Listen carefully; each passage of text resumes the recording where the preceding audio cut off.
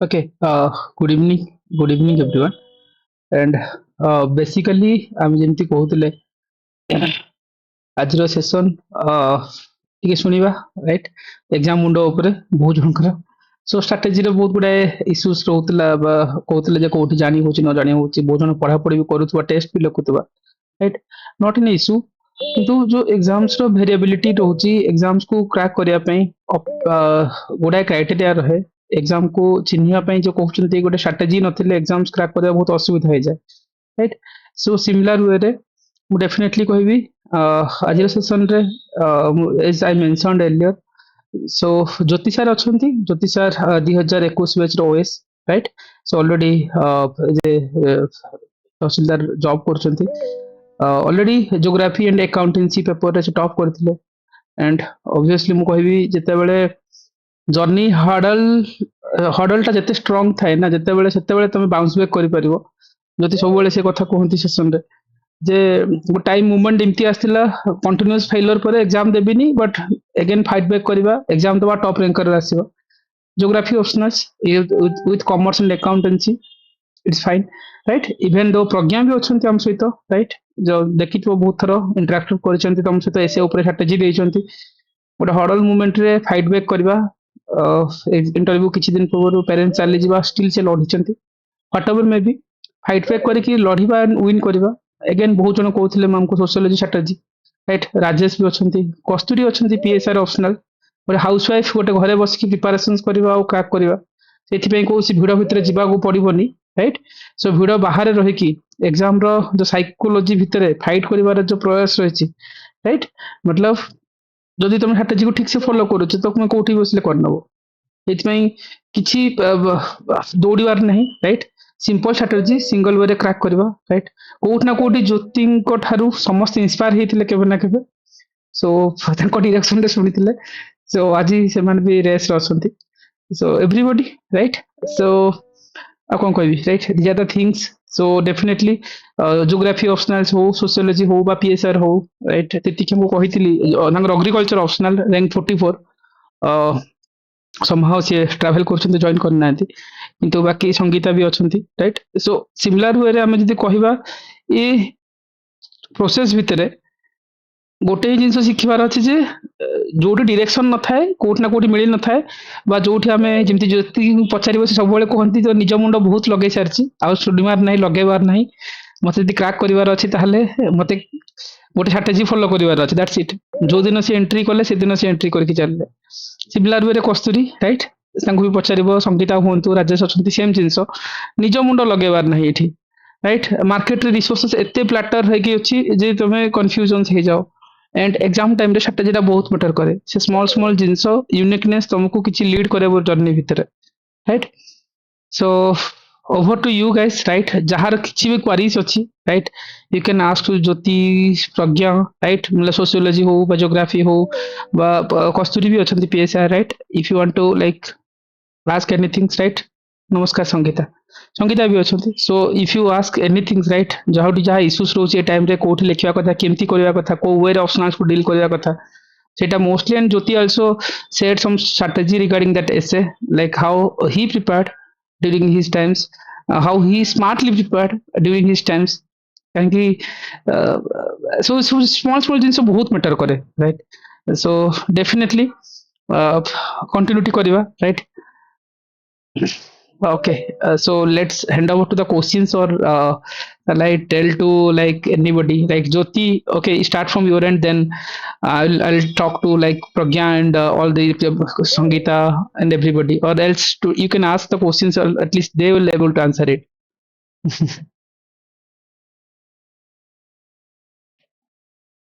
Guys, live session ରେ ଅଛେ ପଚାରିବା ତ କିଛି ନା ନାହିଁ ଆଜି ପଚାରିବାନି ଶୁଣିବା କେବେ ଓକେ ଆନ୍ସର ରାଇଟିଂ ସୋସିଓଲୋଜିର ଓକେ ଆଉ କିଛି ଅନ୍ୟମାନଙ୍କର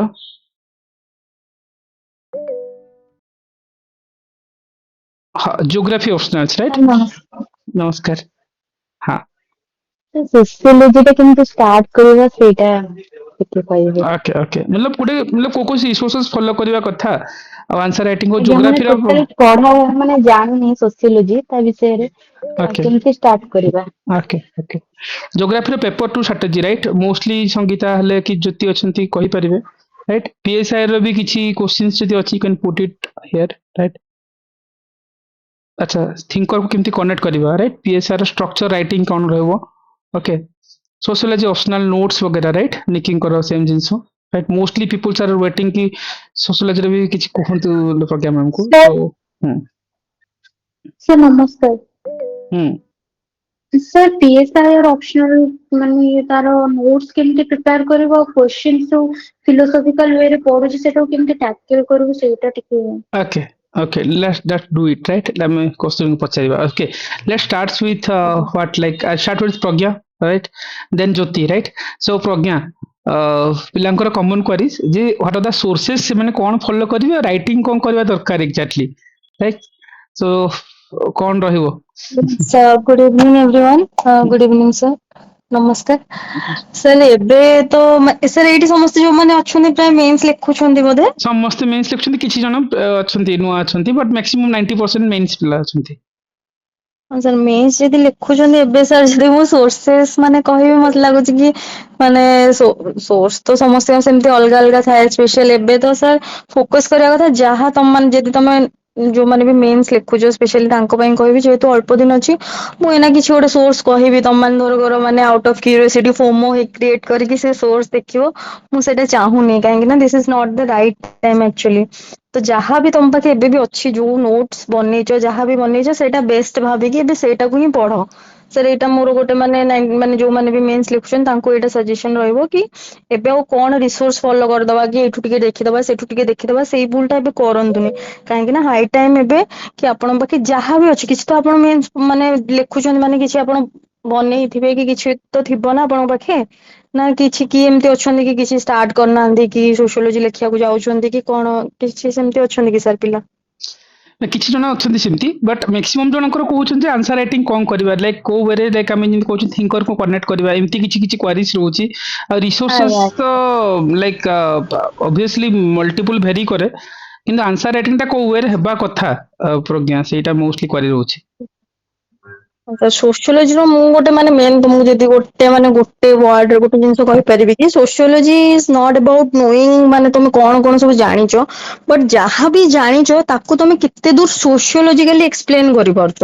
ସେଇଟା ହଉଛି ମେନ୍ ଜିନିଷ। ସମସ୍ତେ ବହୁତ ଜିନିଷ ମାନେ ଜାଣନ୍ତି ଏଇଟା ଏଇଠି ହଉଛି ସେଇଟା ସେଠି ହଉଛି ବଟ୍ ସୋସିଓଲୋଜିରେ ମାର୍କସ ଏଥିପାଇଁ ମିଳେନି କି ଆମେ ତାକୁ କଣ କରନ୍ତି ଜିଏସ୍ ଭଳିଆ ଲେଖିଦିଅନ୍ତି ବୋଲି ପିଲାମାନଙ୍କୁ ୟୁଜୁଆଲି ମାର୍କସ ମିଳେନି ବଟ୍ ସୋସିଓଲୋଜିକାଲ ଲେନ୍ସରୁ ସବୁବେଳେ ଆନ୍ସରଟା ମାନେ ଆନ୍ସର ରାଇଟିଂ କରିବାକୁ ଟ୍ରାଏ କରିବେ କି କିଛି ଗୋଟେ ହେଇଛି ଧରକର ଗିଗ୍ ୱାର୍କର ମାନଙ୍କ ବିଷୟରେ ପଡିଲା ଯୋଉଟା ଏବେ ବହୁତ ଚାଲିଛି ତାର ଆପଣ ସୋସିଓଲୋଜିକାଲ ମାନେ ଆଙ୍ଗେଲ ଦେବେ ଯେମିତି କି ସେମାନଙ୍କ ଦ୍ଵାରା ମାନେ ଆମର ଯୋଉ ବି ଜଣେ ଅଛନ୍ତି ସୋସିଆଲ ସିଟିଜେନସିପ କଥା କହିଥିଲେ TH ମାର୍ଶାଲ ଜଣେ ସୋସାଇଟିକୁ କନେକ୍ଟ କରିବେ କି ତାଙ୍କ ଦ୍ଵାରା କଣ ହଉଛି କେମିତି ସୋସାଇଟିରେ ଇନଇକ୍ୱାଲିଟି ବଢୁଛି ତାଙ୍କର ଦ୍ଵାରା ଯାହାବି ଷ୍ଟ୍ରାଟିଫିକେସନ କ୍ରିଏଟ ହଉଛି ମାନେ ଅଲଗା ଲୋକଙ୍କ ଆନ୍ସର ଅଲଗା ହବ ଯୋଉମାନେ ଜିଏସ୍ ଲେଖିବେ ସବୁବେଳେ ସୋସିଓଲୋଜିକାଲ ଟର୍ମିନୋଲୋଜି ୟୁଜ କରିକି ଆନ୍ସରଟାକୁ ସୋସିଓଲୋଜିକାଲ ଲେନ୍ସରେ ଲେଖିବାକୁ ଟ୍ରାଏ କରିବେ। ଏଇଟା ହଉଛି ମେନ୍ ଜିନିଷ ମାନେ ସୋସିଓଲୋଜିରେ ଆପଣ ଟ୍ରାଏ କରନ୍ତି ବେଶୀ ଡାଟା ଫ୍ୟାକ୍ଟସ ଏମିତି ନ କରିକି ଟ୍ରାଏ କରିବେ କି ସୋସିଓଲୋଜିକାଲ ଭୋକାବୁଲାରି ୟୁଜ କରିବେ ଥିଙ୍କର୍ସ କୋଟ କରିବେ ସୋସିଓଲୋଜିକାଲ ସ୍କୁଲକୁ କୋଟ କରିବେ ଯେମିତି କି ମାନେ ଆକର୍ଡିଂ ଟୁ ମାର୍କସିଷ୍ଟ ସ୍କୁଲ ଏୟା କି ଫଙ୍କସନାଲିଷ୍ଟ ପରସ୍ପେକ୍ଟିଭରୁ ଏୟା ହେଲା କି ଫେମିନିଷ୍ଟ ପରସ୍ପେକ୍ଟିଭରୁ ଏୟା ଆନ୍ସର ହବ ତ ଆପଣଙ୍କୁ ଗୋଟେ ସୋସିଓଲୋଜିକାଲ ଆନ୍ସର ଆପଣ ବନେଇ ପାରିବେ। ନା ଏଇଟା ହଉଛି ମ୍ୟାମ୍ ବେସିକ୍ସ ଯୋଉଟା ମୁଁ କହିବି। ହଁ କୁହନ୍ତୁ। ପେପର ପଟେ ମ୍ୟାମ୍ ସ୍ପେସିଫିକ କେତେଟା ଥିଙ୍କର ଅଛି ବଟ୍ ଆମେ କିଛି କ୍ୱେଶ୍ଚିନରେ କେତେଟା ମେନ୍ ଥିଙ୍କର ଅଛି ସେମାନଙ୍କ କନସେପ୍ଟକୁ ଏକ୍ସଟ୍ରାପୋଲେଟ କରି ଆମେ ସବୁ ଜାଗାରେ ୟୁଜ କରିପାରିବା ତ ଆମକୁ ସ୍ପେସିଫିକ ଥିଙ୍କର ଲେଖିବା ଇମ୍ପୋର୍ଟାଣ୍ଟ ହବ ନା ଆମେ ସେଇ ଜେନେରାଲ କେତେଟା ଥିଙ୍କରକୁ ଆମେ ଏକ୍ସଟ୍ରାପୋଲେଟ କରି ଆମେ ଆନ୍ସର ଲେଖିପାରିବା କୋଉଟା ବେଟର ହେବ? ହଁ ମାନେ ଯେତିକି ତ ମାନେ କିଛି ଅଛନ୍ତି କି ଥିଙ୍କର୍ସ ଯୋଉମାନେ ଅଛନ୍ତି ତାଙ୍କୁ ତ ଲେଖିବେ ହିଁ ଲେଖିବେ ବଟ୍ କିଛି କମନ ନୋନ୍ ଥିଙ୍କର୍ସ ଯୋଉମାନେ ଅଛନ୍ତି ସେମିତି କିଛି ବାଉଣ୍ଡରୀ ନାହିଁ କି ପେପର 2 ର ଥିଙ୍କର୍ସ ଖାଲି ପେପର 2 ରେ ଲେଖିବାର ଅଛି ଆପଣ ଓଲଟା ଯଦି ମାନେ ପେପର 1 ର ଥିଙ୍କର ଆଣିକି ଲିଙ୍କ କରିକି ଲେଖିପାରିଲେ ନା ଏକ୍ସାମିନର ବହୁତ ଖୁସି ହବ। ଏମିତି କିଛି ବାଉଣ୍ଡରୀ ମାନେ ମୁଁ ସ୍ପେଶାଲି ମୁଁ ଯେମିତି ଲେଖିଛି ମୋ ନଲେଜରୁ କହିପାରିବି କିଛି ଏମିତି ଲାଇନ ନଥାଏ କି ପେପର 1 ର ଥିଙ୍କର ପେପର 1 ରେ ଲେଖା ହବ ପେପର 2 ର ଥିଙ୍କର ପେପର 2 ରେ ହିଁ ଲେଖା ହବ ଆପଣ ତାକୁ ଯଦି ମାନେ କରେକ୍ଟ ୱେରେ କନେକ୍ଟ କରିକି ଲେଖି ପାରୁଛନ୍ତି ଦେयर ଇଜ ନୋ ରଙ୍ଗ ହେଲା କି ଥିଙ୍କର୍ସ ମାନଙ୍କୁ ତ ଲେଖିବେ ଯାହା ଜାଣିଛନ୍ତି, ଆପଣ ଗୁରେ ଲେଖିଲେ, ଶ୍ରୀନିବାସ ଲେଖିଲେ, ଯାହାକୁ ଲେଖିଲେ, ତାପରେ ଆପଣ ମାର୍କ୍ସକୁ ବି ଲେଖିପାରିବେ, ଆପଣ ମର୍ଟନକୁ ବି ଲେଖିପାରିବେ, ଆପଣ ଯାହାକୁ ଚାହିଁବେ ଆଣିକି ଲେଖିପାରିବେ, କିଛି ସେମିତି ବାଉଣ୍ଡରୀ ନାହିଁ as such। ପ୍ରଜ୍ଞା ଦିଟା ଜିନିଷ ଏଥିରେ ପଏଣ୍ଟର ରାଇଟିଂ କରାଯାଏନି କି ନା ପାରାଗ୍ରାଫ ରାଇଟିଂ ରହେ? ସେକେଣ୍ଡ ଥିଙ୍ଗସ୍ ନା ହେଲା ନା ଯେ ନା हाँ सर मोर ସେ- भी से ହଁ क्वेश्चन ଏଇଟା ଏଇଟା ମୁଁ ପଚାରିଲି କାହିଁକି ବହୁତ ଜଣ ଆଗରୁ ଯେମିତି ଲିପିକା ମାନେ ସବୁ ଲେଖିଥିଲେ କୋଉଠି ନା କୋଉଠି ସେମାନେ ମାର୍କ କଟି ଯାଇଥିଲା, ସୋ ସେମାନଙ୍କର ଗୋଟେ କନଫ୍ୟୁଜନ ଯେ ଏଥିରେ ଯେମିତି ଜିଏସ୍ ଭଳିଆ ପଏଣ୍ଟର ପଏଣ୍ଟର କରିକି ଲେଖିଲେ ହୁଏ ନା କେବଳ ପାରାଗ୍ରାଫ ରାଇଟିଂ ରହିବା ଦରକାର ଇନକ୍ଲୁଡିଂ ଦ୍ୟାଟ୍। ଆଉ ଗୋଟେ ଜିନିଷ ଯେ ଡାଇଗ୍ରାମ କଣ 15ଟା କ୍ୱେଶ୍ଚନ୍ସରେ ଦେବାକୁ ମ୍ୟାଣ୍ଡେଟରୀ କି ନା ଏମିତି କିଛି ମ୍ୟାଣ୍ଡେଟରୀ ନାହିଁ? ସେ ଦି ତିନିଟା ଜିନିଷ ତମ ପଏଣ୍ଟ ଅଫ ଭ୍ୟୁରେ କଣ ରହିବା ଦରକାର? ଆଜ୍ଞା ସାର୍, ସୋ ସାର୍ ସୋସିଓଲୋଜି ଟା ଟିକେ ଥିଓରିଟିକାଲ ଅପସନାଲ ସାର୍, ତାକୁ ନା ପଏଣ୍ଟର୍ସ ରେ ୟୁଜୁଆଲି ମାନେ ପସନ୍ଦ କରାଯାଏନି ଲେଖିଲେ। ମୁଁ ଯେତିକି ପିଲାମାନଙ୍କଠୁ ଶୁଣିଛି ଆଉ ମୁଁ ନିଜେ ଯେତିକି ଅଙ୍ଗେ ଦେଇଛି ହୁଁ ସେଇଥିରୁ ହୁଁ କହିପାରିବି ମୋ ଏକ୍ସପିରିଏନ୍ସ ରୁ କି ପଏଣ୍ଟର୍ସ ରେ ଆପଣ ଯଦି ପୁରା ଏମିତି I ଏମିତି ପଏଣ୍ଟ କରିକି ଲେଖିବେ ନା that won't get you good marks। ତ ଆପଣଙ୍କୁ ଟିକେ ତ ପ୍ୟାରାଗ୍ରାଫ୍ସ ରେ ଲେଖିବାକୁ ପଡିବ ୱାଇଜଲି, ମାନେ ଏମିତି ଆପଣ ତ ଯଦି ବଡ ବଡ ପ୍ୟାରାଗ୍ରାଫ୍ସ ବି ଲେଖିବାକୁ ଲାଗିବେ ସେଇଟା ବି ତ ଖାତା କମ୍ପ୍ଲିଟ ହବନି, କାହିଁକି ନା ସୋସିଓଲୋଜି ଟିକେ ଆନ୍ସର ରାଇଟିଂ ଟିକେ ମାନେ ବଡ ହୁଏ, ବହୁତ ସାରା ଜିନିଷ ଲେଖିବାର ଥାଏ, ମତେ ଲାଗେ ଟିକେ ଚ୍ୟାଲେଞ୍ଜିଂ ଟାଇମ ରେ ଖାତା କମ୍ପ୍ଲିଟ କରିବା। ଟିକେ ୱାଇଜ କୋଉଠି ଧରକର କିଛି କିଛି ପଏଣ୍ଟସ ଲେଖି ଦଉଛନ୍ତି ଲେଖିଦେବେ, କିଛି ଏକ୍ସାମ୍ପଲ୍ସ ଦେଲେ ପଏଣ୍ଟରେ, ବଟ ପଏଣ୍ଟର୍ସ ରେ ପୁରା ଲେଖିଲେ ସାର୍ ମାର୍କ୍ସ ତ ମିଳେନି ମିଳେନି। ସୋସିଓଲୋଜିରେ, ମୁଁ ଯେତିକି ଜାଣିଛି ନା ମିଳେନି। ଡାଇଗ୍ରାମ ନିଡେड କି ପ୍ରଜ୍ଞା? ସେ ଡାଇଗ୍ରାମ ନା ମାନେ କିଛି କିଛି ଡାଇଗ୍ରାମ ଯେମିତି ନୀତି ସାଙ୍ଗନା ଆମର ଗୋଟେ ବୁକ୍ ଅଛି, ସେଇଥିରେ କିଛି କିଛି ଡାଇଗ୍ରାମ ଅଛି ଗୋଟେ ଗୋଟେ ଜାଗାରେ, ଯେମିତି ସେ ଯୋଉ ଇକୋନୋମିକ ଆଉ ସୋସିଆଲ ସୁପରଷ୍ଟ୍ରକ୍ଚର ସେଇ ବାଲା ଗୋଟେ ଗୋଟେ ଡାଇଗ୍ରାମ ଦେଇ ହବ, କିନ୍ତୁ ମାନେ ଏମିତି ପୁରା ଖାତାରେ ଯଦି ହାର୍ଡଲି ଗୋଟେ ଦିଟା ଅଛି ଠିକ ଅଛି ସାର୍, କିନ୍ତୁ ସବୁ question diagram not advisable in sociology sir. Okay. ଆଜ୍ଞା, ଡାଇଗ୍ରାମ ବେଶୀ ଆପଣ ମାନେ ଜଷ୍ଟ ଟିକେ ଟିକେ ସାଇଡରେ କିଛି ଏମିତି କିଛି ଗୋଟେ ଏକ୍ସାମ୍ପଲ ଏକ୍ସପ୍ଲେନ କରୁଛନ୍ତି କି ଧର ଆପଣ ଷ୍ଟ୍ରାଟିଫିକେସନ କି ସୋସିଆଲ ଇନିକ୍ୱାଲିଟି କି ମୋବିଲିଟି ଏକ୍ସପ୍ଲେନ କରୁଛନ୍ତି, ଭର୍ଟିକାଲ ମୋବିଲିଟି, ହରିଜେଣ୍ଟାଲ ମୋବିଲିଟି କିଛି ଏକ୍ସପ୍ଲେନ କରୁଛନ୍ତି, ସେଠି ଆପଣ ଟିକେ ଡାଇଗ୍ରାମ ସାଇଡରେ ଦେଇଦେଲେ କଣ, ବଟ ଖାତାକୁ ଭରି ଦିଅନ୍ତୁନି ଡାଇଗ୍ରାମରେ, ଦି ତିନିଟା କ୍ୱେଶ୍ଚିନ ରେ କରିପାରିବେ, କିନ୍ତୁ ପଏଣ୍ଟର୍ସ ରେ ଲେଖିବା ମୁଁ ମନା କରିବି, ପଏଣ୍ଟର୍ସ ରେ ଓକେ ଟିକେ ଲେଖିବେନି। ଓକେ ପ୍ରିୟଦର୍ଶିନୀ କିଛି ପଚାରୁଛନ୍ତି ଆଜ୍ଞା ସାର୍। ଏକ୍ସାମ୍ପଲ୍ସ କଥା କିଛି? ପ୍ରିୟଦର୍ଶିନୀ କଣ ଏକ୍ସାମ୍ପଲ୍ସ ପଚାରି ପାର? ନା ନା ଗୋଟେ କ୍वेଶ୍ଚन ବୁକିସ୍ ଲେଭେଲର ଆମକୁ ସେଇ सोशियोलॉजी ରେ ଲେଖିବାକୁ ପଡିବ ନା ଆମେ କେବଳ सोशियोलॉजी का कीवर्ड यूज କରି ନର୍ମାଲି ଇଂଲିଶରେ ବି ଲେଖିଲେ ସେ ସେମ୍ ମାର୍କିଂ ହେବ? ନା ଦେଖନ୍ତୁ ବୁକିସ୍ ଲେଭେଲରେ ଯଦି ଆପଣଙ୍କର ସେତିକି ମନେ ରହୁଛି ଆପଣ ଥୋଇ ଦେଇ ପାରିବେ ଲେଖିବେ, ମୋର ତ ମନେ ରୁହେନି। ମୁଁ ସୋସିଓଲୋଜି ମତେ ଲାଗେ ବହୁତ ଇଜି ବି ବହୁତ ଡିଫିକଲ୍ଟ ବି। ଇଜି ଏଥିପାଇଁ କି ସୋସିଓଲୋଜି ଗୋଟେ ଅଣ୍ଡରଷ୍ଟାଣ୍ଡିଂ, ଆପଣ ଗୋଟେ ଜିନିଷକୁ ଥରେ ବୁଝିଲେ ନା ସୋସିଓଲୋଜି, ଧର ମ୍ୟାରେଜ ର କନସେପ୍ଟ ଆପଣ ଥରେ ବୁଝିଲେ, ମ୍ୟାରେଜ କଣ, ଡିଭୋର୍ସ କଣ, ଫ୍ୟାମିଲି କଣ, ଇଏ କଣ, ମାନେ କେମିତି କୋଉ ଲିନିୟରରେ କେମିତି ଆମର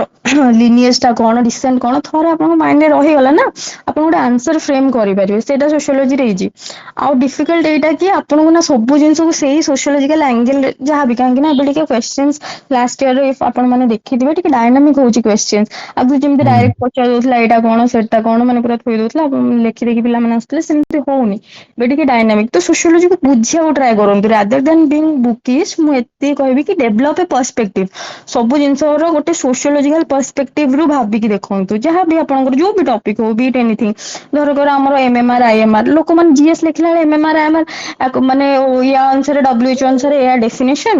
ଆଉ ଏୟା ହଉଛି ଏତିକି ଏତିକି, ମାନେ ଡାଟା ଫ୍ୟାକ୍ଟ ଆପଣ ଥୋଇଦେବେ, ସେଟା ହେଲା ଜିଏସ୍ ଆନ୍ସର। ବଟ ସୋସିଓଲୋଜିକାଲ ପର୍ସପେକ୍ଟିଭ ଦେଖିଲେ MMR ହଉଛି କଣ ପାଇଁ, ସୋସିଆଲ ଇନଇକ୍ୱାଲିଟି ହେଲା କଣ ପାଇଁ, ପ୍ୟାଟ୍ରିଆର୍କି ଅଛି ନା ନାଇଁ ସୋସାଇଟିରେ, ସେଇ ଆଙ୍ଗେଲରୁ ଆପଣ ଭାବିବେ ତ ଆପଣଙ୍କ ଆନ୍ସର ସୋସିଓଲୋଜିକାଲ ଅବଭିୟସଲି ହବ, ଟିକେ ଡିଫରେଣ୍ଟ ହବ।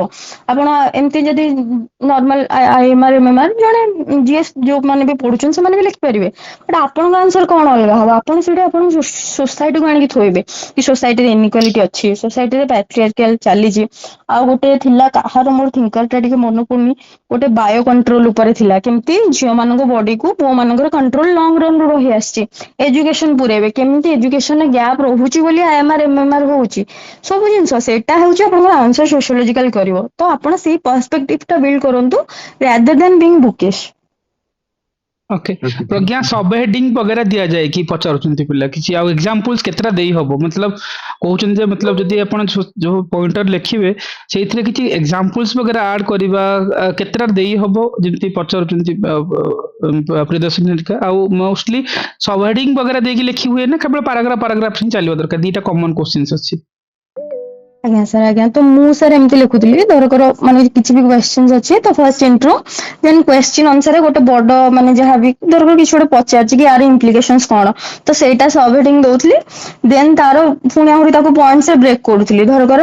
ମାନେ ମ୍ୟାରେଜ ତ ମ୍ୟାରେଜ ର କି ଡିଭୋର୍ସ ଧରକର କ୍ୱେଶ୍ଚିନ୍ ଆମର ଗୋଟେ ଅଛି ସାର୍ ଡିଭୋର୍ସ ତ ଡିଭୋର୍ସ ର କଣ ପାଇଁ କଜେସ୍ ର ଧରକର ମୁଁ ଲେଖିବି କି ସୋସିଆଲ ଇନଇକ୍ୱାଲିଟି ତା ତଳେ ମାନେ ସରି ସୋସିଆଲ ଇନଇକ୍ୱାଲିଟି କଣ ମାନେ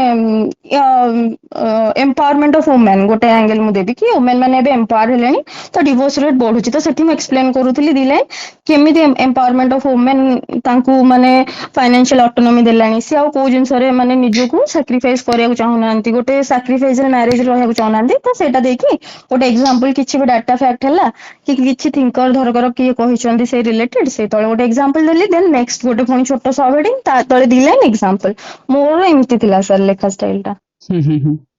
ମାନେ ମୁଁ ଠିକ। 5ଟା ପଏଣ୍ଟ ଲେଖୁଥିଲି ଧରକର 5ଟା ପଏଣ୍ଟ ମାନେ ଗୋଟେ ବଡ ହେଡିଙ୍ଗ ଦେଲି ତା ତଳେ 5ଟା ପଏଣ୍ଟ ଆଉ ଲେଖିବି ଗୋଟେ ପଏଣ୍ଟ ଦେଲି ତା ତଳେ ଦି ଲାଇନ୍ ତାକୁ ଏକ୍ସପ୍ଲେନ କଲି ଗୋଟେ ଏକ୍ସାମ୍ପଲ ଦେଲି ପୁଣି ନେକ୍ସଟ ପଏଣ୍ଟ କୁ ଚାଲିଲି ପୁଣି ଦି ଲାଇନ୍ ଏକ୍ସପ୍ଲେନ କଲି ପୁଣି ଏକ୍ସାମ୍ପଲ ଦେଲି ଏମିତି ହ୍ୟାଲୋ ମ୍ୟାମ୍ ମ୍ୟାମ୍ ନମସ୍କାର। ହଁ କୁହନ୍ତୁ ମ୍ୟାମ୍ ସପୋଜ ଗୋଟେ ଟପିକ୍ ଅଛି ଆମର କି ଅର୍ଗାନାଇଜ୍ଡ ଆଣ୍ଡ ଅନଅର୍ଗାନାଇଜ୍ଡ ରିଲିଜନ ତ ସେଇଟା ଯଦି କ୍ୱେଶ୍ଚିନ୍ ଆସିଲା ଆମେ ତାର ହୁଁ ଫାଷ୍ଟ ଇଣ୍ଟ୍ରୋ ଲେଖିବା ତାପରେ ସପୋଜ ତାର ଫିଚର୍ସ ଆମେ ଡେସ୍କ୍ରାଇବ କରିବା ହୁଁ ତ ହୁଁ ଫିଚର୍ସ ଅଫ ଅର୍ଗାନାଇଜ୍ଡ ରିଲିଜନ କୁ ଆମେ ମାନେ ହେଡିଙ୍ଗ ଦେଲେ ଯେମିତି ଚିରଞ୍ଜିତ ସାର୍ ଶିଖେଇଛନ୍ତି କି ସେମିତି ଦେଲେ ତ ତାର 5ଟା ପଏଣ୍ଟ ସପୋଜ ଅଛି କି ହୁଁ ଇନଷ୍ଟିଟ୍ୟୁସନାଲ ଷ୍ଟ୍ରକ୍ଚର କି ଏକ୍ସେଟ୍ରା ହୁଁ ତ ହୁଁ 1 ହୁଁ ପଏଣ୍ଟ ଲେଖିକି ଇନଷ୍ଟିଟ୍ୟୁସନାଲ ଷ୍ଟ୍ରକ୍ଚର ତାପରେ ତାକୁ ପାରାଗ୍ରାଫ ଡେସ୍କ୍ରାଇବ କରିବା ହଁ ତ ସେମିତି ଲେଖିବା ହଁ ନା ହଁ ତ ହଁ ସେଇଟା ହିଁ ସେମିତି ହିଁ ଲେଖିଲେ ଆକ୍ଚୁଆଲି ମାର୍କ ମିଳିବ ମାନେ ଧର ଛୋଟ ହେଡିଙ୍ଗ ଦିଆହବ କିନ୍ତୁ ତାକୁ ମାନେ ପଏଣ୍ଟର ଲେଖିବାନି ତାର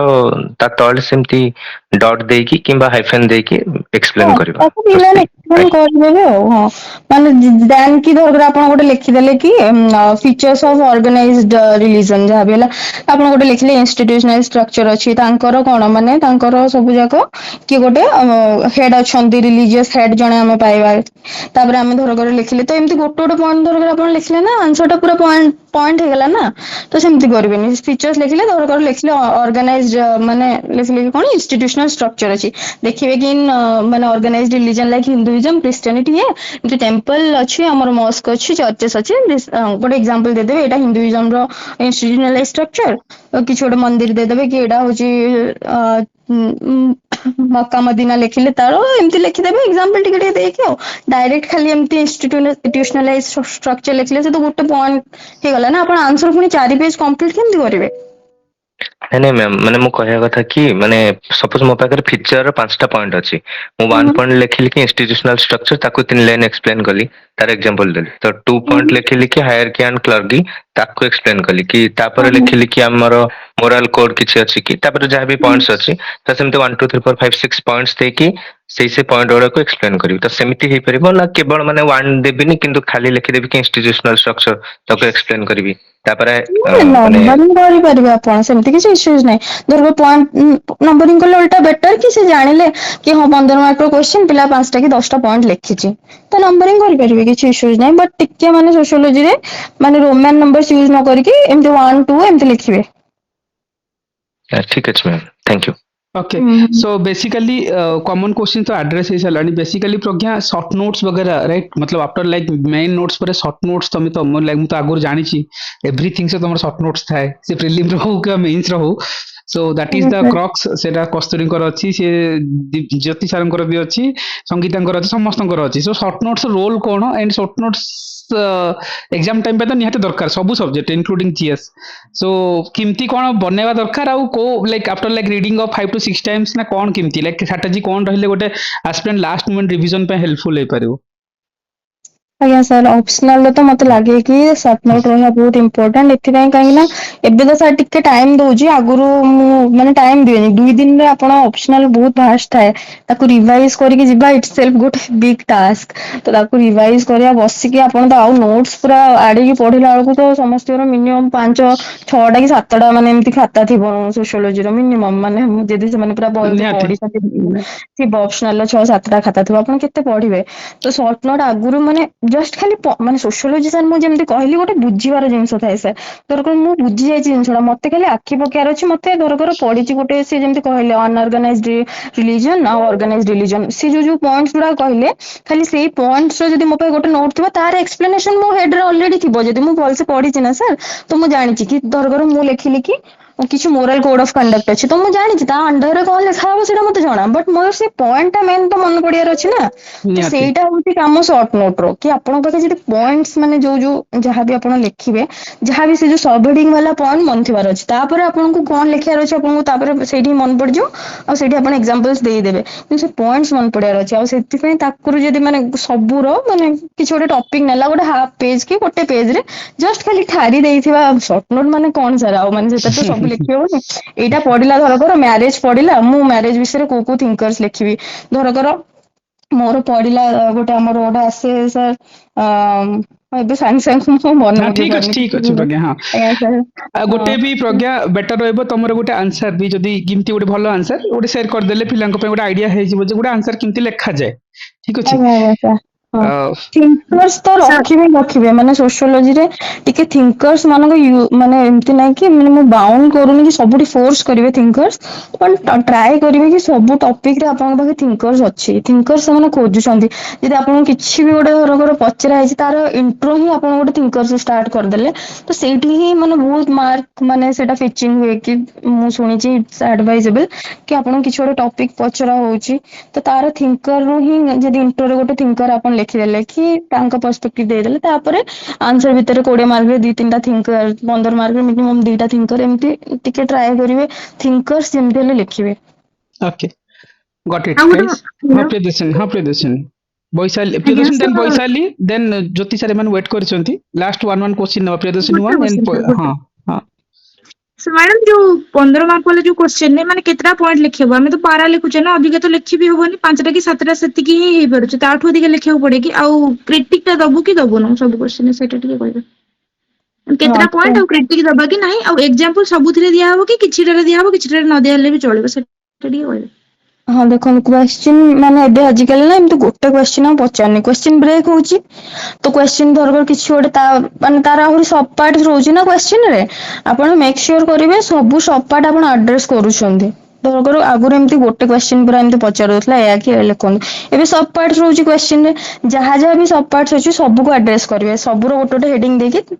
ଧରକର 2ଟା ମାନେ ସବ୍ ପାର୍ଟ ଦୁଇଟା ଅଛି। ତିନିଟା ଲେଖିଲେ ହେଇପାରିବ କି? ମାନେ 2ଟା 3ଟା ପଏଣ୍ଟ ବାଲା, ମାନେ ଆପଣ ଯୋଉ କହିଲେ ପଏଣ୍ଟ ବାଲା, ସେ ପଏଣ୍ଟ କୁ ଏକ୍ସପ୍ଲେନ କରିବା ଆମେ 3ଟା କି 4ଟା ଭିତରେ ଲେଖିକି। ଯାହାହେଲେ ଧରକର ସିଙ୍ଗଲ ଗୋଟେ କିଛି ଗୋଟେ କ୍ୱେଶ୍ଚିନ୍ ଅଛି, ତ ମିନିମମ୍ 6-7ଟା ପଏଣ୍ଟ ତ ଲେଖିବେ 15 ମାର୍କ ପାଇଁ। ଯାହାହେଲେ ବି ଲେଖିବାକୁ, କାହିଁକି ନା ଆପଣ ତାକୁ ଏକ୍ସପ୍ଲେନ କରିବେ, ଏକ୍ସାମ୍ପଲ ଦେବେ, ସେତିକିରେ ତ ପେଜ ବି ଭରିଯିବ। ମାନେ ନା ଟାଇମ ଥିବ ସେଇଟା ହିଁ ନା। କହୁଛି, ଲେଖି ତ ହଁ ହଉନି ଅଧିକା ମାନେ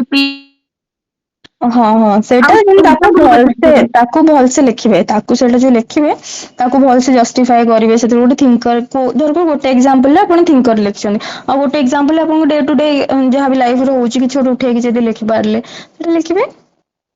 ମାନେ ଅଲ୍ଟରନେଟ କରି ଲେଖିଥିଲେ ବି ହବ, ଯୋଉଥିରେ ଥିଙ୍କର ହଁ ଦେଇଛି ହଁ ସେଥିରେ ଏକ୍ସାମ୍ପଲ ନ ଦେଲେ ବି ଚଳିବ।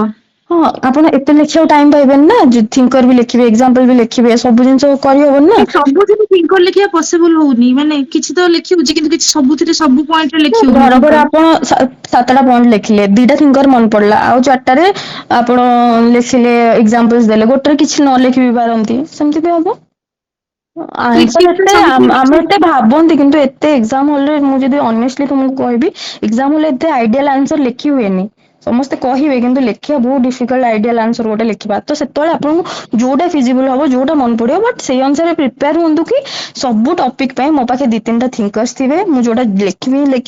ମୋ ପାଖେ 2-4ଟା ଏକ୍ସାମ୍ପଲ ଥିବ। ମାନେ ସୋସିଓଲୋଜିକାଲ ପଏଣ୍ଟ ଅଫ ଭ୍ୟୁରୁ ସେ ଏକ୍ସାମ୍ପଲ ଜଷ୍ଟିଫାଏ ହଉଥିବ, ଏମିତି ନାହିଁ କିଛି ଉଠେଇକି ଥୋଇଦେବେ। ତାକୁ ଜଷ୍ଟିଫାଏ କରିବେ ସୋସିଓଲୋଜିକାଲ ଆଙ୍ଗେଲରୁ, ଯେମିତି ଆପଣ ଏକ୍ସାମ୍ପଲଟା ଜଷ୍ଟିଫାଏ କରୁଥିବ, ଯାହା ବି ରିଲେଭେଣ୍ଟ ଥିବାର ଅଛି। ଯେମିତି ପ୍ରଜ୍ଞା କହୁଥିଲେ, ପେପର 2 ର ଥିଙ୍କର କୁ 1 ରେ ବି ୟୁଜ କରିପାରିବ, 1 କୁ 2 ରେ ବି ଆଣିପାରିବ। ସୋ ସେମିତି ଗୋଟେ ଆଇଡିଓଲୋଜିକାଲ ପର୍ସପେକ୍ଟିଭ ରୁ ବନେଇବା ଦରକାର। ଆଉ ରିଏଲ ଏକ୍ସାମ ରେ ଏକ୍ଜାକ୍ଟଲି ପ୍ରୋଟ୍ରେଟ କରି ହୁଏନି ପ୍ରେସର କଣ୍ଡିସନ୍ସ ରେ। ସୋ ଗୋଟେ ବ୍ରିଫ ଆଇଡିଆ ନେଇକି ଆମେ କରିବା କଥା, ଗୋଟେ ବ୍ରିଫ ଆଇଡିଆ ନେଇକି ଆମେ ଆଗକୁ ଗଲେ ଜାଣିପାରିବା ଜିନିଷଟାକୁ, right. So mostly current affair को yes obviously current affair relevance रहूची राइट सो मैम को मु अगेन परे केबे कहबी स्पेशल सेशन नेबे जो ହଁ ଏବେ पार्टिकुलरली ଟିକେ हाँ हाँ ଟ୍ରାଏ ସାର୍ କରନ୍ତୁ ପିଲାମାନଙ୍କୁ ମୁଁ ବି କହିବି ଟ୍ରାଏ କରନ୍ତୁ ଟିକେ ଏକ୍ସାମ୍ପଲ୍ସ କଲେକ୍ଟ କରିବା ପାଇଁ କରେଣ୍ଟ ଆଫେୟାର୍ସ ର ଏକ୍ସାମ୍ପଲ ଆପଣ କଲେକ୍ଟ କରିପାରିବେ ମିଳିଯିବ ଆପଣଙ୍କୁ ତାକୁ ସୋସିଓଲୋଜି ମୁଁ ଲାଷ୍ଟ ଇୟର କରିଥିଲି ମୁଁ କିଛି କିଛି ମାନେ ଏଜୁକେସନ ର ହେଲା କି ବଡ ବଡ ଟପିକ ର ମ୍ୟାରେଜ ର ଯେମିତି ଆମେ ଶୁଣୁଛେ ଏବେ କଣ ଡିଭୋର୍ସ ରେ ଆପଣ ଗୋଟେ ନୂଆ ଜିନିଷ ଲେଖିପାରିବେ ଗ୍ରେ ଡିଭୋର୍ସ ହଉଛି ଗ୍ରେ ଡିଭୋର୍ସ ମାନେ ଏଇଟା କରେଣ୍ଟ ମାନେ ମୁଁ ଗୋଟେ ଟର୍ମ ଗୋଟେ ନ୍ୟୁଜ ପେପରରେ ଦେଖିଥିଲି ମାନେ ଆପଣଙ୍କୁ ଯାହା ମନେ ପଡୁଛି ମୁଁ ରିକଲ୍ କରିକି କହିପାରୁଛି ଗ୍ରେ ଡିଭୋର୍ସ ମାନେ ଏବେ ଓଲ୍ଡ ଏଜ କପଲ ମାନଙ୍କର ବି ଡିଭୋର୍ସ ହେଲାଣି ମାନେ after 20-30 years of togetherness they are choosing to part ways ତ ସେଇଟା ଆପଣ ଲେଖିବେ ଡିଭୋର୍ସ ରେ ଏବେ ଗୋଟେ ନୂଆ ଆଙ୍ଗେଲ କାହିଁକି ଡିଭୋର୍ସ ବଢୁଛି ଏବେ ଗୋଟେ ଗ୍ରେ ଡିଭୋର୍ସ ଗୋଟେ ଆସୁଛି କମ୍ପାନିଅନସିପ ଓଲ୍ଡ ଏଜ ରେ ବି ଭାଙ୍ଗୁଛି ତ ସେଇଟା ମୁଁ କୋଉଠୁ ପାଇଥିଲି ନ୍ୟୁଜ ରୁ ଯେତେବେଳେ ସେମାନେ ତ ପଢି ପଢି ଆସିଥିବେ 5ଟା ଖାତା ତ ନ୍ୟୁଜ ପେପରରୁ ମୁଁ ଏଇ ଟର୍ମ ଟା ପିକ୍ କରିଥିଲି କି ଗ୍ରେ ଡିଭୋର୍ସ ତ ସେମାନେ ହଁ କିଛି ଗୋଟେ ଅଲଗା ଲେଖିଛି ସେମିତି ହିଁ ମାର୍କସ ମିଳେ ଆପଣଙ୍କୁ ତ ଟିକେ ଟ୍ରାଏ କରିବେ କିଛି ନ୍ୟୁଜ ପେପର ଏଡିଟୋରିଆଲ ଯୋଉଠି କିଛି ରିଲେଭାଣ୍ଟ ସୋସିଓଲୋଜିକାଲ ଏକ୍ସାମ୍ପଲ୍ସ ମିଳୁଛି କଲେକ୍ଟ କରିକି ତାକୁ ରଖନ୍ତୁ ତାକୁ ଆପଣ କୋଉଠି ବି ୟୁଜ କରିପାରିବେ ଯେମିତି କି ବ୍ଲିଙ୍କିଟ୍ ର ଗୋଟେ ଗିଗ ୱାର୍କର୍ସ ମାନଙ୍କର ଥିଲା ତ ସେଇଠି ଆପଣ ଏକ୍ସାମ୍ପଲ ଦେଇପାରିବେ ଆମର ଯୋଉ ଏବେ ଯୋଉ ଫୁଟଲୁଜ ଲେବର ହେଲା ଗିଗ ୱାର୍କର ମାନଙ୍କର କଣ କଣ ଅସୁବିଧା ଆପଣ ଲେଖିପାରିବେ ବ୍ଲିଙ୍କିଟ୍ କଣ 10 minutes ର ଡେଲିଭରି ଆମକୁ ପ୍ରମିସ କରୁଛି ସେଠି ନା ସେ ଲାଇଫ ସିକ୍ୟୁରିଟି ସେ ମାନେ ୱାର୍କର୍ସ ମାନଙ୍କର ରହିଲା ଜଲ୍ଦି ଜଲ୍ଦି ଆସିବେ କୋଉଠି ଆକ୍ସିଡେଣ୍ଟ ହବ ତ କିଏ ଦବ ସୋସାଇଟି କିଏ ତା ପାଇଁ ପେ କରିବ ତ ଏଗୁଡାକ କଲେକ୍ଟ କରିବେ ନିଜେ ନିଜେ ମାଇଣ୍ଡରେ ତାକୁ ମାଇଣ୍ଡରେ ମାନେ ଗୋଟେ ପେପରରେ ନୋଟ ଡାଉନ କରିବେ 30-40ଟା କରେଣ୍ଟ ଆଫେୟାର୍ସ ବାଲା ଏକ୍ସାମ୍ପଲ କଲେକ୍ଟ କରିକି ରଖିବେ ତାକୁ ଲେଖିବେ ଯୋଉଠି ରିଲେଭାଣ୍ଟ ହବ ମାନେ ଏମିତି ନାହିଁ କି ଏଇଥିପାଇଁ ପଢିଛନ୍ତି ତ ଏଇଠି ଲେଖିବେ ଯଦି ଗୋଟେ କ୍ୱେଶ୍ଚିନ୍ ପଢିଛି ସେଇଟାକୁ ଆପଣ ରିଲେଭାଣ୍ଟ ୱେରେ ୟୁଜ କରିପାରିବେ ଆନ୍ସର କରିବେ एक्सीलेंट सो बेसिकली जिन प्रज्ञा कहले आमे आजिर टाइम रे जिमती कंटेम्पररी वर्ल्ड को आनिकी थोइबार वे शिखिबार अछि राइट सेटा भी सोशियोलॉजी रे एडिशन ସାର୍ करले ଆଉ ଗୋଟେ मार्क मिले ମନେ ପଡୁଛି ଆଉ ଗୋଟେ ମନେ ପଡୁଛି निहाती କହିଦଉଛି ସାର୍ निहाती निहाती ଏବେ ଆମର ଗୋଟେ କ୍ୱେଶ୍ଚିନ୍ ଅଛି ସୁଇସାଇଡ ରେ ଆପଣ ଦେଖୁଛନ୍ତି ଏବେ କେତେ ସୁଇସାଇଡ ହଉଛି ଷ୍ଟୁଡେଣ୍ଟ ସୁଇସାଇଡ କୋଟାରେ ଆଲେନ ରେ କଣ ପାଇଁ ହଉଛି ତାକୁ ମୁଁ ଆପଣ ସୋସିଓଲୋଜିକାଲି ଭାବନ୍ତୁ ନା ତାକୁ ଏକ୍ସାମ୍ପଲ ଦେବେ ସମସ୍ତେ ତ ସେ ପୂର୍ଣ୍ଣ ଏକ୍ସାମ୍ପଲ ଦେବେ ଆପଣ ଲେଖିବେ ଏବେ ମେଡିକାଲ ମାନେ ଇଭେନ ଆଲେନ ରେ କୋଟାରେ ମାନେ ଆମେ ଏତେ ପ୍ରେସରାଇଜ ହେଇଯାଉଛନ୍ତି ଛୁଆ ମାନେ କି ସକ୍ସେସ ର ଏତେ ସାରା ରହୁଛି ଯୋଉ ଆମ ଉପରେ ପ୍ରେସରାଇଜ ହଉଛନ୍ତି ତ ସୁଇସାଇଡ ହଉଛି ବଡ ବଡ ମାନେ ଯୋଉଠି ଏଜୁକେସନ କୁ ଆମର କଣ କୁହାଯାଇଛି ଲିବରାଇଜେସନ ପାଇଁ ଆମକୁ ଏଜୁକେସନ କୁହାଯାଇଛି ବଟ ଏଜୁକେସନ ଏଠି ଆମକୁ କନଫାଇନ କରୁଛି ଏଠି ଆପଣ ଗୋଟେ ପର୍ସପେକ୍ଟିଭ ଦେବେ କି ଏଜୁକେସନ କନଫାଇନ କଲା ଲୋକକୁ ଫୋର୍ସ କରିକି ଏଠି ମାନେ ଏଜୁକେସନ ର ମାନେ ଯୋଉ ଆପଣ ଯୋଉ ମାର୍କସିଟ ପର୍ସପେକ୍ଟିଭ ରେ ଲେଖିଲେ କି ଗୋଟେ କ୍ରିଟିକ ଆଙ୍ଗେଲ ରୁ ଏଜୁକେସନ କୁ ଲେଖିବେ ଯଦି କହିବେ କି ଏଜୁକେସନ ଲିବରେଟ୍ସ ଆମକୁ ୟୁଜୁଆଲି ଆମକୁ ଲିବରେଟ କରେ ଏଜୁକେସନ କୁ ମାନେ କୁହାଯାଇଛି କିନ୍ତୁ ଏଜୁକେସନ ଏଠି ଆମକୁ କନଫାଇନ କରୁଛି ଆମ ଏଇ ଏତିକି ୱେରେ ଆମେ ଯଦି କାମ ନ କଲେ ଆମକୁ କଣ ମାନେ ଆମକୁ ସୋସାଇଟି ଆକ୍ସେପ୍ଟାନ୍ସ ମିଳୁନି ଲୋକମାନେ ସୁଇସାଇଡ କରୁଛନ୍ତି ତ ସବୁ ସେଇ କଣ୍ଟେମ୍ପରାରୀ ଆଇଆଇଟି ଇଏ ସେ ବଡ ବଡ ଇନଷ୍ଟିଟ୍ୟୁଟ ମାନଙ୍କର ଏମିତି ସୁଇସାଇଡ ହଉଛି ତାକୁ ଆଣିକି ଥୋଇବେ ଖାତାରେ ଥୋଇବେ ବହୁତ ମାନେ ଭଲ ମାର୍କସ ମିଳିବ ମାନେ ଯିଏ ବି ଦେଖିବେ ସେ ଖୁସି ହେବେ କି ହଁ ରିଲେଭାଣ୍ଟ କଣ୍ଟେମ୍ପରାରୀ ଜିନିଷକୁ ଆଣିକି ସେ ରିଲେଟ କରୁଛି sociology is that thing only ଆପଣଙ୍କ ଚାରିପଟେ ଯାହା ବି ହଉଛି ତାକୁ ସୋସିଓଲୋଜିକାଲ ଲେନ୍ସରେ ଆଣିକି ଥୋଇବେ एक्सीलेंट सो जेमती आमे कहूतिले मोटामोटी भाबे गोटे शॉर्ट नोट्स एग्जाम टाइम रे दरकार नहले रिवीजन हेई परिबोनी सेकंड थिंग कंटेम्पररी वर्ल्ड को देखिबा दरकार नॉट फॉर सोशियोलॉजी मते लागे ज्योग्राफी हो बा बेनो पीएसआर हो एवरी ऑप्शनल्स रे कंटेम्पररी वर्ल्ड को नेइले ही मार्क मिले इवन दो जीएस रे सेथि आमे कंटेम्पररी वर्ल्ड को देखुचंती कोट ना कोठी कोठी भद्रक रे कोन हेची बालेश्वर रे कोन हेची गंजाम रे कोन हेची देखुचंती दिल्ली रे केमती सर्वाइवल हेचंती सेथि आमे एवरी वर्ड रे जस्टिफिकेशन दोचंती ऑप्शनल रे से सब क्रिएटिविटी रहिले मार्क मिले जेंति प्रज्ञा कहउथिले एंड बाकी राइटिंग स्टाइल्स ये सब जिनस ओवरऑली किसी गोटे आइडिया साला राइट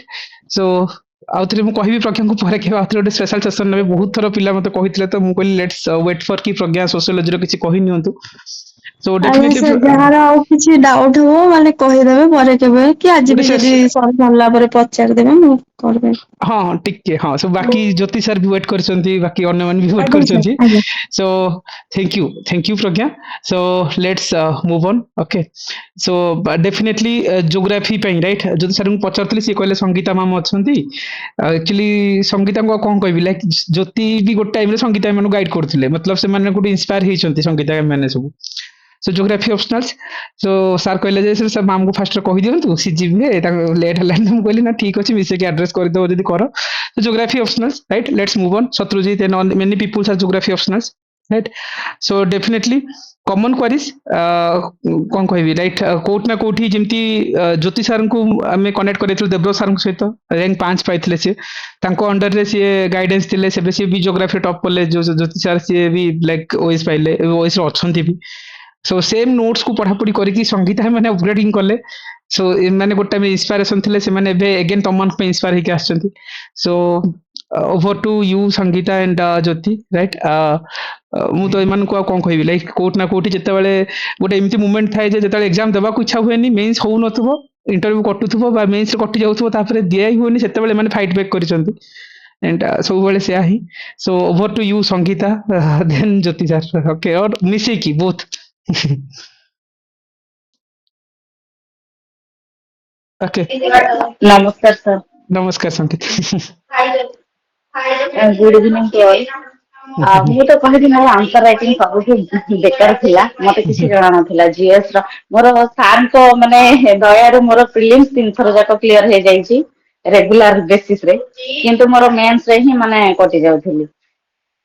ଆର ବର୍ଷ ଯାଇଥିଲି ଇଣ୍ଟରଭ୍ୟୁ, ମେନ୍ସ ରେ କମ ମାର୍କ ରହିଗଲା, ସେଇଠୁ କଟିଗଲି। ତ ମାନେ ମତେ ଜିଓଗ୍ରାଫି ପାଇଁକା ଦେବବ୍ରତ ସାର୍ଙ୍କର ନୋଟ ଟା ସେଇଟା ଥିଲା, ଆଉ ଜ୍ୟୋତି ସାର୍ ଆଉ ସାର୍ ନିଜେ ମାନେ ମତେ ଗାଇଡ କରିଥିଲେ ଜିଓଗ୍ରାଫି ପାଇଁ। ଜ୍ୟୋତି ସାର୍ କହିଥିଲେ କି ମାନେ ଜିଓଗ୍ରାଫିରେ ଆମେ ଯଦି ଜିଓଗ୍ରାଫରଙ୍କ ନାଁ ଆଉ ସେ ଯୋଉ ବୁକ୍ ଟା ଲେଖିଥିବେ ସେଇ ବୁକ୍ ପ୍ଲସ୍ ଇୟର ସେତିକି ଟିକେ ଇଣ୍ଟ୍ରୋରେ ମନେ ରଖିକି ଦେଇଦବାଟା ଭଲ ଜିଓଗ୍ରାଫି ପର୍ସପେକ୍ଟିଭରୁ। ତ ସେଇ ଜିନିଷ ଟା ମୁଁ ଏଥର କରିଥିଲି। ଆଉ ସାର୍ ମତେ ମୁଁ ସବୁବେଳେ ସାର୍ଙ୍କୁ କହେ କି ସାର୍ ଜିଓଗ୍ରାଫି ଅପସନାଲରେ ମତେ ମାନେ ବହୁତ ସାରା ମେପିଂ ମତେ ଆସୁଥାଏ, କିନ୍ତୁ ମୁଁ ଲେଖିଲା ଚକ୍କରରେ ମାନେ ମୁଁ ମେପିଂ ଭୁଲିଯାଏ, ମାଇକ୍ରୋ ଡାଇଗ୍ରାମ ସବୁ ଦବାଟା। ତ ସାର୍ ସେଇଟା ମତେ କହିଥିଲେ ଯେ ସଙ୍ଗୀତ ଏଥର ମାଇଣ୍ଡ ସେଟ୍ କରିକି ଯିବ, ପରୀକ୍ଷା ହଲ୍ ଆଗରୁ ଯେ ମତେ ମେପ୍ କରିବାର ଅଛି। ତାପରେ ସାର୍ ବହୁତ ସାରା ମତେ ମାନେ କେସ୍ ଷ୍ଟଡି, ସାର୍ ତ ଜିଏସ୍ ଜିଓଗ୍ରାଫିର ମାନେ ଜିଏସ୍ ପାର୍ଟରେ ବି କେସ୍ ଷ୍ଟଡି ଗୁଡାକ ଦେଇ ଦଉଥିଲେ। ତ ମୁଁ ବହୁତ ସାରା କେସ୍ ଷ୍ଟଡି ସେଇଠୁ ପିକଅପ୍ କରିଥିଲି। ତାପରେ ଏଇ ମାନେ ୟୁଟ୍ୟୁବରେ ବି ସେମିତି ବି ମାନେ ଭିଡିଓ ଅଛି କେସ୍ ଷ୍ଟଡି ରିଗାର୍ଡିଂ। ତ କେସ୍ ଷ୍ଟଡି, ଏକ୍ସାମ୍ପଲ ଆଉ ଜିଓଗ୍ରାଫରଙ୍କ ନାଁ, ତାଙ୍କ ବୁକ୍, ଆଉ ସେ ଯୋଉ ଇୟର ଟା, ତାପରେ ମାଇକ୍ରୋ ଡାଇଗ୍ରାମ, ଛୋଟ ଛୋଟ ଡାଇଗ୍ରାମ ଗୁଡାକ ଯଦି ଦେଇଦବା ଖାତାରେ ତ ସେଇଟା ମାନେ ଠିକ ରହିବ। ମୁଁ ସେମିତି ହିଁ ଏଥର କରିଥିଲି। ଓକେ ସୋ ନିହାତି ଯେମିତି ସଙ୍ଗୀତା କହୁଥିଲେ ଯେ କଣ୍ଟେମ୍ପରାରୀ ୱାର୍ଲଡ ଏଗେନ୍ ସେମ୍ ଜିନିଷ ଯେ ଯେମିତି ପ୍ରଜ୍ଞା କହୁଥିଲେ ଯେ କଣ୍ଟେମ୍ପରାରୀ ୱାର୍ଲଡକୁ ଦେଖେଇବା କଥା, ସो ସେମିତି ଜିଓଗ୍ରାଫିରେ ବି ଏଭ୍ରି ପଏଣ୍ଟସରେ ଆମେ ରିଏଲ ୱାର୍ଲଡକୁ ଦେଖେଇବା, ମତଲବ ରିଜନାଲି ଡିଭିଜନାଲି ଡେଟ୍ ସିଚୁଏସନକୁ ଦେଖେଇବା। ଯେମିତି ଜିଓଗ୍ରାଫିରେ ଆମେ ଟେଷ୍ଟ ସିରିଜ ଟାଇମରେ ମୁଁ ଯେମିତି କହୁଥିଲି ମାଇଗ୍ରେସନ ଇସ୍ୟୁସ୍ ହେଲେ ତମେ କୋଉ କୋଉ ଏକ୍ସାମ୍ପଲ୍ସ ଦଉଛ, କଣ୍ଟେମ୍ପରାରୀ ୱାର୍ଲଡକୁ ଦେଖେଇବା ୱିଥ୍ ମାଇକ୍ରୋ ଡାଇଗ୍ରାମ, ଯେମିତି ସଙ୍ଗୀତା କହିଲେ ରାଇଟ୍। ଏସବୁ ରହିବା ଦରକାର। ୟେସ୍ ସର୍ଟ ନୋଟ୍ସ ତ ନିହାତି ରହିବା ଦରକାର ଜିଓଗ୍ରାଫିରେ। ସୋ ମୁଁ ଜାଣିଛି ଦେବ୍ର ସାର୍ଙ୍କର 40 ପେଜରେ ଜିଓଗ୍ରାଫି ଥିଲା,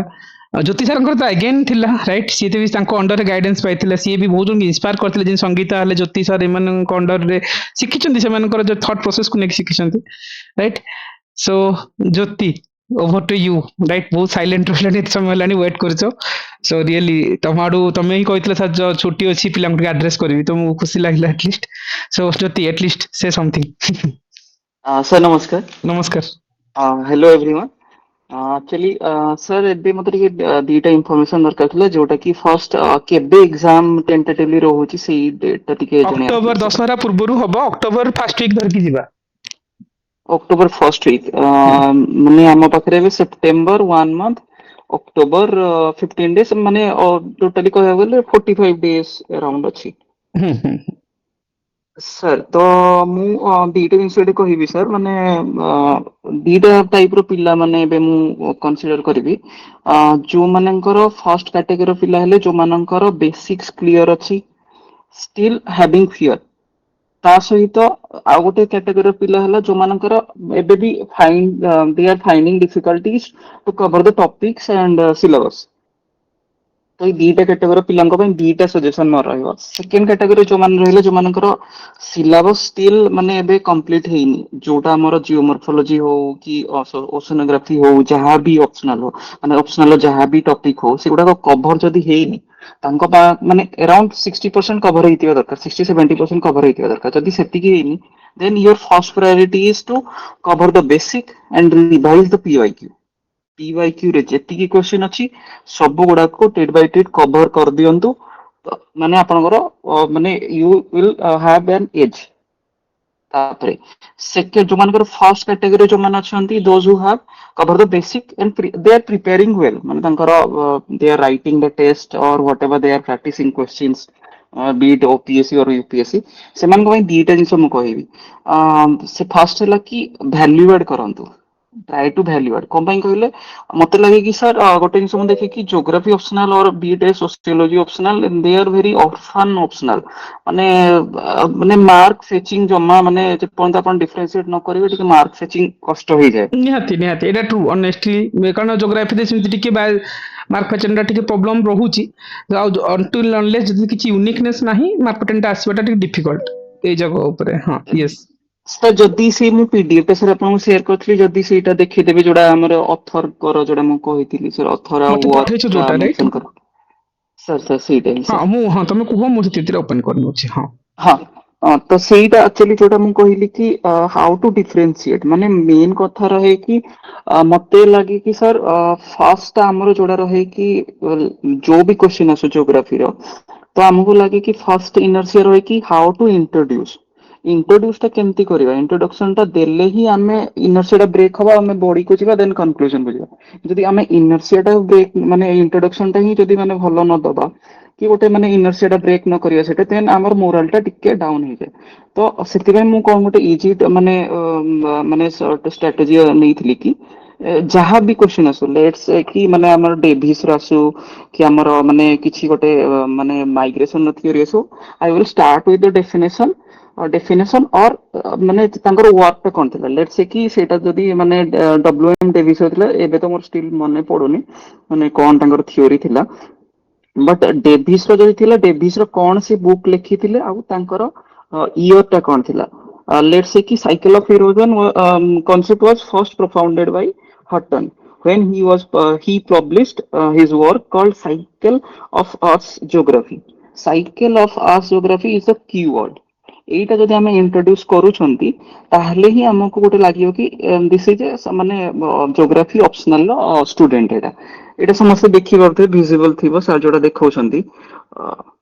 ସେ ଟିକେ ଜିଓମର୍ଫୋଲୋଜିର ଟିକେ ତଳକୁ ସାର୍ ଥିବ ସେଟା। ସାର୍ ପ୍ଲେଟ୍ ଟେକ୍ଟୋନିକ୍ ଥିଓରୀ ଆମର ଜେନେରାଲି ମନେ ରହିଲେ 1967 ରେ ମ୍ୟାକେନ୍ସି ଦେଇଥିଲେ କଣ୍ଟିନେଣ୍ଟାଲ ଡ୍ରିଫ୍ଟ ଥିଓରୀ। ସାର୍ ଟିକେ ଉପରକୁ ବୋଧେ ଥାଇପାରେ, ଟିକେ ସାର୍ ଦେଖିବା ଉପରକୁ ସାର୍ ଟିକେ। ହଁ ସାର୍ ଏଇଟା ସାଇକେଲ ଅଫ ଇରୋଜନ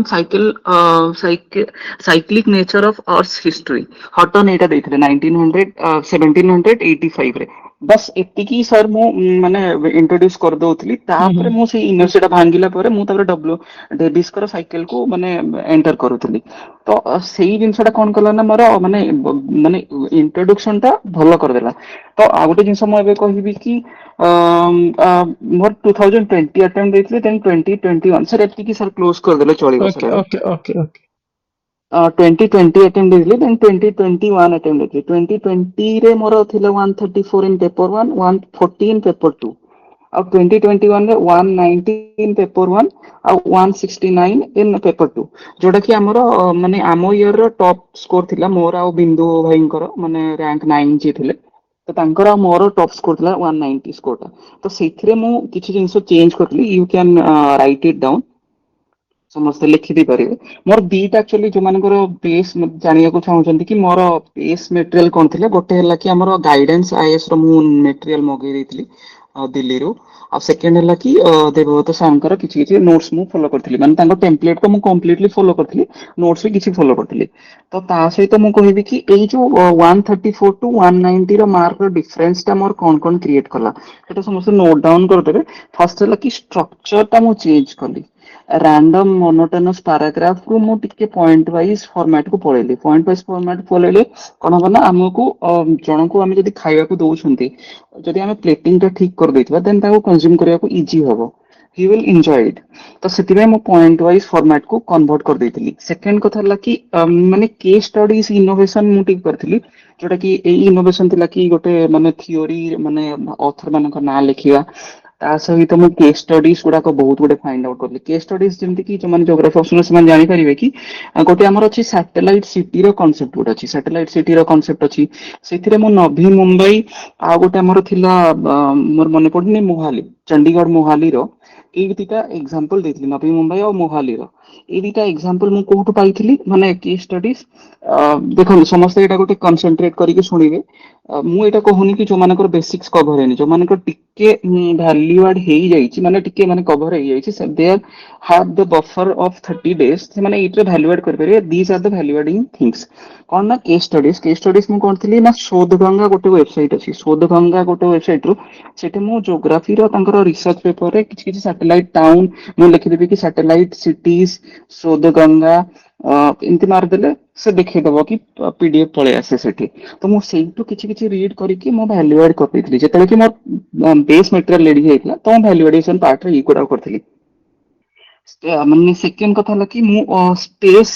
ମାନେ ରଖିଥିଲି ଗ୍ୟାପ୍, ମାନେ ମାନେ କଂଜେଷ୍ଟେଡ ରାଇଟିଂ ଲେଖିନଥିଲି, ଟିକେ ସ୍ପେସିୟସ୍ ଦେଇକି ଲେଖିଥିଲି ଯୋଉଟା କି ତାକୁ ରିଡ୍ ହେଇପାରିବ। ତ ମୋର ଆଉ ଗୋଟେ କଥା ହେଲା କି ସେପାରେଟ କପି କରନ୍ତୁ ଆପଣଙ୍କର ଡାଇଗ୍ରାମସ ପାଇଁ, ଯୋଉଠି ବି ହଉଛି ହାତ ବୁଲେଇବା ଷ୍ଟାର୍ଟ କରନ୍ତୁ। ଲେଟ୍ସ ସେ କି ମାନେ ଇଣ୍ଡିଆର ଅଛି ରେଲୱେ କନେକ୍ଟିଭିଟି, ରେଲୱେ କନେକ୍ଟିଭିଟିର ମ୍ୟାପ ଦେଖେଇ ଦେଇପାରିବେ କି ଏଇ ଜାଗାରେ ଡେନ୍ସିଟି ଅଧିକ ଅଛି ଆଉ ଏଇ ଜାଗାରେ ଡେନ୍ସିଟି କମ ଅଛି। ତ ରେଲୱେ କନେକ୍ଟିଭିଟି କେମିତି ଇମ୍ପ୍ରୁଭ କରିବା, ମ୍ୟାରିଟାଇମ ରୁଟରେ କୋଉଠି କୋଉଠି ଆମର ଟପ୍ ମାନେ ମାନେ ଯୋଉ ଅଛି ପୋର୍ଟସ ଗୁଡାକ ଅଛି, ପୋର୍ଟସ ଉପରେ କ୍ୱେଶ୍ଚିନ୍ ଆସିଯିବ। ପୋର୍ଟସ ଉପରେ ଯଦି ଆପଣଙ୍କ ଡାଇଗ୍ରାମ ନାହିଁ, ଆପଣ ଯେତେ ପୋର୍ଟସର କନେକ୍ଟିଭିଟି ଲେଖି ଦିଅନ୍ତୁ, ମଡର୍ନ ମାନେ କୋଚି ପୋର୍ଟର ଲେଖି ଦିଅନ୍ତୁ କି ଜବାହରଲାଲ ନେହେରୁ ପୋର୍ଟ ଲେଖି ଦିଅନ୍ତୁ, କିଛି ଫାଇଦା ନାହିଁ ଯେପର୍ଯ୍ୟନ୍ତ ଆପଣ ଡାଇଗ୍ରାମ କରୁନାହାନ୍ତି। ତ ଗୋଟେ ସେପାରେଟ କପି ରଖନ୍ତୁ। ଏବେ ଖାଲି ହାତ ରାଣ୍ଡମଲି ଚଲାନ୍ତୁ ଯେତେବେଳେ ଆପଣ ଫ୍ରି ବସୁଛନ୍ତି, ଫ୍ରି ତ ଟାଇମ ନଥିବା ଦରକାର। ତ ଯେତେବେଳେ ଫ୍ରି ବସୁଛନ୍ତି ଆପଣ ସେତେବେଳେ ଡାଇଗ୍ରାମ କରି ଚାଲନ୍ତୁ। ମାନେ ଆଜି ଗୋଟେ ମାନେ ଲେଟ୍ସ ସେ କି ଏବେ ଗୋଟେ ଆମର କ୍ଲୋଜିଂ ଟାଇମ ହେଇଗଲା, ପଢାପଢି ଖତମ ହେଇଗଲା। ଲେଟ୍ସ ସେ କି ମୁଁ ଗୋଟେ ଏବେ ଡେଭିସର ସାଇକେଲ ଟା ବନେଇଦେବି, ଡେଭିସର ସାଇକେଲ ଗୋଟେ କାଢିଲି, that you give yourself target କି ଗୋଟେ ମିନିଟରେ ମୁଁ ଅଧିକ ଡେଭିସର ସାଇକେଲ ଦେବିନି। That practice you need. ସେତିକି ଟାଇମ ବଞ୍ଚେଇଲେ ତମେ ଅଧିକ ପଏଣ୍ଟ ଲେଖିପାରିବ, ନହେଲେ କେବେ ବି ଲେଖିପାରିବନି। ଆମେ ଲାଇଟଲି ନିଅନ୍ତି କି ଡାଇଗ୍ରାମ ଟାକୁ ଆମେ ଛାଡିଦବା କି ମାନେ କମ ଟାଇମ ଦବା, ଡାଇଗ୍ରାମ ଇଜ ଦ କି। ଡାଇଗ୍ରାମରେ ଯଦି ଗୋଟେ ମିନିଟରୁ ଅଧିକ ଲଗାଉଛନ୍ତି ଦେନ୍ ଇଟ୍ ଇଜ ଏ ପ୍ରୋବ୍ଲେମ। ତ ଡାଇଗ୍ରାମ ଟାକୁ ଅଧିକରୁ ଅଧିକ ପ୍ରାକ୍ଟିସ କରିବା, ଯେମିତି କି ଆମର ଗୋଟେ ସେପାରେଟ କପି ରହିବ, ଦିସ୍ ଇଜ ଫର ଡାଇଗ୍ରାମ। ତ ଥାର୍ଡ ନେକ୍ସଟ ହେଲା କି ହାଇଲାଇଟିଂ ଦ କି, ମାନେ ହାଇଲାଇଟିଂ ଦ କି ଟପିକ୍ସ, ମାନେ କି ଟପିକ୍ସ କହୁଛି କି ପଏଣ୍ଟସ୍। ଯେମିତି କି ଆମେ ଲେଟ୍ସ ସେ କି ଏବେ ଆମେ ଡେଭିସର ସାଇକେଲ ଲେଖୁଛନ୍ତି, ଡେଭିସର ସାଇକେଲରେ ସେ ଡେଭିସ ଆଣିଥିଲେ ଗୋଟେ କନସେପ୍ଟ ରୁ ନା ଫିଜିକାଲ ଡାର୍ୱିନିଜିମ ଉପରୁ। ତ ଫିଜିକାଲ ଡାର୍ୱିନିଜିମ ଉପରେ ମୁଁ ମାନେ ତଳେ ଗୋଟେ ହାଇଲାଇଟ ଗୋଟେ ଗାର ପକେଇଦେବି, ଯୋଉଟା କି ମୁଁ ସେ ଇଭାଲୁଏଟରକୁ ଦେଖେଇବି କି ଫିଜିକାଲ ଡାର୍ୱିନିଜିମ ମୁଁ ଲେଖିଛି ଭାଇ ତୁ ଦେଖ, ସେଇ ଜିନିଷଟାକୁ ଦେଖ, ତୋର ଜୋଗ୍ରାଫିକାଲ କନସେପ୍ଟ ମୁଁ ଲେଖିଛି। ସେକେଣ୍ଡ କଥା ହେଲା କି ୟୁନିଫର୍ମିଟେରିଆନିଜିମ, ୟୁନିଫର୍ମିଟେରିଆନିଜିମ ବି ସେ ଥିଓରିରୁ ହିଁ ଆସିଛି। ମାନେ ଡେଭିସର ସାଇକେଲ ବେସ ହେଇଛି ୟୁନିଫର୍ମିଟେରିଆନିଜିମ। ସେଟା କଣ କହେ ନା କି present is the key to the past, ସେଟା ସମସ୍ତେ ଜାଣିଥିବେ, present is the key to the past. ସେଇ ଜିନିଷଟା ନ ଲେଖିଲେ ଆପଣଙ୍କର ଜୋଗ୍ରାଫିକାଲ ଅପସନାଲ ଭଳି ଲାଗିବ ନାହିଁ ଆପଣଙ୍କର। ସମସ୍ତେ ଡେଭିସର ଆଜି ଯଦି ଥିଓରି କିଏ ଦେଖିଦବ, ସେ ଡେଭିସର ଥିଓରି କହିଦେଇ ପାରିବେ। ବଟ୍ ଏଇ ଜିନିଷ physical Darwinism, uniformitarianism, present is the key to the past, trios of Davis, ଯୋଉଟା କି ଷ୍ଟ୍ରକ୍ଚର ପ୍ରୋସେସ ଷ୍ଟେଜେସ, ଏଇ ସବୁ ନ ଲେଖିଲେ ଆମର ମାନେ ଜୋଗ୍ରାଫିକାଲ ଆନ୍ସର ଭଳିଆ ଲାଗିବ ନାହିଁ। ତାପରେ ହେଲା କି ଡାଇଗ୍ରାମ ଟା ଆପଣ ବନେଇବେ। ନେକ୍ସଟ ହେଲା କି ଏବେ ଯେହେତୁ ଆମର ଓପିଏସସି କଣ କରୁଛି ନା ଓଡିଶା ଫୋକସ କରିଦେଇଛି, ଓଡିଶାର ଲିଙ୍କିଙ୍ଗ ଟା ଆପଣ ମଷ୍ଟ ରଖିବେ। ଯଦି ମାନେ ସାଇକ୍ଲୋନ କ୍ୱେଶ୍ଚିନ୍ ଆସିଲା, ସାଇକ୍ଲୋନରେ ତ ଆପଣ ଡିଜାଷ୍ଟର ମ୍ୟାନେଜମେଣ୍ଟ ଗୋଟେ କନକ୍ଲୁଜନରେ ହେଲେ ବି ଆପଣ ଡିଜାଷ୍ଟର ମ୍ୟାନେଜମେଣ୍ଟ ଉପରେ ଲେଖିପାରିବେ। ତା ସହିତ SDG ର ଗୋଲ ଗୋଟେ ଲେଖିଦେଇକି ଓଡିଶାର ଏକ୍ସାମ୍ପଲ ଦେଇ ପାରିବେ କି how Odisha is progressing and tackling the disaster like anything. ଆଉ UN ଡିଜାଷ୍ଟର ରେଜିଲିଏନ୍ସ ଯୋଉଟା ଆମର ଆୱାର୍ଡ ଦେଇଛି କି Odisha best in disaster management, ସେଇଟା ଲେଖିବେ ଆପଣ। ଲେଟ୍ସ ସେ କି ଫରେଷ୍ଟ ଫାୟାର ଉପରେ ଆସିଲା, ଫରେଷ୍ଟ ଫାୟାର ଶିମିଳିପାଳର ଏକ୍ସାମ୍ପଲ ଦେବେ ଆପଣ। ଯଦି OMN SHG ମାନଙ୍କ ଗ୍ରୁପ ରହିଲା, ଇକୋନୋମିକ ଡେଭଲପମେଣ୍ଟ ଆସିଲା, ସେଠି ଆପଣ ମିଶନ ଶକ୍ତିର ଏକ୍ସାମ୍ପଲ ଦେବେ। Although it is an Indian part, world part, still you have to give the example of Odisha। ତ ଟିକେ ଓଡିଶା ଟଚ୍ ରଖିବା ପାଇଁ। ଆଉ ଯୋଉଟା ମୁଁ କହିଲି କି ଆପଣଙ୍କୁ ମାନେ ଜୋଗ୍ରାଫିକାଲ ଟର୍ମିନୋଲୋଜି ଗୁଡାକ ଆମକୁ ମଷ୍ଟ ଲେଖିବାକୁ ପଡିବ। ମଷ୍ଟ ଇନ ଦ ସେନ୍ସ କି ଆପଣ ଯେତେବେଳେ ପଢୁଛନ୍ତି ସେଇ ଟର୍ମିନୋଲୋଜିକୁ ହାଇଲାଇଟ କରନ୍ତୁ। ହାଇଲାଇଟ କରିକି ଆପଣ ସେଟାକୁ ଭ୍ୟାଲ୍ୟୁ ଆଡ୍ ମାନେ ଆପଣଙ୍କ ନୋଟ୍ସରେ ହିଁ କରିବେ। ତ ସାର୍ ବେସିକାଲି ଏତିକି ରହିଲା ମୋର ମାନେ ଜୋଗ୍ରାଫି ଅପସନାଲ ର। आउ जहार भी सर डाउट अछि maybe we can take another session जोटे कि मु गोटे सर क्वेश्चन को एड्रेस पूरा कर देबी डिटेल टॉप टू बॉटम पूरा सर। डेफिनेटली सो बाकी एनी क्वारीज जदि कहार किछि अछि रिगार्डिंग ज्योग्राफी जेमति आमे कहले जे कंटेम्पररी वर्ल्ड को देखेबा माइक्रो डायग्राम प्रैक्टिस करबा दरकार ज्योग्राफर एंगल रे जेमति इंट्रोडक्शन स्टार्ट करबा हाइलाइटिंग करबा पार्ट जेमति जति सर कहउतले राइट जदि आर किछि क्वारीज अछि राइट प्रियंका कहउचंती स्पेशल सेशन ओके ठीक अछि तो डेजी सर नमस्कार सर नमस्कार मैम नमस्कार सर एक्चुअली ज्योग्राफी ऑप्शनल रे कहूँ कि आम कुछ लेखिले भी मत लगुनि ये मोर ठीक अच्छी कि भूल अच्छी कि ये सफिसीयंट कि नहीं माने सेटा भी मुझे जान पारुनी माने मो पई एटा बहुत बड़ प्रॉब्लम हो कि सेटा माने क्वेश्चन देखले जहाँ पढ़ी मत लगुच हाँ यहाँ मुझे लिखिदेवी बट लिखिले बेलू मत माने से मुझे साटिस्फाई हो पारुनी सेटा कौन करी मुझे जानी पारुनी। सर एथिरे मु गोटे जिंस कहबी कि निज आंसर तो केबे सैटिस्फाई होबा कथा ना there is ample amount of scope सब बेले रहूची तो इवैल्यूएट ता केमती हमें करिवा सेल्फ इवैल्यूएट केमती करिवा ना सर मु कोन करथिला मु टेस्ट सीरीज किछि ऑल्दो जॉइन करथिली गोटे क्लासेस रे बट मन ता क्वेश्चन लिखिना मते एते डर लागिला माने मु क्वेश्चन टेस्ट सीरीज ही लिखिलेनी किछि माने एंड ऑफ द डे मु कोन करली ना जेती ओई प्रीवियस क्वेश्चन थिला जेती लेट्स से कि जेती को भी 1996 रो क्वेश्चन भी रखिल 1990 बोधे 2 की 3 रो एमती अछि तो सही सब क्वेश्चन प्रैक्टिस कली I gave my self the time line let's say कि 10 मार्क 20 मार्क होइतिले मु एती की समय रो अधिक जीबी नाही तो मु कोन करली ना I have the content let's say कि डब्ल्यूएम डेविस रो जदी मु देखली कि एती की जिंस अछि डब्ल्यूएम डेविस रे मु यूनिफॉर्मिटेरियनिज्म लेखिनी फिजिकल डार्विनिज्म लेखिनी तो ए जिंस मोर माने से कंटेंट को एनरिच हेनी जिंसटा माने मु आई एम नॉट माने addressing the question to its fullest तो सेति पे हमको ए जिंस गुडा को लेखिया को पड़ियो ए जिंस ट्रायो ऑफ डेविस जदी डेविस रो साइकिल आसु जे ट्रायो ऑफ डेविस न लेखा जाउची इट इज अ सेम बुझबरले तो सेई जिंसटा आपन को लेखिया को पड़ियो इवैल्यूएट सेल्फ इवैल्यूएट हुएनी माने जेते लिखले भी हमको लगे कि हाँ देयर इज एम्पल अमाउंट मु तो माने क्लूलेस जाइतिली कि माने कोन लेखा जीवो बट जेहेतु मु देवता सर देखि देइतिली माने नोट्स देखि देइतिली और किछि आंसर देखितिली तो मते लागिला कि दिस इज द माने type of answer I have to write sir आउ मोर ज्योग्राफी ऑप्शनल रो कॉपी गुडा को थिले सर आपण अच्छी मो पाखे अच्छी ओपीएससी कॉपीटा तो जोती अच्छा हाँ सर सर हाँ सर हाँ मो सीटा पाखे भी टिके अच्छी देखे देले पिला माननको सेटा देखिए तापर आपण जेतले देखे देबे पिला माननको माने माने सियोर हे जिवे कि एति की जिंस लिखियार अछि हाँ हाँ मोर सेटा कॉपीटा ओपीएससी कॉपी अच्छी राइट आ मु गोटे देखे सर देबी मु इनोवेटिव कोन करथिली ना जेहेतु हमरो माने geography is a vast subject you have to constantly revising it मु कोन करथिली ना गोटे टेलीग्राम रे मोर 3-4टा चैनल कर देथिली 3-4टा चैनल माने टेलीग्राम रे गोटे ज्योग्राफी ऑप्शनल चैनल टेलीग्राम रे गोटे कॉमर्स एंड अकाउंटेंसी रो मोर चैनल टेलीग्राम रे गोटे एसए रो चैनल सीट जहां मु पाउथिली जोटा मु फ्रीक्वेंटली भूलुची लेट्स से कि डार्विनिज्म ऊपर मोर मने पडुनी कि हम जदि जानिथिबे जे ज्योग्राफी ऑप्शनल थिबे तांकर माने बहुत मते तो सर पर्सनल डिफिकल्ट लागे कि ocean basin of Indian ocean Pacific ocean आउ अटलांटिक ओशन सेटा मते जमा भी मने रहनी तो मु से डायग्राम ताको एटलीस्ट गोटे माने डायग्राम पई गोटे कोन करथिले ना माने डायग्राम रो फोटोटा मन माने रखि देथिली कि एई बेसिन रे एई पॉइंट गुडा को अछि एई माने माने हमर जो कोन तो सेटा कहंती डाइवर्जेंट प्लेट्स गुडा को अछि तो हमको एटा एडजस्ट करे माने माने माने लिखियार अछि सेति जिंस तो मु से डायग्राम टा कांस्टेंटली मु बाहर को जाईथि कोठी खाइबा पई कि कोन करिया पई कि कोड टिके रिलैक्स में जाईथि तो मु सेटा टिके देखि देथाय माने से टेलीग्राम मोर चैनल खोल देई कि पर्सनल टेलीग्राम चैनल खोल देई कि सेही जिंस गुडा को देखि देउथाय कि रिपीटेडली मोर जेंति मन रहियो हमर डेविस और पेंक साइकिल भीतर टिके टिके डिफरेंस अछि सेही जिंस भी देखिया को पड़ियो कंटीन्यूअसली तो it is from writing practices और जोटा डेजी आपन प्रॉब्लम रहउची कि केमती कोन लिखिबा केमती कोन इवैल्यूएट करिया आई विल टेक जदी सर कहिले कि गोटे दिन हमें सेशन रखिया जोटा गोटे क्वेश्चन ही पूरा एड्रेस कर देली निहाती सो सर आ सर गोटे गोटे हाँ हाँ सर गोटे सर जो पीवाई किटा सर एक्चुअली मैं वर्ष नो 8 वर्ष में देबी सर जो पीवाई किटा जो लिखियो सर यूपीएससी रो ओपीएससी रो माने यूपीएससी मते टिके सर बहुत टफ लागे माने यूपीएससी टिके स्ट्रेट फॉरवर्ड कसथे माने पेपर 1 बा पेपर 2 भी टिके ये लागे सर यूपीएससी मते बहुत टफ लागे तो यूपीएससी टा को ମାନେ ପ୍ରାୟୋରିଟି ଦେବାକୁ ବି ପଡିବ ନା ଖାଲି ଓପିଏସସି ଟା ଲେଖିଲେ ହେଇଯିବ ସେଟା? I will give a simple answer. Okay. Please खोलिକି ଦେଖନ୍ତୁ ସେମାନେ ଆପଣ ବି ସାର୍ ରିଲେଟ ମାନେ କରିପାରିବେ ଏଥିରେ ଯେତେ ବି ସାର୍ ଓପିଏସସି ୟୁପିଏସସି କହିଦିଅନ୍ତୁ they are asking from their previous year question OPSC ର ପ୍ରିଭିୟସ୍ ଇୟର କ୍ୱେଶ୍ଚିନ୍ ହିଁ ଆସୁଛି କ୍ୱେଶ୍ଚିନ୍ ସେ ବି ଡେଭିସ୍ ପେଙ୍କର ସାଇକେଲ କି ଓସନ ବେସିନ୍ ସେ ଆଗରୁ କଣ କରୁଥିଲେ ନା ସାର୍ ମାନେ 60 ମାର୍କ କରିଦେଇଥିଲେ ସେଟାକୁ ଏବେ ବ୍ରେକ୍ କରିଦେଇକି ସେ ଛୋଟ କରିଦେଇଛି ଛୋଟ କରିଦେଇଛନ୍ତି ହଁ ସେ ଆକ୍ଚୁଆଲି ଆମକୁ କଣ ଆମ ବେଳେ କଣ ପଚାରୁଥିଲା କି what is the difference between Davis and Penck cycle ମାନେ ଆଉ ଗୋଟେ କଣ ସାଇକେଲ ଥିଲା ସେଇଟା କେମିତି ରିଲେଭେଣ୍ଟ ଅଛି ତ ଏଇଟାରେ ତ ତିନିଟା ଜିନିଷ ଆଡ୍ରେସ ହେଇଗଲା ନା ମାନେ ଏବେ ସେମାନେ ସେଟାକୁ ତିନିଟା କୋଶ୍ଚିନ୍ ବି କରିଦେଇ ପାରିବେ ଡେଭିସ୍ ର ଗୋଟେ ସେପାରେଟ ପେଙ୍କ ର ଗୋଟେ ସେପାରେଟ ଆଉ କ୍ରିଟିସିଜମ ଗୋଟେ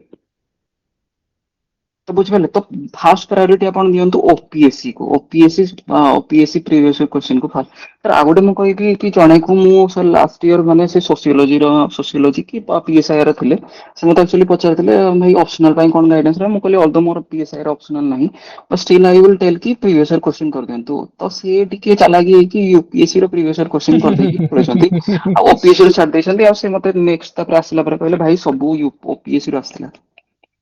ना बेसिकली जदि तो मु ओपीएससी ज्योति सेटा भी सेशन रे कहे जे OPSC is not equal to UPSC so particularly UPSC को बहुत रिले करबोनी ओपीएससी रो फास्ट प्रायोरिटी रहबा कथा पीआईक्यू टा सब बेले जदि करिवार अछि सर फास्ट प्रायोरिटी ओपीएससी रो रहबा कथा तापरे तमे किछि कारण सेमानकर टिके एरिया टा बहुत लाइक स्पेशलाइजेशन बा स्पेसिफिक हे जाउची सो सेति मते लागे जे टिके बैलेंस अप्रोच रे ओपीएससी टा को प्रायोरिटी देई कि तार पेरिफेरी देखले जणा पड़ी जाय जे को टाइप रो क्वेश्चंस आसीबो बा आसीबार प्रोबेबिलिटी अछि बा को टॉपिक से मन टच करूछंती सर आ गोटे जिंस कि जदि ओपीएससी सरी गलानी exhaust you have exhausted your OPSC question then UPSC को जाउछंती सेटा भी करंतु basic question they are asking the basic question basic माने कोन व्हाट इज सैटेलाइट टाउन ठीक अछि आपन जदि सैटेलाइट टाउन पजते आपन सैटेलाइट टाउन विषय गोटे एग्जांपल रेडी थिबा दरकार मोहाली नहले नवी मुंबई रो केमती सैटेलाइट टाउन ग्रोन हेइछंती सेटा को आपन देखिया को पड़िबो डायग्राम गोटे शो करिया को पड़िबो रूरल अर्बन फ्रिंज विषय आपण ओडे ओडा दिल्ली एनसीआर रो केमती अछि दिल्ली एनसीआर रो चारटा पॉइंट आपण देखिया पड़िबो कोटा माने आपण यूपी रे रहउची कोटा दिल्ली रे रहउची कोटा हरियाणा रे रहउची कोटा पार्टा राजस्थान रे जाउची आपण चारटा पॉइंट देखिया को पड़िबो that is your mapping practice और diagram practice you have to do that सेटा के किछि कर परिबो आपण जो टाइम अछि spend your time with the previous question आउ आपण निजो नोट्स को रिवाइज करिकि सेट रे वैल्यू एड करंतु बस सेतिकी जति करंट अफेयर्स पई जो पेपर 2 रे थिंकर सॉरी पेपर 2 रे थिंकर किमती कोट करबा पचर छथि किछ जण सो थिंकर पेपर 2 रे मु थिंकर सर माने बहुत रेयरली कोट करछि एक्चुअली बर्डन रखिया कथा नुहे मो मतरे ज्योग्राफी ऑप्शनल पे आ गुटे सर मो पिला मन फास्ट मेसेज रे करथिले कि जो थिंकर पार्ट अछि सेटा मु कर देइथिली लोटस आरआईज गुटे वेबसाइट हां अछि हां हां हां लोटस आरआईज रो सेइथिरे मु कवर कर देइथिली दैट थ्रू आपण मानन को बुझिया को पड़िबो कि केमती सीक्वेंशियल से आसीची क्वालिटेटिव क्वांटिटेटिव रिवोल्यूशन कोन पई आसिला तार बैकग्राउंड टिके जानिया पड़िबो तापरे आपण जेकी पांचटा पॉइंट ता ऊपर लिखि परिबे पॉजिटिविज्म केमती आसिला सेटा आपण टिके जानिया को पड़िबो थिंकर दीटा हार्डली दीटा तीनटा मन रखंतु एनवायरमेंटलिज्म जो हमर थिला कि गोटे समस्या रिलेट करे मु तो भूली गेलेनी कोन तो थिला सेटा human is the dust of the cone nature ना कोन तो सेई जिंसडा आपण मेंशन करिया को ही पड़िबो एतिकी जिंस गुडाक माने बेसिक माने आपण क्लियर रखंतु कि पॉजिटिविज्म बुझिया को ट्राई करंतु क्वांटिटेटिव रिवोल्यूशन केमती आसला कोन आसला बैकग्राउंड बुझिया को ट्राई करंतु तार प्रोपोनेंट बुझंतु जोटा अधिक दिमाग खरा होची लेट्स से कि वेलफेयरिज्म मोर बुझी पारुनी सेटा भाई क्वेश्चन रे ही आसी सेटा मोर ओपीएससी एग्जाम रे आसीबो नाही सेटा आसुनी छाड़ देछि सेटा को रखी कि माइंडसेट आराम से रखी बाकी जिंस ऊपर माने ध्यान देवा कथा निहाती धरिकी जीव कि सेई जिनसटा आसीबो देन बाकी जिनस गुडाक से जदि वेलफेयरिज्म ऊपर डाउट अछि आपण भाबुछन्ती कि से वेलफेयरिज्म ही आसीबो क्वेश्चन ताले आपण पॉजिटिविज्म बोलिबे क्वांटिटेटिव रिवोल्यूशन भी बोलिबे निहाती मतलब प्रैक्टिकली जेतिकी दरकार सेतिकी करबा ओवरलोडिंग नेबानी that is the crux okay आउ जति जेमती कहले जो माइन्यूट थिंग्स डायग्राम प्रैक्टिस करबा दरकार खाली रे बसिबा दरकार नहीं गोटे मिनिट रो अधिक समय डायग्राम नबनी एंड माइक्रो डायग्राम दैट बिंदु भाई को जो कथा कहउतले राइट से टाइम रे भी ज्योति थिले बिंदु सर भी थिले से टाइम रे से माइक्रो डायग्राम रे केते क्रुशियल रोल प्ले करे से टाइम रे लेक्सी टाइम रे कहउतले जे जदी यूनिक करबार अछि खातर त माइक्रो डायग्राम करो मतलब से माइक्रो डायग्राम रे तमे you can get A score geography रे पार्टिकुलरली କେବଳ ଗୋଟେ ବଡ ଆଉ ଡାଇଗ୍ରାମ ଗୋଟେ କଥା ହେଲା କି ୟେସ୍ ୟେସ୍ ସାର୍ ଇଣ୍ଡିଆର ମ୍ୟାପଟା ମୋର 7 ସେକେଣ୍ଡରେ ଏବେ ଯାକେ ବି ବହୁତ ଭଲ ଦେଖା ଯାଉଥିବ ମୋର ମ୍ୟାପଟା ମୁଁ ବନେଇଦେବି ରାଦର ଦ୍ୟାନ କି ମୁଁ ସେଇ ମାନେ ତରବରରେ କରିଦେଇଥିବି ପାକିସ୍ତାନର ମ୍ୟାପ ସେମିତି ନାହିଁ। ମୁଁ ଇଣ୍ଡିଆ ମ୍ୟାପ ବହୁତ କ୍ଲିୟରଲି ବନେଇଥିଲି ମୋର ସେତିକି ପ୍ରାକ୍ଟିସ ଥିଲା କି ମୁଁ ବନେଇ ଦେଇଥାଏ। ତ ମ୍ୟାପ ଉପରେ ଡାଇଗ୍ରାମ ଉପରେ ଟିକେ ଧ୍ୟାନ ଦିଅନ୍ତୁ କାରଣ ମୁଁ ଜାଣିଛି ସାର୍ ଡେଭିସ ର ଯୋଉମାନେ ଏବେ ରିଲେଟ କରିପାରୁଥିବେ 1 ମିନିଟରୁ ଅଧିକ ଲାଗି ଯାଉଥିବ ମଷ୍ଟ ମାନେ ଡେଭିସ ର ଯୋଉ ସାଇକେଲ ଟା ଅଛି ସେଟା 1 ମିନିଟରୁ ଅଧିକ ଲାଗି ଯାଉଥିବ but you have to practice ମାନେ ଟାୟାରଲେସଲି ପ୍ରାକ୍ଟିସ କରିବାକୁ ପଡିବ। ହାତ ଚାଲିଲା ମାନେ ସେ ରହିବନି ମାନେ ଏତି ଗୋଟେ ଖାତାଟେ ମୋର ଥରେ ଗୋଟେ କପି ଥିଲା ପୁରା ମାନେ ସେଟା ପୁରା ଖାଲି ହିଁ ଡାଇଗ୍ରାମ ପାଇଁ ଭେରିୟସ୍ ଟାଇପ ର ଡାଇଗ୍ରାମ ସେ ମୁଁ ରଖିଥିଲି ସାର୍। ନାଇଁ ନିହାତି କାହିଁକି ନା ସେତେବେଳେ ଟ୍ରେଣ୍ଡ ନଥିଲା ମୁଁ ଜ୍ୟୋତିକୁ ସେ ଟାଇମରେ କହୁଥିଲି ଯଦି ଚେଞ୍ଜ କରିଦିଅ ଅପସନାଲ୍ସ ସେ କହିଲେ ନାଇଁ ସାର୍ ଆକାଉଣ୍ଟାନ୍ସି ଅଛି ତ ମ୍ୟାନେଜ ହେଇଯିବ ଆଉ କିନ୍ତୁ କାରଣ ସେତେବେଳକୁ ବହୁତ ବାୟସ ଚାଲିଥିଲା ମାର୍କିଂ ପାଟର୍ନ ଟିକେ ସାର୍ କମର୍ସ ଟା ପାଇଁ ସାର୍ ବହୁତ ଇଏ ଥିଲା ବଟ୍ କମର୍ସ ଟା ବି ଭଲ ହେଇଗଲା ସାର୍। ଭଲ ହେଇଗଲା ସୋ ଫର ଦ୍ୟାଟ କି ଜ୍ୟୋତି ଇନ୍ସପାୟାର କଲେ ରାଜେଶକୁ ରାଜେଶ ବି କ୍ରାକ୍ କରିଗଲେ ସୋ ଏମିତି ଯେ ଜ୍ୟୋତିଙ୍କୁ ଏନ୍ ଦେବ୍ର ସାର୍ଙ୍କୁ ଇନ୍ସପାୟାର କରିକି ସଙ୍ଗୀତା ଏମାନେ ବି କ୍ରାକ୍ କରୁଛନ୍ତି ଏଥର ସୋ ସେମ୍ ସାର୍ ଆଉ ଗୋଟେ କ୍ରାଫ୍ଟ କଥା ହୁଁ ସାର୍ ଆଉ ହଁ ସାର୍ ଅଭି ନା କଣ କିଏ କହୁଛନ୍ତି ସାର୍ ମୁଁ ହଁ ତାପରେ ଏସେ ର ଟିକେ କହିଦେବି ସାର୍। ହଁ ସୋସିଓଲୋଜି ତ ସାର୍ ନିବେଦିତା କୁହାଯାଇଛି ଆଉ ଥରେ ଟିକେ ଅଛନ୍ତି ପ୍ରଜ୍ଞା ମ୍ୟାମ୍ ଅଛନ୍ତି ବାକି ଅନ୍ୟ ସ୍ୱାଧୀନ ବି ଅଛନ୍ତି ଟିକେ ଟାଇମ ଦେଇଦିଅ ସାର୍ ମୁଁ ଜୋଗ୍ରାଫି ପରେ ସୋସିଓଲୋଜି କରିପାରିବି? କହିବ ହଁ ଭି ହଁ ସାର୍ ଆକ୍ଚୁଆଲି ମୋର ଏଇଟା ଏନକ୍ୱାରି ଥିଲା ସାର୍ କି ହିମାଂଶୁ ଶର୍ମା ସାର୍ ଯୋଉ ଅଛନ୍ତି ହୁଁ ହୁଁ ଜିଓ ଅପସନ ପାଇଁ ସାର୍ ବୋଲେ ତାଙ୍କୁ ପ୍ରିଫର କରିହେବ ଓପିଏସସି ପାଇଁ ହିମାଂଶୁ ଓପିଏସସି ଶର୍ମା ପାଇଁ ଦେଖ ଦିଟା ଜିନିଷ ଗାଇଡେନ୍ସ ଅଛି। ଆଇଏସ୍ ର ହଁ ଗାଇଡେନ୍ସ ଆସିବ କେବେ ଦଉଛ ଆଟେମ୍ପ୍ଟ? ସାର୍ ମୁଁ ଆର ଇୟର ସାର୍ ଆର ଇୟର ଆଚ୍ଛା ଓକେ ଠିକ ଅଛି ଦ୍ୟାଟ ମାନେ ଗାଇଡାନ୍ସ ଆଇଏସ୍ ର ମେଟେରିଆଲ ଯଦି ଦେଖିଥିବ ଯଦି ମାନେ ପାଖରେ ରଖିଥିବ ଦ୍ୟାଟ ଇଜ ଭେରି ବଲ୍କି ଠିକ ଅଛି। ହଁ ସାର୍ ଅଛି ସାର୍ ସିଲେକ୍ଟିଭଲି ୟୁଜ କରିବାକୁ ପଡିବ। ସିଲେକ୍ଟିଭଲି ୟୁଜ ନ କଲେ ତାଙ୍କର ମାନେ ଗୋଟେ ହିଁ ତମକୁ ପୁରା ଲାଗିଯିବ 1 ଇୟର ତାଙ୍କୁ କଭର କରିବା ପାଇଁ ହେଲା। ଯୋଉଟା ନୋଟସ ରେଡି ଅଛି ଲେଟ୍ସ ସେ କି ମୋର ଡେଭିସ ର ରେଡି ଅଛି ବଟ୍ ପେଙ୍କ ର ମୁଁ ଟିକେ କନଫର୍ମ ନାହିଁ then I will refer Penck also ଠିକ ଅଛି ପେଙ୍କ ଟା ତାଙ୍କ କପିରୁ ମାନେ ତାଙ୍କ ନୋଟ୍ସ ରୁ ଦେଖିଥିଲି ଆଉ ଡେଭିସ ର ବି ଯଦି ଭାଲ୍ୟୁ ଆଡିସନ ଲେଟ୍ସ ସେ କି ୟୁନିଫର୍ମିଟେରିଆନିଜିମ ଯଦି ମତେ ମିଳିଗଲା that will add in my note ଠିକ ଅଛି ନିଜ ନୋଟ୍ସ କୁ ସବଷ୍ଟିଟ୍ୟୁଟ କରନ୍ତୁ ନାହିଁ ସେଇଟାକୁ ବନାନ୍ତୁ ଯୋଉଟା ଲେଟ୍ସ ସେ କି ସେଟଲମେଣ୍ଟ ଜୋଗ୍ରାଫି ସେଇଥିରେ ଗାଇଡାନ୍ସ ଆଇଏସ୍ ରେ ବହୁତ ଭଲ ସେ ଅଛି। ସେଟଲମେଣ୍ଟ ଜୋଗ୍ରାଫି ଆପଣ ପୁରା ତାଙ୍କର ମେଟେରିଆଲ ଟାକୁ ହିଁ ପଢିଦେଇ ପାରିବେ ଗ୍ରୀନ କଲର ର ମାନେ ହାଇଲାଇଟର ଆପଣ ହାଇଲାଇଟ କରିଦେଇକି ପଏଣ୍ଟସ ବନେଇ ଦେଇ ପାରିବେ। ତାପରେ ଆପଣଙ୍କ କାମ ରହିବ କି କୋଶ୍ଚିନ୍ ନେଇକି କୋଶ୍ଚିନ୍ କୁ ମାନେ ଆପଣ ପଢେଇ ଦେଲେ ତାପରେ କୋଶ୍ଚିନ୍ ଲେଖିଦେଲେ କୋଶ୍ଚିନ୍ ପରେ ଆପଣ ନିଜେ ଯେତିକି ଲେଖିପାରିଲେ ସେ ଲେଖିବେ। ତାପରେ ସେଇ ଖାତାରେ ହିଁ ଆପଣ କିଛି କିଛି ଆଡ କରିବେ extra. Very selectively you sir have to use ପୁରା ମାନେ କରିଦେଲେ ମାନେ ଇଫ ୟୁ ଫାଇଣ୍ଡ ଇଟ ଆଜ ୟୁର ମାନେ go to way then it is very difficult but you can ମାନେ 80% you can substitute it। Okay sir thank you sir thank you so definitely ଯଦି SA ପୂର୍ବରୁ ଆସିବା ଆକ୍ଚୁଆଲି ଜଷ୍ଟ ଖାଲି ଗୋଟେ 2 minute time ନେବି sir sir sir Kasturi ma'am ଅଛନ୍ତି କେତେ ସମୟ ହେଲା ୱେଟ୍ କରିଛନ୍ତି ତ ଖାଲି ତାଙ୍କର ଗୋଟେ ଓପିନିଅନ ନେଇଯିବା। ସଙ୍ଗୀତା ଆଉ କିଛି ଆଡ୍ କରିବାକୁ ଚାହୁଁଛ କି ମତେ କହିବି ଯଦି ଏ ସବୁର ସବଷ୍ଟିଚ୍ୟୁଟ ହେଲା ସଙ୍ଗୀତା ଡାଇରେକ୍ଟଲି ସେମାନଙ୍କ ନୋଟ୍ସ ପଢିଥିଲା ଏକ୍ଜାମ ଦେଇଥିଲେ କାହିଁକି ସେତେବେଳେ ଦେବସାର ନୋଟ୍ସ ଥିଲା ତାଙ୍କ ଅଣ୍ଡରରେ ସେ ପଢିଥିଲେ ତ ତାଙ୍କୁ ଏତେ ହାର୍ଡୱାର୍କ କରିବାକୁ ପଡିନଥିଲା କିନ୍ତୁ ହଁ କାମ କରିବାକୁ ପଡେ ଏକ୍ଜାମ ପାଇଁ ସୋ ଲାଷ୍ଟ ମୋମେଣ୍ଟରେ ବହୁତ କିଛି ଚେଞ୍ଜେସ୍ କରିଛନ୍ତି ଯେମିତି ସେ କହୁଥିଲେ ସଙ୍ଗୀତା କିଛି ଆଡ୍ କରିବ କି ତମେ? ସାର୍ ମୁଁ ତ କହିବି କି ମାନେ ମତେ ଯିଏ ମେଣ୍ଟରସିପ ଦେଇଥିଲେ ଆପଣ ଦି ଜଣ ଏଇଠି ଅଛନ୍ତି ଆଉ ଦେବବ୍ରତ ସାର୍ ବି ତ ମୁଁ ଆଉ କଣ କହିବି ସାର୍ ତ ବହୁତ ମାନେ ସବୁ ହିଁ କହିଲେ। ସେଇ ଜିନିଷ ରାଇଟ୍ ମତଲବ ଯାହା ଜ୍ୟୋତି କହିଲେ ଆଉ ସେ ସେତେବେଳେ ଜ୍ୟୋତି ବି ଦେବରାଜ ସାରଙ୍କ ଅଣ୍ଡରରେ ପଢୁଥିଲେ ଦେବରାଜ ସାର ଜ୍ୟୋତି ଏମାନଙ୍କ ବେଚ୍ କୁ ଗାଇଡ କରିଥିଲେ ସଙ୍ଗୀତା ମାନଙ୍କୁ ସୋ ଇଟ୍ସ ଗୁଡ୍ କି like this are very crux things right ଯେତିକି କହିଲେ ସୋ ଆମେ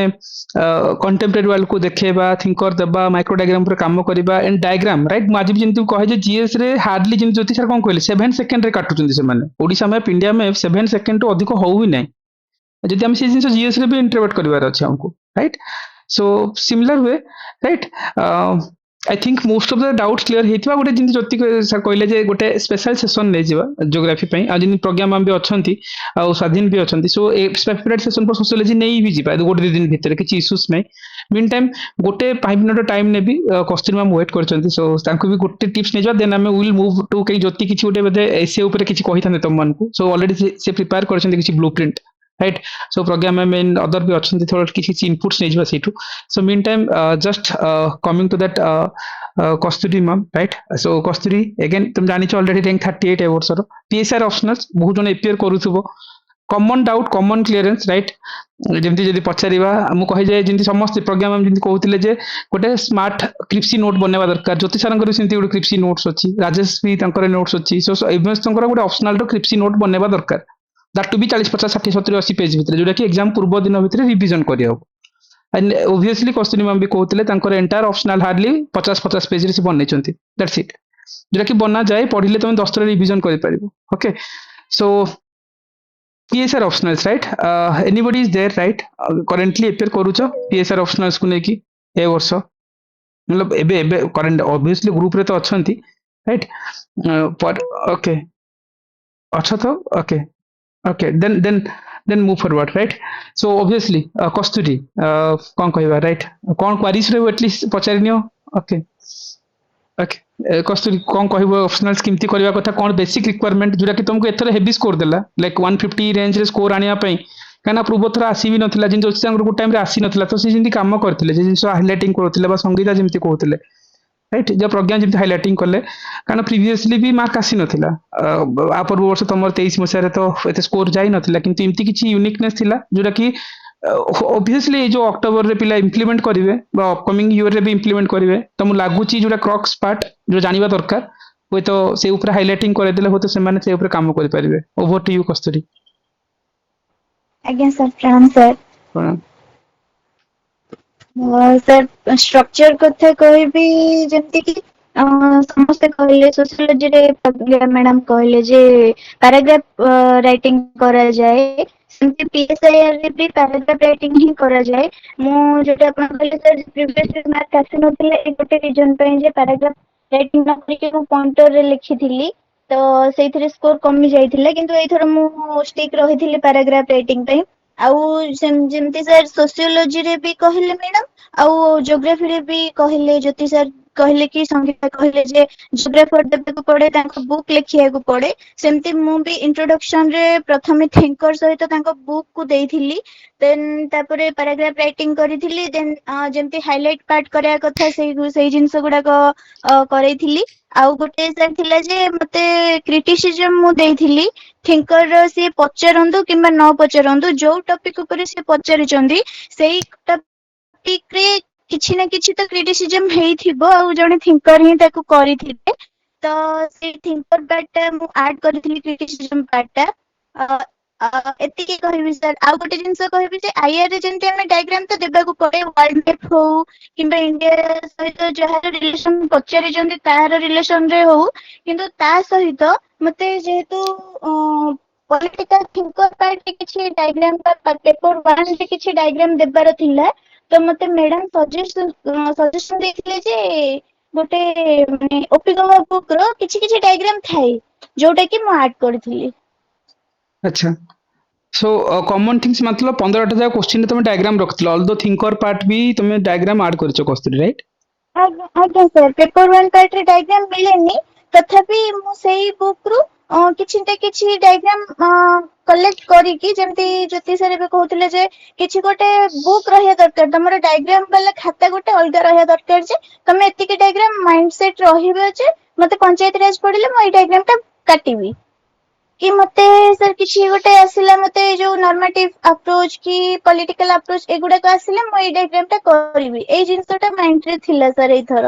आउ गोटे सर बेसिक रिक्वायरमेंट हला 15टा क्वेश्चन ता अटेंड करिवार अछि टाइमर सहित राइट आज्ञा आज्ञा कंटेम्पररी केमिति वैल्यूस्टिक अच्छा से कहउछन कंटेम्पररी को केमिति जोड़ीबार जो कथा कहउछंती सो गोडो पचार कंप्यूटर को आज्ञा सर जंती देखिबा को पेपर 1 रे सब बेले पंचायती राज रो क्वेश्चन गोटे निहाती आसे माने मो पीआई को जति के एनालिसिस करिछि ओपीएससी रो एथरो तो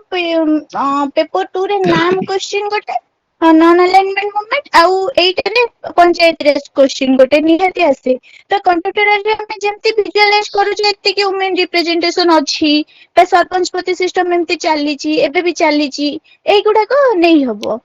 आ जोटा मोस्टली करंट अफेयर्स रो ही मिले हमकु ओके सो सेम जिनस बेसिकली जदि पचारे जदि जो मैंने के लाइक को सोर्स फॉलो करबा कथा केमती कोन सो कस्तूरी तुम केस रे केमती लाइक आरंभ करथिलो केमती एटलीस्ट गुटे अन्य मान गुटे आइडिया हे जो सर जेहेतु ମାନେ ସିଲାବସ ତ ପୁରା ଲେନ୍ଦି ହିଁ ଥିଲା ଯୋଉଠି ଜଏନ୍ କରିଥିଲି ସେଇଠି ସାର୍ ପଢେଇଥିଲେ ବଟ୍ ବହୁତ ମାନେ ନୋଟ ଗୁଡାକ ଲେନ୍ଦି ଥିଲା ସେଇଠି ସର୍ଟ ମାନେ ଆମେ ନୋଟ ବନେଇବାରେ ବି ଶିଖିନଥିଲୁ ତ ସର୍ଟ ନୋଟ ଦୂରର କଥା ତ ସେଥିପାଇଁ ସାର୍ ଓନ୍ଲି ଗୋଟେ ମେଟେରିଆଲ ଆସିଥିଲା PSIR ପାଇଁ ତ ସେତେବେଳେ ସେଇଟାକୁ ମୁଁ ଫଲୋ କରିଥିଲି ତଥାପି ତାର ମାନେ 8,000 ପେଜ ବାଲା ମାନେ ବୁକ୍ ଗୁଡାକ ଥାଏ ସେକ୍ସନ ୱାଇଜ ତ ସେଇଗୁଡାକ ବି ଡିଫିକଲ୍ଟ ହେଇଯାଇଥିଲା କିନ୍ତୁ ତାପରେ ସୁବ୍ରତ ମ୍ୟାମଙ୍କର ନୋଟଟା ଫଲୋ କଲି କିନ୍ତୁ ସେ ବି ଲେନ୍ଦି ତାପରେ ସାର୍ ଆପଣଙ୍କୁ ତ ଜାଣିଛନ୍ତି ଆପଣଙ୍କୁ କହିକି ହିମାଦ୍ରି ମ୍ୟାମଙ୍କ ନୋଟ ମାଗିଥିଲି ଯୋଉଟାକି ସାର୍ ଆପଣ ପ୍ରୋଭାଇଡ କରିଥିଲେ ଏଇ ତିନିଟା ଯାକର କିଛି କିଛି ବେସିସ୍ ନେଇକି ସାର୍ ସର୍ଟ ନୋଟ ବନେଇଥିଲି ମୁଁ ମୋ ପାଇଁ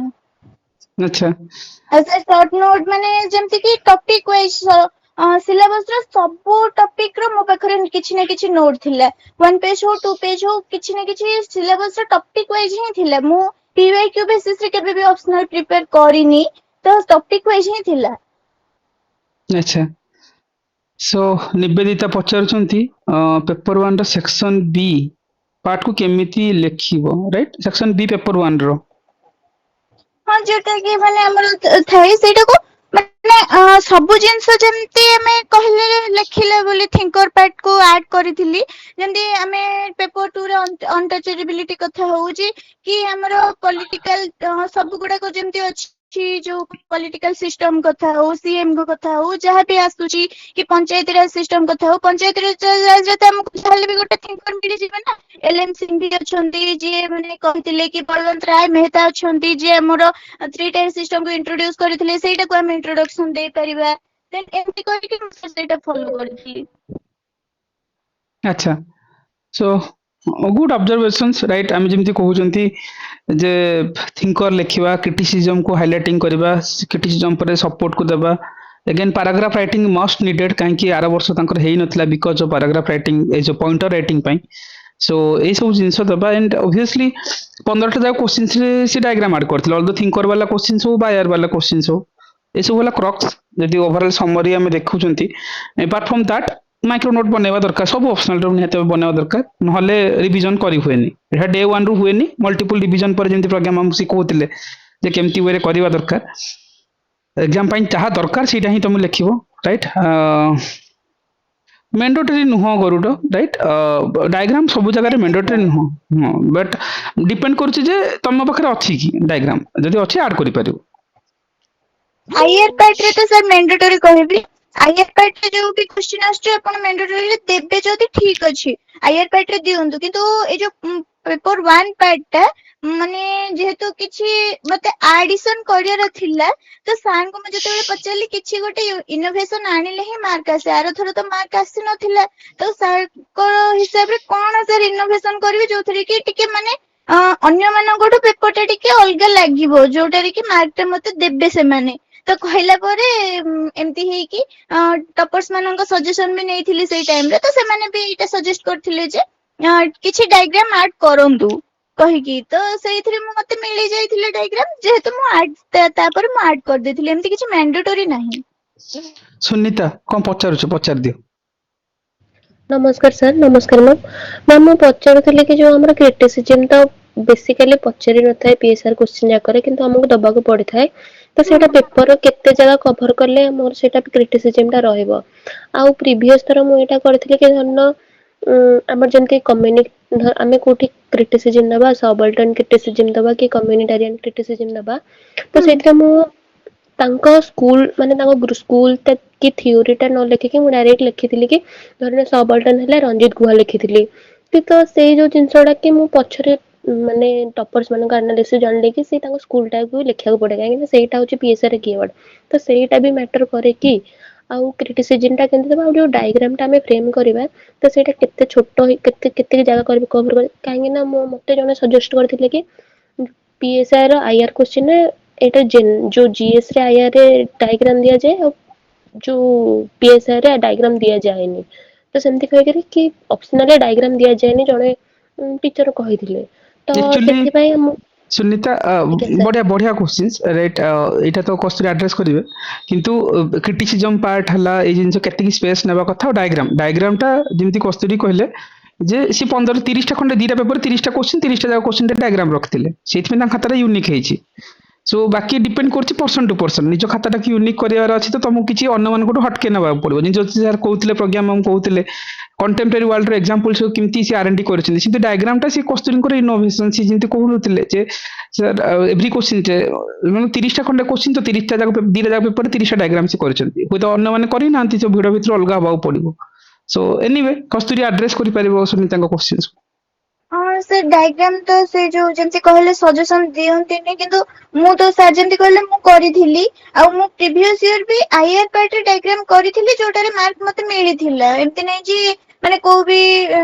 पॉइंटर जो मोर मार्क मिस हेतिला बहुत सारा किंतु डायग्राम पार्ट रो तो मु रखिथिली किंतु हाँ सर कहले जमती एथरो 30 टा डायग्राम देथिली किंतु प्रीवियस थोर 30 टा डायग्राम मु देई नथिली कि पेपर 1 रे एते डायग्राम सर मु रखि नथिली आउ गोटे जिनस जमती मु कहले पर्सन टू पर्सन भेरी करे मु तो मु जहा करथिली मु सेटा सजेस्ट करि परिबी तो सेति पे मु कहि जे मु डायग्राम देइथिली आउ जमती क्रिटिसिज्म पार्ट रे केति की रखिबे तो मु गोटे छोट पैराग्राफ रखे जमती हमको पैराग्राफ वाइज लिखिया को पड़े तो मु लास्ट रे माने हमें कंक्लूजन लिखिया पूर्वरु मु तार क्रिटिसिज्म पार्ट करी के टिके माने ताको क्रिटिसिज्म को बॉक्स करी के ना सही गोटे पैराग्राफ छोट पैराग्राफ गोटे लिखि दिए आ जमती आपण कहले स्कूल को ऐड करिवार अछि न करिवार अछि सेटा मोर माने मते सही लिखिले बेले मते जदी मने पड़े मु लिखे किंतु मु सजेस्ट करबी लिखंदु कहीं ना जदी मने रखि पारु जंदे देन सेटा लिखिले माने किछि नहीं लिखा जाए मैम गोटे गोटे कॉन्सेप्ट को कि जणे ऑथर को कि जणे जो थियोरिस्ट को बहुत सारा स्कूल लोक डिफरेंट वे रे तांको क्रिटिसाइज करि थांती तो आपण आपण प्रायोरिटाइज केमते करंदी कि मते कोठी कोटा लिखिबार अछि जेमती गांधी हेले गांधी को अंबेडकर भी क्रिटिसाइज करछन मार्क्सिस्ट भी क्रिटिसाइज करछन जवाहरलाल नेहरू आज जो रियलिस्ट न्यू रियलिस्ट से भी क्रिटिसाइज करछन्ती तो आपण केमते प्रायोरिटी करिवे कि मु को थियोरीटा देबी ना आपण को जोटा आसे सेतेला आपण सेटा करंती ना सेमती किछि तो न थाए मते जते बेले से माने जो थिंकर एबे जेमती आपण कहले गांधी को अंबेडकर एई जिंसडा बेसिक क्रिटिस माने गांधी को अंबेडकर को क्रिटिसिज्म का देले जणे माने कोन जे सेटा रुहे ही अंबेडकर को इंपोर्टेंस ता सेति की थिला तांको माने क्रिटिसिज्म रो इंपोर्टेंस ता सेति की थिला बोली अंबेडकर को क्रिटिसाइज करिथिले गांधी को तो मु गांधी को जते बेले लेखे अंबेडकर को लेखे मोस्टली कस्तूरी एठी गोटे जिनस मु मिस आउट करूची सुनीता को पॉइंट सहित तुम सहित जे जनरलाइज आंसर जोटा कि मे बी तुम कहूतल जेमती पॉइंटर तो थिला गोटे पार्ट जोटा कि मार्क कमी थिला आ आंसर जनरलाइज काहे ना बहुत जगह रे जो पीएसआई रे मार्क कमीबार गोटे बिगेस्ट रीजन आई थिंक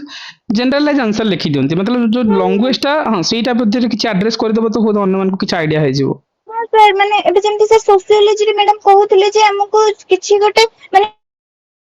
एमती लिखिदबा जदि जो आईएमआर एमएमआर रो से एग्जांपल दउथिले जेमती कि तांकर सोशियोलॉजिकल पार्ट रे सेटा अछि बोली से एड्रेस कले से जिंसडा सेमिति हमर भी से माने पॉलिटिकल वर्ड किछि रहे जोटा कि मते माने विष्णुप्रिया दीदी कोठो मु सजेशन नेइथिली से मु खाता देखि के कहिथिले तम खाता रे जनरलाइज हे जाउची माने कोन जनरलाइज होची सेटा तो एड्रेस सार ही जणैथिले जे कोनटा माने जनरलाइज लागुची केमिति पॉलिटिकल वर्ड देबा को पड़े तो मु तापर सर पॉलिटिकल वर्ड गुडा को जेमती एबे ज्योति सर भी कहउथिले जे ज्योग्राफिकल वर्ड भी किछि थाई जोटा को हमको हाईलाइट करी कि सही माने पर्टिकुलर वर्ड को मन रखी कि लिखिया पई पड़े नहले खाता जनरलाइज लागिवो और जीएस परीक्षा ही लागिवो आ सर पॉलिटिकल जेमती पेपर 2 कथा कहउथिले पेपर 1 रो सेक्शन बी कथा कहउथिले जणे तो सही पार्ट बेसी जनरलाइज लागे कहीं ना पंचायत राज कथा हमें जीएस रे भी पढ़ू किंतु ऑप्शनल रे भी पढ़ू तो केमिति हमें किछि गोटे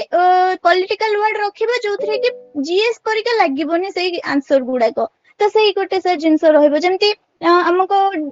पेपर 2 रो गोटे डिटरमिनेंट ऑफ अच्छी गोटे डिटरमिनेंट ऑफ पॉलिटिकल थ्योरी एमती किछि गोटे थिला मोर माने मन इंटरनेशनल रिलेशन रे डिटरमिनेंट कथा थिला तो सेहिथिरे हमें कॉम्प्लेक्स इंटरडिपेंडेंस कथा हो सॉफ्ट पावर कथा हो रियल पॉलिटिक कथा हो एई वर्ड गुडा को हम खाता रे रहइबो आ से गुडा को हाईलाइट हे कि रहइबो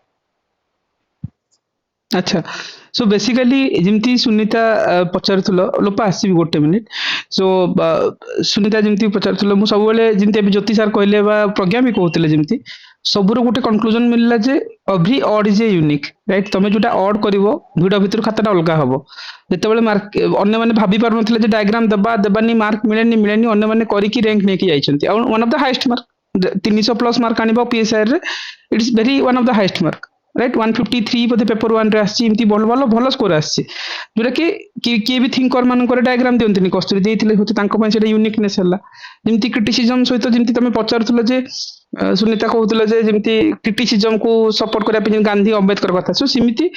କ୍ୟାଟେଗୋରାଇଜଟା ଡିଫିକଲ୍ଟ ହେଇଯାଏ ଜାଣିଛ ଭଲସେ କରିବି ପାରିବ ନ ଜାଣିଲେ ବି ନର୍ମାଲି ଯେମିତି କସ୍ତୁରୀ କହୁଥିଲେ ଲେଖିପାରିବ ସେମିତି କିଛି ଅସୁବିଧା ନାହିଁ ସୋ ମେଜରିଟି ଜିନିଷ ହେଲା ଯେ ଓଭରାଲ ହେଲା ଗୋଟେ ଗୋଟେ ଅଡ୍ଟା ଗୋଟେ ୟୁନିକ୍ ହେଇକି ଆସୁ ଯୋଉମାନେ ଅନ୍ୟମାନେ କରିନଥିବେ ସେ ଜିନିଷ ତମେ କର ସୋ ଦ୍ୟାଟ୍ କି ଭିଡ଼ ଭିତରୁ ଖାତାଟା ଅଲଗା ହବ ଯୋଉଠି କମ୍ପିଟିସନଟା ଅଧିକ ଅଛି ସେଇଠି ତମେ ଯେମିତି ଜ୍ୟୋତି ସାର୍ କଣ କହିଲେ ମାଇକ୍ରୋ ଡାଇଗ୍ରାମ ଏ ଉପରେ କାମ କରିବ ନହେଲେ ଖାତାଟା ୟୁନିକ୍ ନହେଲେ ମାର୍କ ମିଳିବନି ସେମିତି ଅଲଗା କିଛି ଭାବ ସେ ଷ୍ଟ୍ରାଟେଜି ଏମିତି କସ୍ତୁରୀଙ୍କଠୁ ତମେ ଆଜି ଶୁଣିଲ ହୁଏତ ଅନ୍ୟମାନେ ଜାଣି ବି ନାହାନ୍ତି ହୁଏତ ପରେ ଇମ୍ପ୍ଲିମେଣ୍ଟ କରିବେ କିନ୍ତୁ ଏଇ ଯୋଉ ପାଖାପାଖି ଯୋଉ 5,000 ବା 1,000 ଖାତା ଭିତରେ ତ ଖାତାଟା ୟୁନିକ୍ ହେଲା ସୋ ଯେମିତି କିଛି ୟୁନିକନେସ୍ ଉପରେ ସମସ୍ତେ କାମ କଲେ ହିଁ ଅପସନାଲଟା ମତେ ଲାଗେ ଯେ ବଢିବ ସ୍କୋର ଯେମିତି ପ୍ରଜ୍ଞା ଯେମିତି କରେଣ୍ଟରେ କଣ୍ଟେମ୍ପରାରୀ ୱାର୍ଲଡରେ ବଢିଆ ବଢିଆ ଗିଗ୍ ଇକୋନୋମି କଥା କଥା କହୁଥିଲେ ରାଇଟ୍ ସିଏ ଯୋଉ ଡାଇଭର୍ସ ରିଏଲ ୱାର୍ଲଡର ଏକ୍ସାମ୍ପଲ କଥା କହୁଥିଲେ ସୋ ସେମିତି ଜିନିଷ ସବୁ ନା କଲେକ୍ସନ ନିଜର creativity right good observations right so ହଁ ଆଉ କିଏ ବୋଧେ କହୁଥିଲେ କିଛି ଆଚ୍ଛା ସ୍ପେସ୍ सोर्स କଥା କହିଲେ ମୁଁ ତ ଯେମିତି କହିଲି ସୋର୍ସ ମୁଁ ପ୍ରଥମେ ତ ମାନେ ଓନ୍ଲି ଆଇଏସ୍ ର ସେଇ ମ୍ୟାଟେରିଆଲ କୁ ଫଲୋ କରିଥିଲି ପିଏସ୍ଆଇଆର ପାଇଁ ସ୍ପେସିଫିକାଲି ସେମାନେ ଗୋଟେ ବାହାର କରନ୍ତି ଦେନ୍ ଶୁଭ୍ରା ରଞ୍ଜନ ମ୍ୟାମଙ୍କର ସେଇ ନୋଟ ଗୁଡାକ ଦେଖିଥିଲି ଆଉ ସାରଙ୍କ ହେଲ୍ପରେ ମତେ ହିମାଦ୍ରି ମ୍ୟାମଙ୍କ ନୋଟ ମିଳିଥିଲା ସେଇ ମାନେ ଶୁଭ୍ରା ମ୍ୟାମଙ୍କର ନୋଟ ହଉ କି ମତେ ପିଏସ୍ଆଇଆର ର ସେଇ ଯୋଉ ଓନ୍ଲି ଆଇଏସ୍ ର ମ୍ୟାଟେରିଆଲ ହଉ ସେଗୁଡାକ ବହୁତ ଲେନ୍ଦି ଥାଏ ତ କିଛି ବୁଝିବାରେ ଡିଫିକଲ୍ଟ ହୁଏ କିଛି ମାନେ କଭର କରିବାରେ ଡିଫିକଲ୍ଟ ହେଇଥିଲା କିନ୍ତୁ ତାପରେ ତାଠୁ କିଛି ବୁଝିଲା ପରେ ହିମାଦ୍ରି ମ୍ୟାମଙ୍କ ନୋଟ ଟା ମତେ ସାର୍ ପ୍ରୋଭାଇଡ କରିଥିଲେ ଯୋଉଥିରେ କି ମତେ ଓପିଏସସି ରିଲେଭେଣ୍ଟ ଜିନିଷ ଗୁଡାକ ମିଳି ଯାଇଥିଲା ଆଉ ତାପରେ ଯଦି ମୁଁ ବୁଝିପାରୁନଥିଲି ମୁଁ ୟୁଟ୍ୟୁବ ର ମାନେ ସାହାଯ୍ୟ ନେଇଥିଲି ଯେମିତି କିଛି ଗୋଟେ ମାନେ ଗୋଟେ ଟପିକ ମତେ ବୁଝା ପଡିଲାନି ଦେନ୍ ମୁଁ ୟୁଟ୍ୟୁବ ରୁ ସର୍ଚ୍ଚ କଲି ଆଉ ସେଇଥିରୁ ମତେ ସେଇ ଜିନିଷ ଟା ବୁଝାଗଲା ଏଇ ଟାଇପ ର ମୁଁ କରିକି ନୋଟ ବନେଇଥିଲି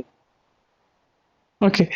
show anyway good observation Sunita ଆଉ କିଛି ପଚାରିବାର ଅଛି ବା ଅନ୍ୟମାନେ ଯଦି କିଛି ଅପସନାଲ ସେ ଯୋଉମାନେ ଏବେ ଏକ୍ସାମ ଦଉଛ ପଚାରି ପାର ଏବେ ସେପାରେଟ ସେସନ ମ୍ୟାମ୍ ନେଇଯିବେ ଜ୍ୟୋତି ସାର୍ ଯେମିତି ଅଲଗା ନେଇଯିବେ କହୁଥିଲେ ପ୍ରଜ୍ଞା ମ୍ୟାମ୍ ହେରିକା ଆଉ କିଛି ଯଦି କିଛି କ୍ୱାରିଜ୍ ଅଛି you can ask right ma'am ଏବେ ଯୋଉ ପିଏସ୍ଆଇ ର ଆନ୍ସର ଲେଖିଲେ ସେ ଯୋଉ ଜେନେରାଲାଇଜ ମାନେ ପଢିଲା ବେଳେ ସବୁ ଲାଗୁଛି କି ହଁ ସବୁ ଅଥର ମନେ ରହିଲା କି ସବୁ ଥିଓରି ମନେ ରହିଲା କି ସବୁ ପର୍ସପେକ୍ଟିଭ ମନେ ରହିଲା କିନ୍ତୁ ସେଇ ଯୋଉ ଏକ୍ସାମ ମାନେ ସେ ଯୋଉ ଟାଇମର ଦେଇକି ଏକ୍ସାମ ସେଇ ଯୋଉ ଏନଭାୟରନମେଣ୍ଟରେ ସେ ଏତେ ପିଏସ୍ଆର ବେସ୍ଡ ହେଇପାରୁନି ଯୋଉଟା କି ମୁଁ ନିଜେ ବି ଫିଲ୍ କରିପାରୁଛି କି ନା ମୋ ଆନ୍ସରରେ ସେଇଟା ଫିଲ୍ ହଉନି ବୋଲି ତ ତାକୁ ରିଭାଇଜ ଟା କେମିତି କଲେ ଭଲ ହବ ଏବେ ତ ଆପଣ ଲେଖୁଥିବେ ନା ଆନ୍ସର ଆଜ୍ଞା ମାନେ ମ୍ୟାମ୍ ମକ୍ ଟେଷ୍ଟ ଥ୍ରୋରେ ହଉ କିମ୍ବା ପିୱାଇକ୍ୟୁ ଥ୍ରୋରେ ହଉ ଆପଣ ତ ଆନ୍ସର ଲେଖୁଥିବେ ନା ତ ସେଇଠୁ ଆଜ୍ଞା ହିଁ ରେକ୍ଟିଫାଇ କରିଦିଅନ୍ତୁ ମାନେ ଯେମିତି ଟାଇମର ଦେଇକି 3 ଘଣ୍ଟା ଲେଖା ହେଲା ସେଇ ଆନ୍ସର କୁ ଆପଣ ଇଭାଲୁଏସନ ପାଇଁ ଯାହାକୁ ବି ଦଉଥିବେ କିମ୍ବା ନିଜେ ସେଲ୍ଫ ଇଭାଲୁଏଟ କରୁଥିବେ ଦେନ୍ ସେଇ ଥ୍ରୋରେ ଆମକୁ ଜଣା ପଡିଯାଏ ଯେ ଆମେ ଯେହେତୁ ନ ଦେଖିକି ଲେଖୁଛନ୍ତି ଆମକୁ କେତେ ପଲିଟିକାଲ ୱାର୍ଡ ଆମେ ଦେଇପାରୁଛନ୍ତି କି ମୋର କୋଉ ପଲିଟିକାଲ ୱାର୍ଡ ଗୁଡାକ ମିସିଂ ରହୁଛି ଏଇ କୋଶ୍ଚିନ ରେ ମୁଁ ଲେଖିଲା ବେଳେ କି କୋଉ ଥିଙ୍କର କୁ ମୁଁ ଭାବିଥିଲି ଦେବି ବୋଲି କିନ୍ତୁ ଦେଇପାରୁନି ତ ଏଇ ଜିନିଷ ଗୁଡାକ ତ ରହିଯିବ ତ ଦେନ୍ ସେଇ ଯୋଉ ଆନ୍ସର ମାନେ ସେଇ ଖାତାରେ ହିଁ ତା ସାଇଡ ରେ କିଛି ରେଡ ପେନ ରେ ଲେଖି ଦିଅନ୍ତୁ ଯେ ମୁଁ ଏଇ ୱାର୍ଡ ଗୁଡାକ କି ଏଇ ଥିଙ୍କର ଟା ମୁଁ ଦେବି ବୋଲି ଭାବୁଥିଲି କି ଏଇ ଥିଙ୍କରଙ୍କର ଏଇ ବୁକ୍ ଟା ମୁଁ ଦେବି ଭାବୁଥିଲି ଦେଇପାରିଲିନି ତ ସେଇଠି ହାଇଲାଇଟ କରିକି ଆପଣ ରେଡ ପେନ୍ କି ଯୋଉ ବି ପେନ ରେ ଲେଖିଦେଲେ ମାନେ ମୁଁ ଯୋଉଟା କରିଥିଲି ଲେଖିଦେଲା ପରେ ସେଇଥିରୁ ଆପଣ ସେଇ ହାଇଲାଇଟ ପାର୍ଟ ଟାକୁ ବାର ବାର ଦେଖିଦେଲେ ରିଭାଇଜ ହେଇଯିବ ଆଜ୍ଞା ma'am thank you ma'am Okay. So thank you, Kasturi. So good analysis, right? ସମସ୍ତଙ୍କୁ ଆମେ କିଛି ଅଲଗା ଶୁଣିଲେ ଅଲଗା ଜାଣିଲେ ରାଇଟ୍ ପ୍ରଜ୍ଞା ତାଙ୍କର ଷ୍ଟ୍ରାଟେଜି କହୁଥିଲେ ଜ୍ୟୋତି ସାର୍ ଆଉ ସଙ୍ଗୀତା ମ୍ୟାମ୍ ତାଙ୍କର ଷ୍ଟ୍ରାଟେଜି କହୁଥିଲେ ସୋ ଏଠି ଗୋଟେ କନକ୍ଲୁଜନ୍ସ ମିଳିଲା ଯେ କଣ୍ଟେମ୍ପରାରୀ ୱାର୍ଲଡକୁ ଆଣିବାର ଅଛି ଖାତାକୁ ୟୁନିକ୍ କରିବାର ଅଛି ତ ଲେଖିବାକୁ ପଡିବ 3 घंटे 50 पेज लिखिबार स्किल छाणिବାକୁ पड़िबो ଆଉ रियल एग्जाम रे जो जिंस इंप्लीमेंट करी हुएनी सेति पई हमको लाइक निजर क्रिएटिविटी रख निजर कि स्ट्रेटजी रख जिमती बहुत जन बोधे जानी ही ना पीएसआर डायग्राम अन्न माने भी जिमती सजेशन करंती तो मे बी मेन कथा क्वेश्चन को सजेशन मिली नथिला बोल तो सी तांकर करनेले ज्योति सर बोधे तांकर यूनिकनेस लगेले जिमती जे कंटेम्पररी एग्जांपल्स देबार अछि तो को साइट रो केमती आनिबी आ जो डायनामिक्स पढी तो केमती हैंडल करबी माइक्रो डायग्राम केमती नेबी 7 सेकंड भितर इंडिया मैप काटिबार जो स्किल्स कथा कहउतले प्रज्ञा मैम जदी तांकर स्किल्स कथा कहउतले जे कंटेम्पररी वर्ल्ड रो एग्जांपल्स देखाओ रियल वर्ल्ड को आनी के आनो आ माइक्रो नोट्स बनेला बेले जिमती जहा दरकार सी जो माइन्यूट थिंग्स ही तम खाता की यूनिक करबो राइट ओवरऑल वाला सो सेम जिनस राइट हाँ वैशाली एड्रेस करेंगे देन आम मुव करवा ज्योति पाखक देन सी किसी एसे ऊपर किसी तुम कही नेबे ओके वैशाली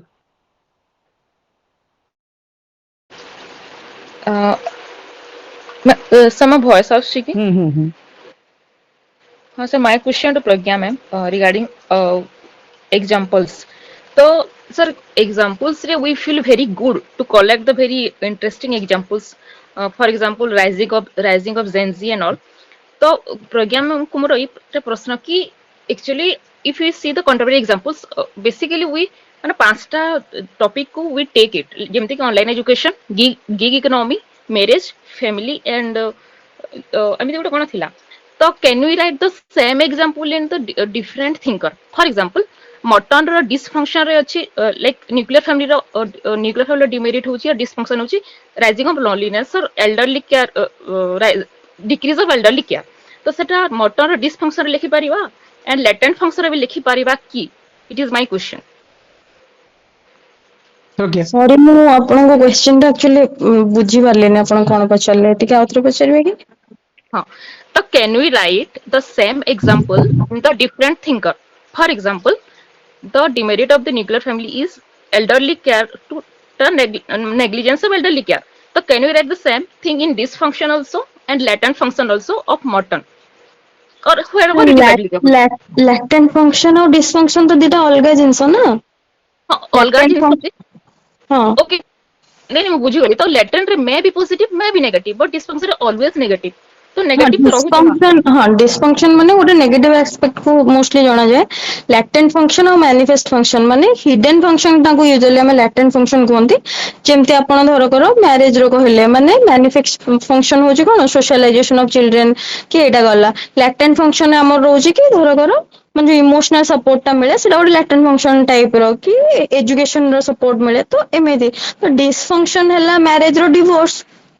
तो दीटा का अलग जिनस ना. लैटेंट फंक्शन गोटे अलग जिनस डिसफंक्शन गोटे अलग जिनस. तो ओके नहीं तो मो कहि बार था एटा कि माने can we write the same example in different thinkers कारण बहुत सारा जिनस तो वैशाली यदि आपण हाँ वैशाली जिमती प्रज्ञा कहउतले हाँ प्रज्ञा गोटे मिनिट प्रज्ञा जिमती कहउतले जे एग्जांपल्स को जोड़ीबार गोटे स्किल छानिथिबा दरकार. मतलब को एग्जांपल्स को वे रे आनी परिबो. मतलब जदि रिलेवेंस टा मिस आउट कर देले हुई तो प्रॉब्लम हे जिवो राइट. हाँ प्रज्ञा हाँ जेति एग्जांपल रिलेवेंट अछि कनेक्ट होछि काहे लिख परबेनी किंतु बट मु एया सजेस्ट करबी कि आपण खाता रे गोटे एग्जांपल बारंबार न लिखि कि टिके डाइवर्सिफाई करंत एग्जांपल्स. हाँ एक्जेक्टली मु एटा ही पूछ रही कि एग्जाम रे will feel bore after a certain point. तो आपण कोटा लिखि दिले जोतरे माने रैंक होल माने आसिला. तो exactly I was asking that question. तो आउट तो देखो सब टॉपिक पे आपण अलग अलग एग्जांपल सेमति कलेक्ट करके माइंड रे रखिबे ना. तो जेमति हमर गोटे टॉपिक रु केतेटा ही क्वेश्चन आसीबो गोटे यूनिट रु केतेटा क्वेश्चन आसीबो गोटे आसपारे मैक्स टू मैक्स दीटा थिंकर्स पार्ट टिके अधिक आसे. तो सेमति आपण सबुरो सॉफ्ट जहां भी आपणकर धर कर जो टॉपिक रो आपण जेति 4-5टा एग्जांपल्स कनेक्ट करथिबे ना तो ताको रिपीट काई करबे माने जोटा मन पड़िबो सेटा लिखिबे.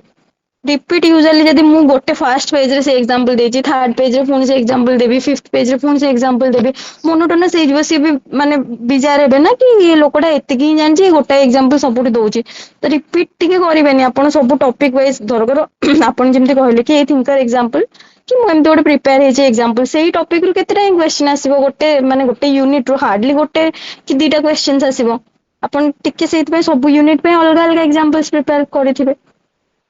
ओके अवॉइड करिवे. हाँ और Kasturi ma'am has very well explain कि we shouldn't write criticism unless it is asked. तो सपोज अछि कार्ल मार्क्स रंकर तो माने से डिस्क्राइब द पोस्टुलेट्स तो कहिछि तो क्रिटिसिज्म को ऐड करिबा कथा कि नाही unless until it is asked critically examine बोली कि ହଁ ମୋଷ୍ଟଲି ଯଦି ଆପଣ ଥିଙ୍କର୍ସ ଲେଖୁଛନ୍ତି ଥିଙ୍କର୍ସ ମାନଙ୍କର କିଛି ଥିଓରି ଲେଖୁଛନ୍ତି ମାନେ ଧରକର ଆପଣ ହିଷ୍ଟୋରିକାଲ ମ୍ୟାଟେରିଆଲିଜମ ଲେଖିଲେ ସେଠି ଆପଣ କ୍ରିଟିକ୍ସ ପଚାରନ୍ତୁ ନ ପଚାରନ୍ତୁ ଆପଣ ଦି ତିନିଟା କ୍ରିଟିକ୍ସ ସେମିତି ଲେଖିଦେଲେ ଯଦି ଠିକ ଅଛି ବଟ୍ ଯଦି ଆପଣଙ୍କୁ ଅଲଗା କୋଉ କ୍ୱେଶ୍ଚିନ ରେ କ୍ରିଟିକାଲ ଏକ୍ସାମିନ କୁହା ହେଇନି ଥେସିସ୍ ଆଣ୍ଟିଥେସିସ୍ କଥା କୁହା ହେଇନି ସବୁଠି ମାନେ ଜବରଦସ୍ତି ପୁରାନ୍ତୁନି ସେ ମ୍ୟାଡାମ ବି ଯୋଉଟା କହୁଥିଲେ ଏମିତି ଜରୁରୀ ନାହିଁ ଆମକୁ ଲାଗେ କି ହଁ ଆମେ ଲେଖିଦବା ଯୋଉଠି କ୍ୱେଶ୍ଚିନ ର ଡିମାଣ୍ଡ ଅନୁସାରେ ଆନ୍ସର ଲେଖନ୍ତୁ ଯଦି ସେ କ୍ରିଟିକାଲି ଏକ୍ସାମିନ କହିଛନ୍ତି ତ ଆପଣ କରନ୍ତୁ କ୍ରିଟିକ ଲେଖନ୍ତୁ କି କଣ ଲେଖନ୍ତୁ ଧରକର କ୍ୱେଶ୍ଚିନ ରେ ବି କିଛି ସେମିତି ଅଛି କ୍ୱେଶ୍ଚିନ ଟା କି ଯୋଉଠି ଆପଣ କ୍ରିଟିକ୍ସ ଲେଖିବେ ତ ଲେଖିବେ ଥିଙ୍କର୍ସ ମାନଙ୍କର ଯୋଉ ଥିଓରି ଗୁଡାକ ଟିପିକାଲ ଅଛି ଯଦି ସେଇଟା ଡାଇରେକ୍ଟ ଏମିତି ପଚାରିଛି ସେଠି ଆପଣ ଟିକେ କ୍ରିଟିକ୍ସ ମାନେ ମାନେ ସେଠି ତ ପଚାରେ ନା ସେ ଡାଇରେକ୍ଟ ପଚାରି ଦିଏ କି explain Marx theory of historical materialism ଧରକର ପଚାରିଲେ ତ ସେଠି ଆପଣ କ୍ରିଟିକ ଲେଖିଦେବେ ଯଦି ଆପଣ ଥିଓରିଜ ଗୁଡାକ ଲେଖୁଛନ୍ତି ବଟ୍ ଅଲଗା କ୍ୱେଶ୍ଚିନ ରେ ଯଦି ଆପଣଙ୍କୁ କୁହା ହେଇଛି ତ ଲେଖନ୍ତୁ ନହେଲେ ମୁଁ ଲେଖିନଥିଲି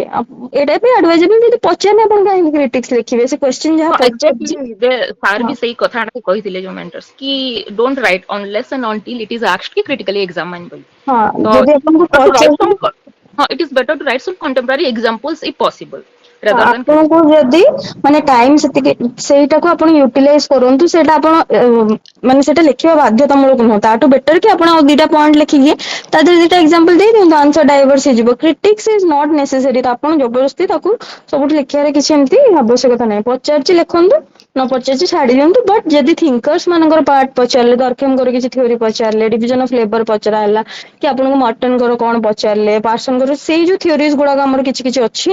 ଯଦି ତା ଦେହରେ ଆପଣ କ୍ରିଟିକ୍ସ ଲେଖୁଛନ୍ତି ସେଇଟା ଲେଖିପାରିବେ ଥିଓରିଜ ଗୁଡାକରେ ହଁ ଏଇ ଥିଓରିଟା ଏଇ ଗ୍ରାଉଣ୍ଡ ରେ ଜଷ୍ଟ ଦିଟା କି ତିନିଟା କ୍ରିଟିକ୍ସ ଏଇ ଗ୍ରାଉଣ୍ଡ ରେ କ୍ରିଟିସାଇଜ ହେଇଥିଲା ତ ଦ୍ୟାଟ ଇଜ ଫାଇନ ବଟ୍ ଅଲଗା କ୍ୱେଶ୍ଚିନ୍ସ ଗୁଡାକରେ ଯଦି ପଚାରୁଛି ଲେଖନ୍ତୁ ନହେଲେ ନାହିଁ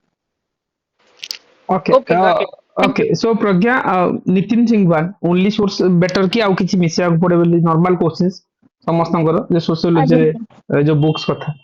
ହଁ ସେଇ ବୁକ୍ ଟା ସାର୍ ମୁଁ ନିଜେ ସେଇ ବୁକ୍ ଟା ପଢିଛି ସେ ବୁକ୍ ଟା ମାନେ ଗୋଟେ ଭଲ ଅଣ୍ଡରଷ୍ଟାଣ୍ଡିଂ ମାନେ ଯଦି ବିଗନର୍ସ ଅଛନ୍ତି ମତେ ଲାଗେ ଗୋଟେ ଅଣ୍ଡରଷ୍ଟାଣ୍ଡିଂ ଡେଭଲପ କରିବାରେ ମାନେ ବହୁତ ହେଲ୍ପ କରିବ ସେଇ ବୁକ୍ ଟା ତାପରେ ସାର୍ ସ୍ଲିପି କ୍ଲାसेସ ର ଭିଡିଓଜ ଆସେ ୟୁଟ୍ୟୁବ ରେ ତାକୁ ମୁଁ ଦେଖିଛି ଏକ୍ସଟେନ୍ସିଭଲି ତାର ନୋଟ୍ସ ବି ଆସିଯାଏ ଏବେ ତ ସେମାନେ ମାନେ କମ୍ପାଇଲେସନ କରିକି ବନେଇକି ତାଙ୍କ ସାଇଟ ରେ ମିଳିଯାଉଛି କିଣିବାକୁ କି କେତେ କଣ ଏମିତି ଫ୍ରିରେ ବି ଟେଲିଗ୍ରାମ ରେ ଟିକେ ସର୍ଚ୍ଚ କଲେ ଆପଣଙ୍କୁ ମିଳିଯିବ ତ ସେଇଟା ଦେଖନ୍ତୁ ସୋର୍ସ ମାନେ ମେନ୍ ହଉଛି କି ମାନେ ଗୋଟେ ବୁଝି ଯାଆନ୍ତୁ ସୋସିଓଲୋଜି ଟାକୁ ମୁଁ କହିବି ତାପରେ ନିଜେ ଅଣ୍ଡରଷ୍ଟାଣ୍ଡିଂ ରେ ଆପଣ ନୋଟ୍ସ ସାଙ୍ଗୱାନ ରୁ ଦେଖିପାରିବେ ଆପଣ କେତେ କେତେ ସାର୍ ଏବେ ଆସିଲାଣି ବିକାଶ ସାରଙ୍କର ଅଛି ଆମର ଲେଭେଲ ଅଫ ଆଇଏଏସ୍ ର ମିଳୁଛି ସୋସିଓଲୋଜି ସ୍ଲିପି କ୍ଲାसेସ ର ଅଛି ଯୋଉଟା ଦେଖନ୍ତୁ ଏମିତି ଫୋମୋ କ୍ରିଏଟ କରନ୍ତୁନି ଯୋଉଟା ଗୋଟେ କି ଦିଟା ସୋର୍ସ ମାକ୍ସିମମ୍ ଯଦି ଆପଣ ବିଗନର ଅଛନ୍ତି ଟାଇମ ଅଛି ଆପଣଙ୍କ ପାଖରେ ସଜେଷ୍ଟ କରିବି ଦିଟା ସୋର୍ସ ଯୋଉଟା ଆପଣ ଦେଖନ୍ତୁ ତାକୁ ଏନରିଚ କରନ୍ତୁ ଭିଡିଓଜ ଦେଖିକି ସୋସିଓଲୋଜିକାଲି ମାନେ ଯାହା ବି ଡିବେଟ କିଛି ମାନେ ନ୍ୟୁଜ ଉଠେଇକି କି କଣ ସୋସାଇଟିରେ ଚାଲିଛି ତାକୁ ଦେଖିକି ଏନରିଚ କରନ୍ତୁ ଆନ୍ସର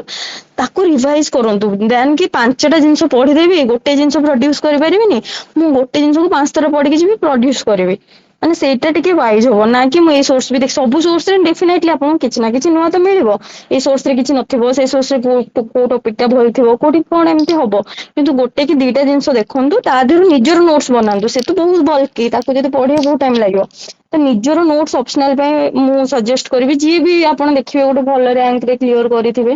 ସମସ୍ତଙ୍କର ଯୋଉମାନେ ବି ରାଙ୍କର୍ସ ଅଛନ୍ତି ସମସ୍ତଙ୍କ ନିଜ ନୋଟ୍ସ ତ ଅପସନାଲ ପାଇଁ ଆଟଲିଷ୍ଟ ଥିବ ନିହାତି so ହଁ ଏଟା ଅପସନାଲ ମାନେ ମେକ୍ ଅର ବ୍ରେକ୍ ଯୋଉ ଜିନିଷଟା କୁହନ୍ତି ଅପସନାଲ ଆପଣଙ୍କର ଯଦି ସିକ୍ୟୁର ହେଇଯାଉଛି 300 ମାର୍କ ନା ମାନେ ଆପଣ ଗୋଟେ ଏଜ ନିଶ୍ଚିନ୍ତ ମିଳିବ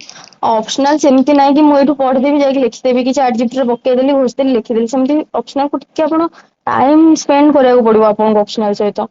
ନୋଟ୍ସ ବନାନ୍ତୁ ଯାହା ପାଖେ ଏବେ ନାହିଁ ମୁଁ କାହାକୁ ଡିମୋଟିଭେଟ କରୁନି କି ନାଇଁ ନୋଟ୍ସ ନାହିଁ ତ ହେଇପାରିବନି ଏବେ ପାଇଁ ଯେତିକି ହେଇପାରୁଛି ଓପିଏସସି ର PYQ ଯୋଉଟା ଏବେ ଯାଏଁ ତ ଚାଲିଥିଲା କିନ୍ତୁ ଏ ବର୍ଷଠୁ ଟିକେ ଟ୍ରେଣ୍ଡ ଚେଞ୍ଜ ହେଇଛି ତ ପୁରା PYQ ଆମେ ରିଲାଏ ବି କରିପାରିବାନି ଆମେ ବୁଝିବା ଜିନିଷଟାକୁ ମୁଁ ବାର ବାର ଫୋକସ କରୁଛି କି ଆପଣ ବୁଝନ୍ତୁ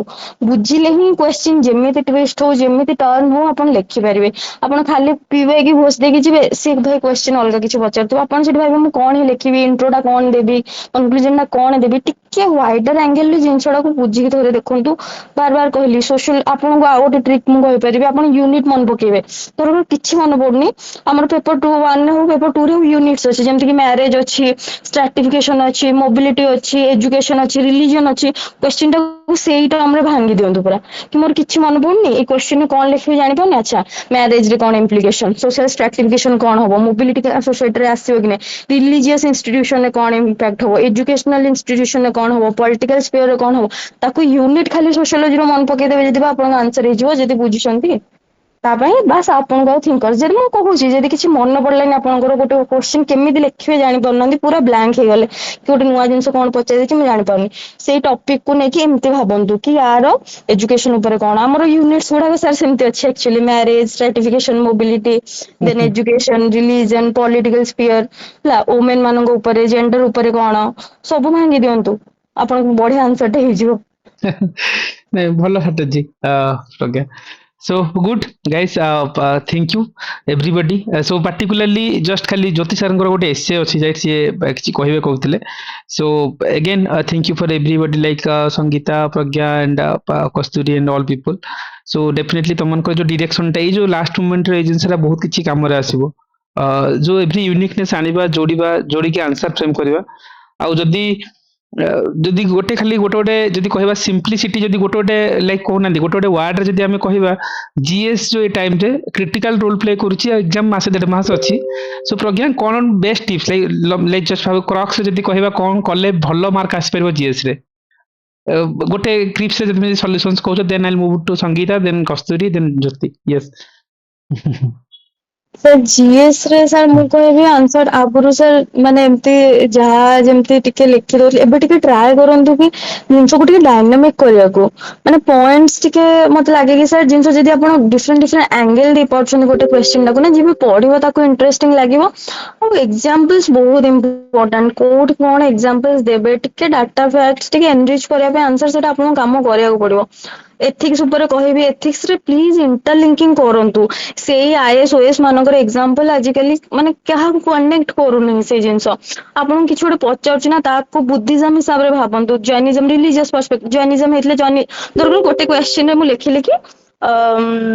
ଗାନ୍ଧୀଙ୍କର ଗୋଟେ କ୍ୱେଶ୍ଚିନ୍ ଏକ୍ସାମ୍ପଲରେ ମୁଁ ଗାନ୍ଧୀଙ୍କ 7 ସିନ୍ସ କଥା ଲେଖିଲି। ନେକ୍ସଟ କ୍ୱେଶ୍ଚିନ୍ ଆଇଲ୍ ଡାଇଭରସିଫାଏ, ମୁଁ ଏପିକ କୁ ଯିବି, ମହାଭାରତ କି ଗୀତାରେ ଏହା ହେଇଥିଲା, ମାନେ ଏକ୍ସାମ୍ପଲକୁ ମୁଁ ଡାଇଭରସିଫାଏ କରିବି ଖାତାରେ, ଯିଏ ପଢିବ ନା ସେ ଭାବିବ କି ହଁ ଏ ବହୁତ ଆଡୁ ଏକ୍ସାମ୍ପଲ୍ସ ଦେଇଛି। ତାପରେ ମୁଁ ଯିବି କିଛି ସୋସିଆଲ ରିଫର୍ମର୍ସ ମାନଙ୍କର ଏକ୍ସାମ୍ପଲ ଦେବି। ଆପଣ ଏବେର କଥା ମୁଁ ରାଜା ରାମମୋହନ ରାୟଙ୍କ ଏକ୍ସାମ୍ପଲ ଦେବି, ଠିକ ଅଛି ଖାତାରେ ସମସ୍ତେ ଆଇଏଏସ୍ ଓଏଏସ୍ କଥା ଲେଖିଛନ୍ତି, ମୁଁ କିଛି ହିଷ୍ଟୋରିକାଲ ଫିଗର ଆଣିକି ଥୋଇବି। ମୁଁ ଜୈନିଜମ ର ଏକ୍ସାମ୍ପଲ ଦେବି, ଜୈନିଜମ ହିସାବରେ ଆମର ଏୟା କି ଏୟା। ତାପରେ ମୁଁ ସେ ଯୋଉ ଆମର ଯାହାବି ସବୁ ଅଛନ୍ତି ଫିଲୋସଫର୍ସ ଥିଙ୍କର୍ସ, ମୁଁ ଆରିଷ୍ଟଟଲଙ୍କୁ ଆଣିକି ଥୋଇବି, ମାର୍କ୍ସ କୁ ଥୋଇବି। ତ ଡାଇଭରସିଫାଏ କରିଦିଅନ୍ତୁ ଏଥିକ୍ସ ରେ ଖାତାଟାକୁ, ଯୋଉଠି କିଛି ଏମିତି ରୁଲ ନାହିଁ, ମାନେ କିଛି ବାଉଣ୍ଡ ନୁହଁ କି ଆପଣ ଏଇଠି ଏଇଟା ଲେଖିବେ ସେଇଠି ସେଇଟା ଲେଖିବେ। ପ୍ଲିଜ ଡାଇଭରସିଫାଏ ୟୋର ଆନ୍ସର୍ସ, ଯୋଉଠି ଯୋଉଟା ରିଲେଭାଣ୍ଟ, ମାନେ ଏମିତି ନାହିଁ କି ମନ ଇଚ୍ଛା ମାନେ ଲେଖିଦେବେ, କନେକ୍ଟ କରେଇକି ଜଷ୍ଟିଫାଏ କରିବେ। ଖାତାଟାକୁ ପୁରା ଡାଇଭରସିଫାଏ କରନ୍ତୁ, ଯିଏ ପଢିବ ବି ସେ ଖୁସି ହବ। ଏଥିକ୍ସ ହଉଛି ୱାନ ଅଫ ଦ, ପିଲାମାନଙ୍କୁ ସାର୍ ଡର ଲାଗେ କିନ୍ତୁ ୟେସ୍ ଏଥିକ୍ସ ୟେସ୍। ଯଦି ଆପଣ ବୁଝି ଯାଆନ୍ତି ନା, one of the easiest thing, ବହୁତ ମଜା ଲାଗିବ ଆପଣଙ୍କୁ ଲେଖିବାକୁ। ଥରେ ଟ୍ରାଏ କରିକି ଦେଖନ୍ତୁ, ମୁଁ କିଛି ମାନେ ଏମିତି କହିବି, ସେୟାର କରିବି। ଆପଣ ଏଆଇ କଥା ଲେଖୁଛନ୍ତି, ଏଆଇ ରେ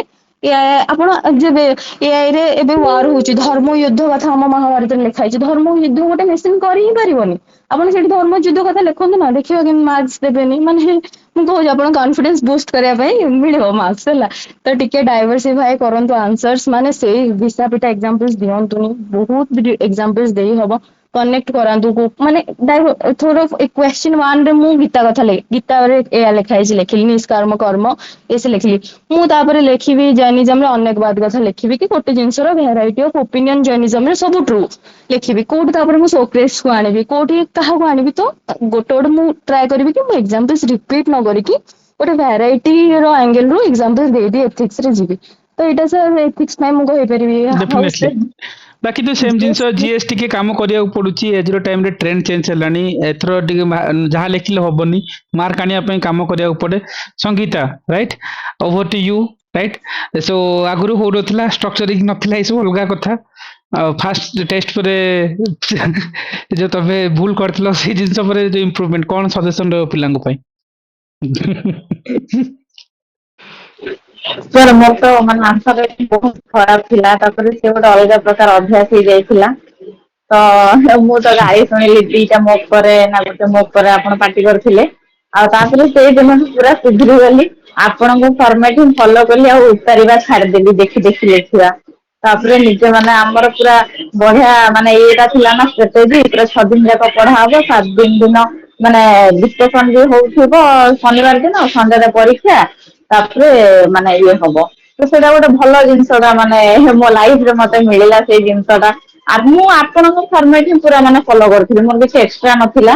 ଆଉ ଆପଣଙ୍କର ସେ ଯୋଉ ମେନ୍ସ ର ମାନେ ମୋକ୍ ଟା ସେତିକିରେ ଯେତିକି ଜିନିଷ ଅଛି ଇନଫରମେସନ ସେଇଟା ତ ବଲ୍କି ହେଇଯାଉଛି, ତାକୁ ସର୍ଟ କରିବାକୁ ପଡୁଛି। ତ ଏକ୍ସଟ୍ରା ମାନେ କିଛି ଆଡ କରିବାକୁ ପଡୁନଥିଲା। ଆଚ୍ଛା ସେମ୍ ଜିନିଷ ଲାଗି ଗୋଟେ ସିମ୍ପ୍ଲିସିଟି ରାଇଟ୍ ପଢିବା ସେ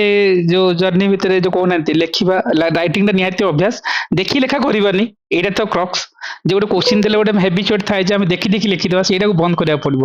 ଇଭେନ୍ ତ କେବେ ନା କେବେ ଯେବେ ପ୍ରଜ୍ଞା ବିଗ୍ନର ଥିଲେ ରାଇଟ୍ ମୁଁ ଯେବେ କହୁଛି ଫାର୍ଷ୍ଟ ଟାଇମ ଯେବେ ଦେଖା ହଉଥିଲା ସେ ଏତେ ଏତେ ଲେଖୁଥିଲେ ବୋଲି ପ୍ରଜ୍ଞା ରିଏଲ ଟାଇମ ଲେଖି ହବ ନାଇଁ ସେଟା ଲେଖି ତ ହଉନି ଏକ୍ସାମ ରେ ଏନିୱେ ପ୍ରଜ୍ଞା କଣ କହୁଛ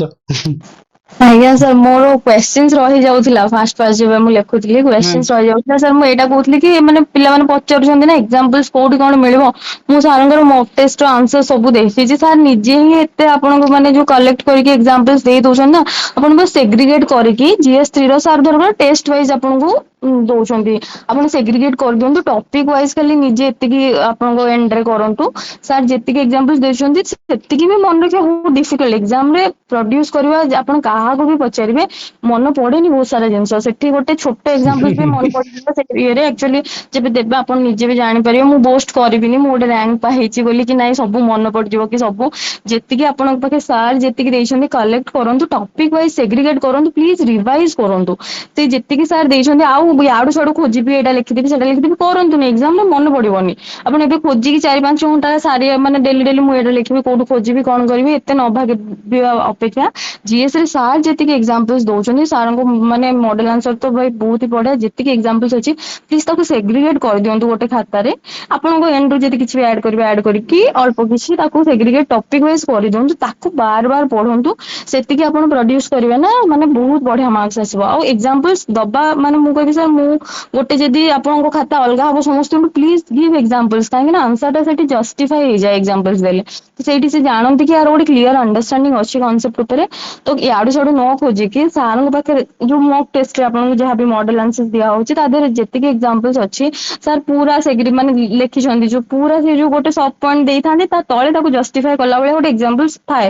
ସବୁ ପଏଣ୍ଟରେ ସାରଙ୍କର ଏକ୍ସାମ୍ପଲ୍ସ ଥାଏ କଲେକ୍ଟ କରନ୍ତୁ ତାକୁ ହିଁ ବାର ବାର ରିଭାଇଜ କରନ୍ତୁ ଡୋଣ୍ଟ ଗୋ କି ଗୋ ଆଫ୍ଟର କି ମୁଁ ଏଠୁ ଦେଖିଦେବି ସେଠୁ ଦେଖିଦେବି ବହୁତ ଟାଇମ ପଳେଇବ ଏବେ ଟାଇମ ନାହିଁ ଆପଣଙ୍କ ମାନେ ଯୋଉମାନେ ବି ମେନ୍ସ ଲେଖୁଛନ୍ତି ଟାଇମ ନାହିଁ ରିଭାଇଜ ପ୍ଲିଜ ରିଭାଇଜ ମୁଁ ବାର ବାର କହିବି ରିଭିଜନର ସବଷ୍ଟିଟ୍ୟୁଟ ନାହିଁ ସେଇ ମଡେଲ ଆନ୍ସରକୁ 5 ଥର ପଢନ୍ତୁ ଦେନ୍ ମୁଁ ଆଉ 5ଟା ସୋର୍ସ ଖୋଜିବି କରିକି ଦେଖନ୍ତୁ ଏତିକି ଯୋଉମାନେ ଲେସ୍ ଇଜ ମୋର OPSC ରେ ମୁଁ ଆପଣଙ୍କୁ ଯଦି ଟପ୍ ସିକ୍ରେଟ ଗୋଟେ ମାନେ ଫିଲ୍ କରିବାକୁ ଯିବି OPSC ର ଲେସ୍ ଇଜ ମୋର ପିଲାମାନେ ପ୍ରହାର ଖାଲି ବି ପଢିକି 5 ଥର ଟପ୍ ରାଙ୍କ ରଖିକି ଯାଇଛନ୍ତି ଏଥର ଆପଣ ଯଦି ଇଣ୍ଟରଭ୍ୟୁ ଦେଖିବେ ପିଲାମାନେ କହୁଛନ୍ତି ବି ଖାଲି ପ୍ରହାର ନୋଟ୍ସ ପଢିକି ଯାଇଛୁ ତ ସାରଙ୍କ ନୋଟ୍ସ ତ ପ୍ରହାର ଟୁ ମଚ୍ ବେଟର ଯୋଉଠି ମକ୍ ଟେଷ୍ଟ ର ନୋଟ୍ ଅଛି ଆମ OPSC ର Odisha specific example specifically OPSC is now asking questions from Odisha specific parts ତ ପ୍ଲିଜ ଫୋକସ କରନ୍ତୁ ଓଡିଶା ବାଲା ପାର୍ଟରେ OPSC ମାନେ ବହୁତ ପଚାରୁଛି ଆଉ ସାର୍ ସେ ଏକ୍ସାମ ଆପଣଙ୍କ ପାଇଁ ଯୋଉ କାମଟା ସାର୍ ନିଜେ କରିଦଉଛନ୍ତି ଖୋଜିକି ଆଣିକି ସବୁ ଏକ୍ସାମ୍ପଲ ଦଉଛନ୍ତି ପ୍ଲିଜ ତାକୁ ଆପଣ କଲେକ୍ଟ କରନ୍ତୁ ସେଗ୍ରିଗେଟ କରିକି ଗୋଟେ ଖାତାରେ 2-3 ଥର ଲେଖନ୍ତୁ କେମିତି ବି ଆପଣଙ୍କ ମନେ ରଖିବାର ଆପଣଙ୍କର କିଏ ପଢିକି ମନେ ରଖେ କିଏ ଲେଖିକି ମନେ ରଖେ କିଏ ଆଉ କହିକି ମନେ ରଖେ କିଏ ଡିସ୍କସନ କରିକି ମନେ ରଖେ କୋଉ ବି ୱେରୁ ମନେ ରଖନ୍ତୁ 5 ଥର ତାକୁ ରିଭାଇଜ କରନ୍ତୁ ଆଉ ୟାଡୁ ସ୍ୟାଡୁ ଖୋଜନ୍ତୁନି ଆଉ ଥରେ କହିବି ଲେସ୍ ଇଜ ମୋର ନା ଟ୍ରୁ ଯେମିତି ପ୍ରଜ୍ଞା କହିଲେ ଯେ ଏଇଠି କଣ୍ଟିନ୍ୟୁଅସ୍ ରିଭିଜନ ଜ୍ୟୋତି ବି ପଚାରିବ କେବେ ନା କେବେ ରିଭିଜନଟାର ସବଷ୍ଟିଚ୍ୟୁଟ ନାହିଁ ଆଉ ଯୋଉ କାମ ତମେ କରିବା କଥା ଅଲରେଡି ଅଛି କିନ୍ତୁ ଆଠୁ ଅଧିକ କରିବା ପାଇଁ ସମୟ ୱେଷ୍ଟ ହେଇଯିବ ତା ବଦଳରେ ଅପସନାଲରେ ଟାଇମ ଦିଅ ଏସରେ ଟାଇମ ଦିଅ ରାଇଟ୍ ଅଧିକ କରି ହବ ବି ନାହିଁ ଯେମିତି ଏକ୍ସାମ ହଲରେ ମନେ ପଡେନି ଯେମିତି ଯୋଉ ପ୍ରଜ୍ଞା କହିଲେ କିଛି ମନେ ପଡିବନି ଏକ୍ସାମ ହଲରେ ପାର୍ଟିକୁଲାରଲି ଆକୁ ହିଁ ନେବା ପ୍ରଡ୍ୟୁସ କରିବାର ଅଛି ସୋ ସମସ୍ତଙ୍କର ଏପ୍ରୋଚ ଅଲଗା ସମସ୍ତଙ୍କର ଷ୍ଟ୍ରାଟେଜି ଅଲଗା ଭଲ ପଛେ ଦୌଡ଼ିବାର ନାହିଁ ସିମ୍ପ୍ଲିସିଟିରେ ଯିବା over to you Kasturi like last keyword then ଜ୍ୟୋତିଙ୍କ ପାଖକୁ ଆସିବି ଜ୍ୟୋତି ବହୁତ ସମୟ ହେଲା ୱେଟ୍ କଲେଣି ଦେନ୍ ଆସିବି ସୋ କସ୍ତୁରୀ GS ପାର୍ଟରେ କଣ ସଜେସନ ଦେବ ଗୋଟେ କ୍ରକ୍ସରେ ଯଦି କହିବା ସାର୍ GS ପାଇଁ ତ ମୁଁ ଯେମିତି ଫର୍ମାଟ ହିଁ ଫଲୋ କରୁଥିଲି तो सेमती से गोटे जिनस मु सजेस्ट करि परिबि जे रिवीजन और रिवीजन करिया दरकार बहुत जिनस माने बहुत मटेरियल कलेक्शन चक्कर न रही कि ना रिवीजन ताको बार बार करिया दरकार जेमती आपण जति की पढौजोने ना हां सेति की सफिशिएंट भाबी कि माने ताको दी थर हो तीन थर हो जेमती आपण आर थर पिला माने आमे आने भी करिथिलु पांच पांच थर रिवीजन करिके हॉल माने एग्जाम हॉल को जाइथिलु सेमती सर मु कहबी केवल रिवीजन और रिवीजन करंतु आ जेमती सर आपनका फॉर्मेट रुहे कि वर्ड रुहे जेमती एग्जांपल रुहे डायग्राम माने रखिबा कोठी केमती एई जिंस गुडा कहि माने प्रैक्टिस करंतु आ जेमती सर माने 15 टा क्वेश्चन अटेंड करिवे बोली भाबी कि जांतु एग्जाम हॉल को क्वेश्चन केमती आसु किंतु मु अटेंड करिके आसीबी निहाती एति कि रहबा सर सो क्रक्स रिवीजन करबा दरकार गोटे 15टा क्वेश्चन लेखिबी नल क्वेश्चन रही जाय जिंती प्रज्ञा कहूतिले क्वेश्चन कोठ ना कोठ रही जीवो लेखि होबनी सेति कम जिंस स्मॉल इज वेरी ब्यूटीफुल सेति कस्तूरी तो पाखापाखि 20 पेज रो नोट ही पढ़िथिले राइट तांकर एवरी पेपर रो पेपर 1 2 3 4 सब पेपर 20 पेज रो नोट्स से 2 वर्ष सारा सेति ही पढ़ि जाइछंती सेति माइक्रो बनै छारछंती जिंसटा को मतलब पढ़िला परे तमे जो बना जाए क्रक्सटा आई थिंक संगीता टाइम रे भी तांको सहित भी बहुत इंटरव्यू जाइथिले सेमान भी से 15-20 पेज नोट्स बनैछंती जेतले रिगोरियस रिवीजन हे जिवो आई थिंक सेक्शनल टेस्ट हम सिमती कवर करे नै छि तम जिंस को सो कस्तूरी की पचारिबो ओनली 2 वर्ष सारा से भलो स्कोर आनि छिन पूर्व वर्ष भी 135 140 रेंज रे स्कोर आस्थिला एथिक्स रो पेपर 3 रो because only 20 pages note so similar हुए कहीं रिवीजन करवार थिला जिंती प्रज्ञा बारंबार कोना रिवीजन करो एग्जाम रे मन पड़िबोनी सो से कम जिंस को रिवीजन करबा एग्जाम रे पोर्ट्रेट करबा दैट्स इट सेटा ही सॉल्यूशन सभा कथा समस्त पई and thank you everyone and Jyoti yes Jyoti अछंती सो ज्योति गुटे स्ट्रेटजी कहबे लेट्स एंड करबा तापर ज्योति एसे ऊपर कोन किछ रह गेला सॉरी लेट हलानी सर एसे तो मती पॉसिबल नय कहिवार अच्छा मे बी केबे नेक्स्ट कोटे सेशन कहि देबी किंतु Okay, okay. सर मु जो GS related yes yes yes मत लागु छी सर मु गोटे माने ओल्ड एज रो टॉपर हे ना अछि ना ना ना माने सेही ज्योति सेही हिसाब रे तमे इंस्पिरेशन थिल संगीता हंतु कस्तूरी हंतु से तम देखी तम अंडर रे पढ़ी शुणी तम लाइन को किछि ओल्ड एज रो नुह सब सेम चलछि बट किंछि जिंस कोन हेछि टिके अपग्रेडिंग हे गलानी सोसाइटी एबे टिके क्वेश्चंस टिके अपग्रेडिंग हे गलानी बट हां तीनटा यस जिंस अछि मु से जिंसटा कहि दउछि निहाती बस निहाती practice a lot of question माने जे पर्यंत आपण प्रैक्टिस करिवेनी लेट्स से कि मु जेतले सर आपण भी जानथिबे जते कि मॉक टेस्ट थिला फुल लेंथ टेस्ट मु केबे भी स्किप करिनी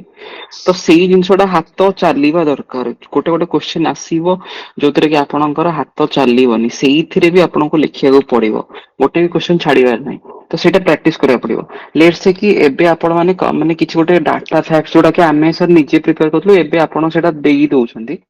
कि मु निजे मोर डाटा फैक्ट शीट बनैथिले जेमति कि आमे जदी कहबा वेस्ट टू वेल्थ तापरे pro planet people P3 model जोडा प्रो प्लैनेट पीपल जन भागीदारी वनीकरण प्रोजेक्ट कि एटीट्यूडनल चेंज ए जिंस गुडा आपण कहिबे कि आम पाखरे पांचटा डाटा फैक्ट अछि मो पाखरे अछि मु पढी देछि बट सेडा को आपण कंपाइल कर देकी रखी देले कामडा सेटे सरलानी आपण सेटा को कलेक्ट करले तापरे सेटा को जेपडा आपण जेतले टेस्ट सीरीज हबो फुल लेंथ टेस्ट हो मिनी टेस्ट हो सेटे लिखिले सेटा को करले माने पांच छटा आपण रेडी करथिबे दी तीनटा आपण माने टेस्ट सीरीज लिखिबे आ गोटे आपण जाईकी एग्जाम हॉल रे प्रोड्यूस करिवे से गोटे प्रोड्यूस करबा पय आपण पांच छटा रेंज दरकार से जिंसटा सेतबेला आसीबो जेपर्यंत आपण सेटा टेस्ट सीरीज रे प्रैक्टिस करथिबे कि राइटिंग प्रैक्टिस करथिबे दैट टू माने सेही डाटा फैक्ट गुडा आपण one pager before your exam GS 1 गोटा आपण one pager two pager note थिबा दरकार सेहीथरे भी सेही डाटा फैक्ट जोडा आपणकर कंसोलिडेट हेकि आसला लेट से कि 6टा पर डाटा थिला सेतर मु तीनटा जीएस रे माने टेस्ट सीरीज रे यूज करली देन सेटू मते दीटा कि गोटे मिलला सेहीटा आपण सेही वन पेजर नोट रे भी थिबा दरकार तो सेतेबेले जाइके आपण प्रोड्यूस करि परिबे नहले आपण प्रोड्यूस करिवा टिके डिफिकल्ट हबो निहाती so that is the things जे हमको डाटा फैक्ट को जोड़ीबार अछि जिंदी प्रज्ञा हो तो माने सब कहिले जे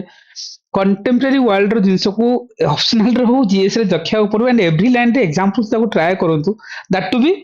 ए सब सेग्रीगेट हेकि अछि राइट तुमको भी करिया दरकार नहीं केवल पढ़ी कि लिखिबार अछि आ जोटा ज्योति भी कहले प्रज्ञा को पचारिबो संगीता होंतु कस्तूरी होंतु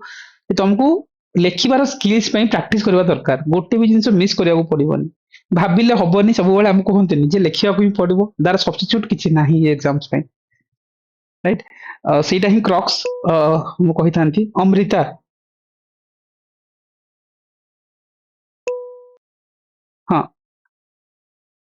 सर मोर गोटे क्वेश्चन डाउट थिला एथरो जो पेपर बेसिस रे मु ଟିକେ ପଚାରିବା ପାଇଁ ଚାହୁଁଛି जीएस रे ହୁଁ ହୁଁ जो ଯେମିତି क्वेश्चंस ଏଇଥର ଯେମିତି ଇଭଲ୍ଭ ହେଇଛି ମ୍ୟାଡାମ ଯେମିତି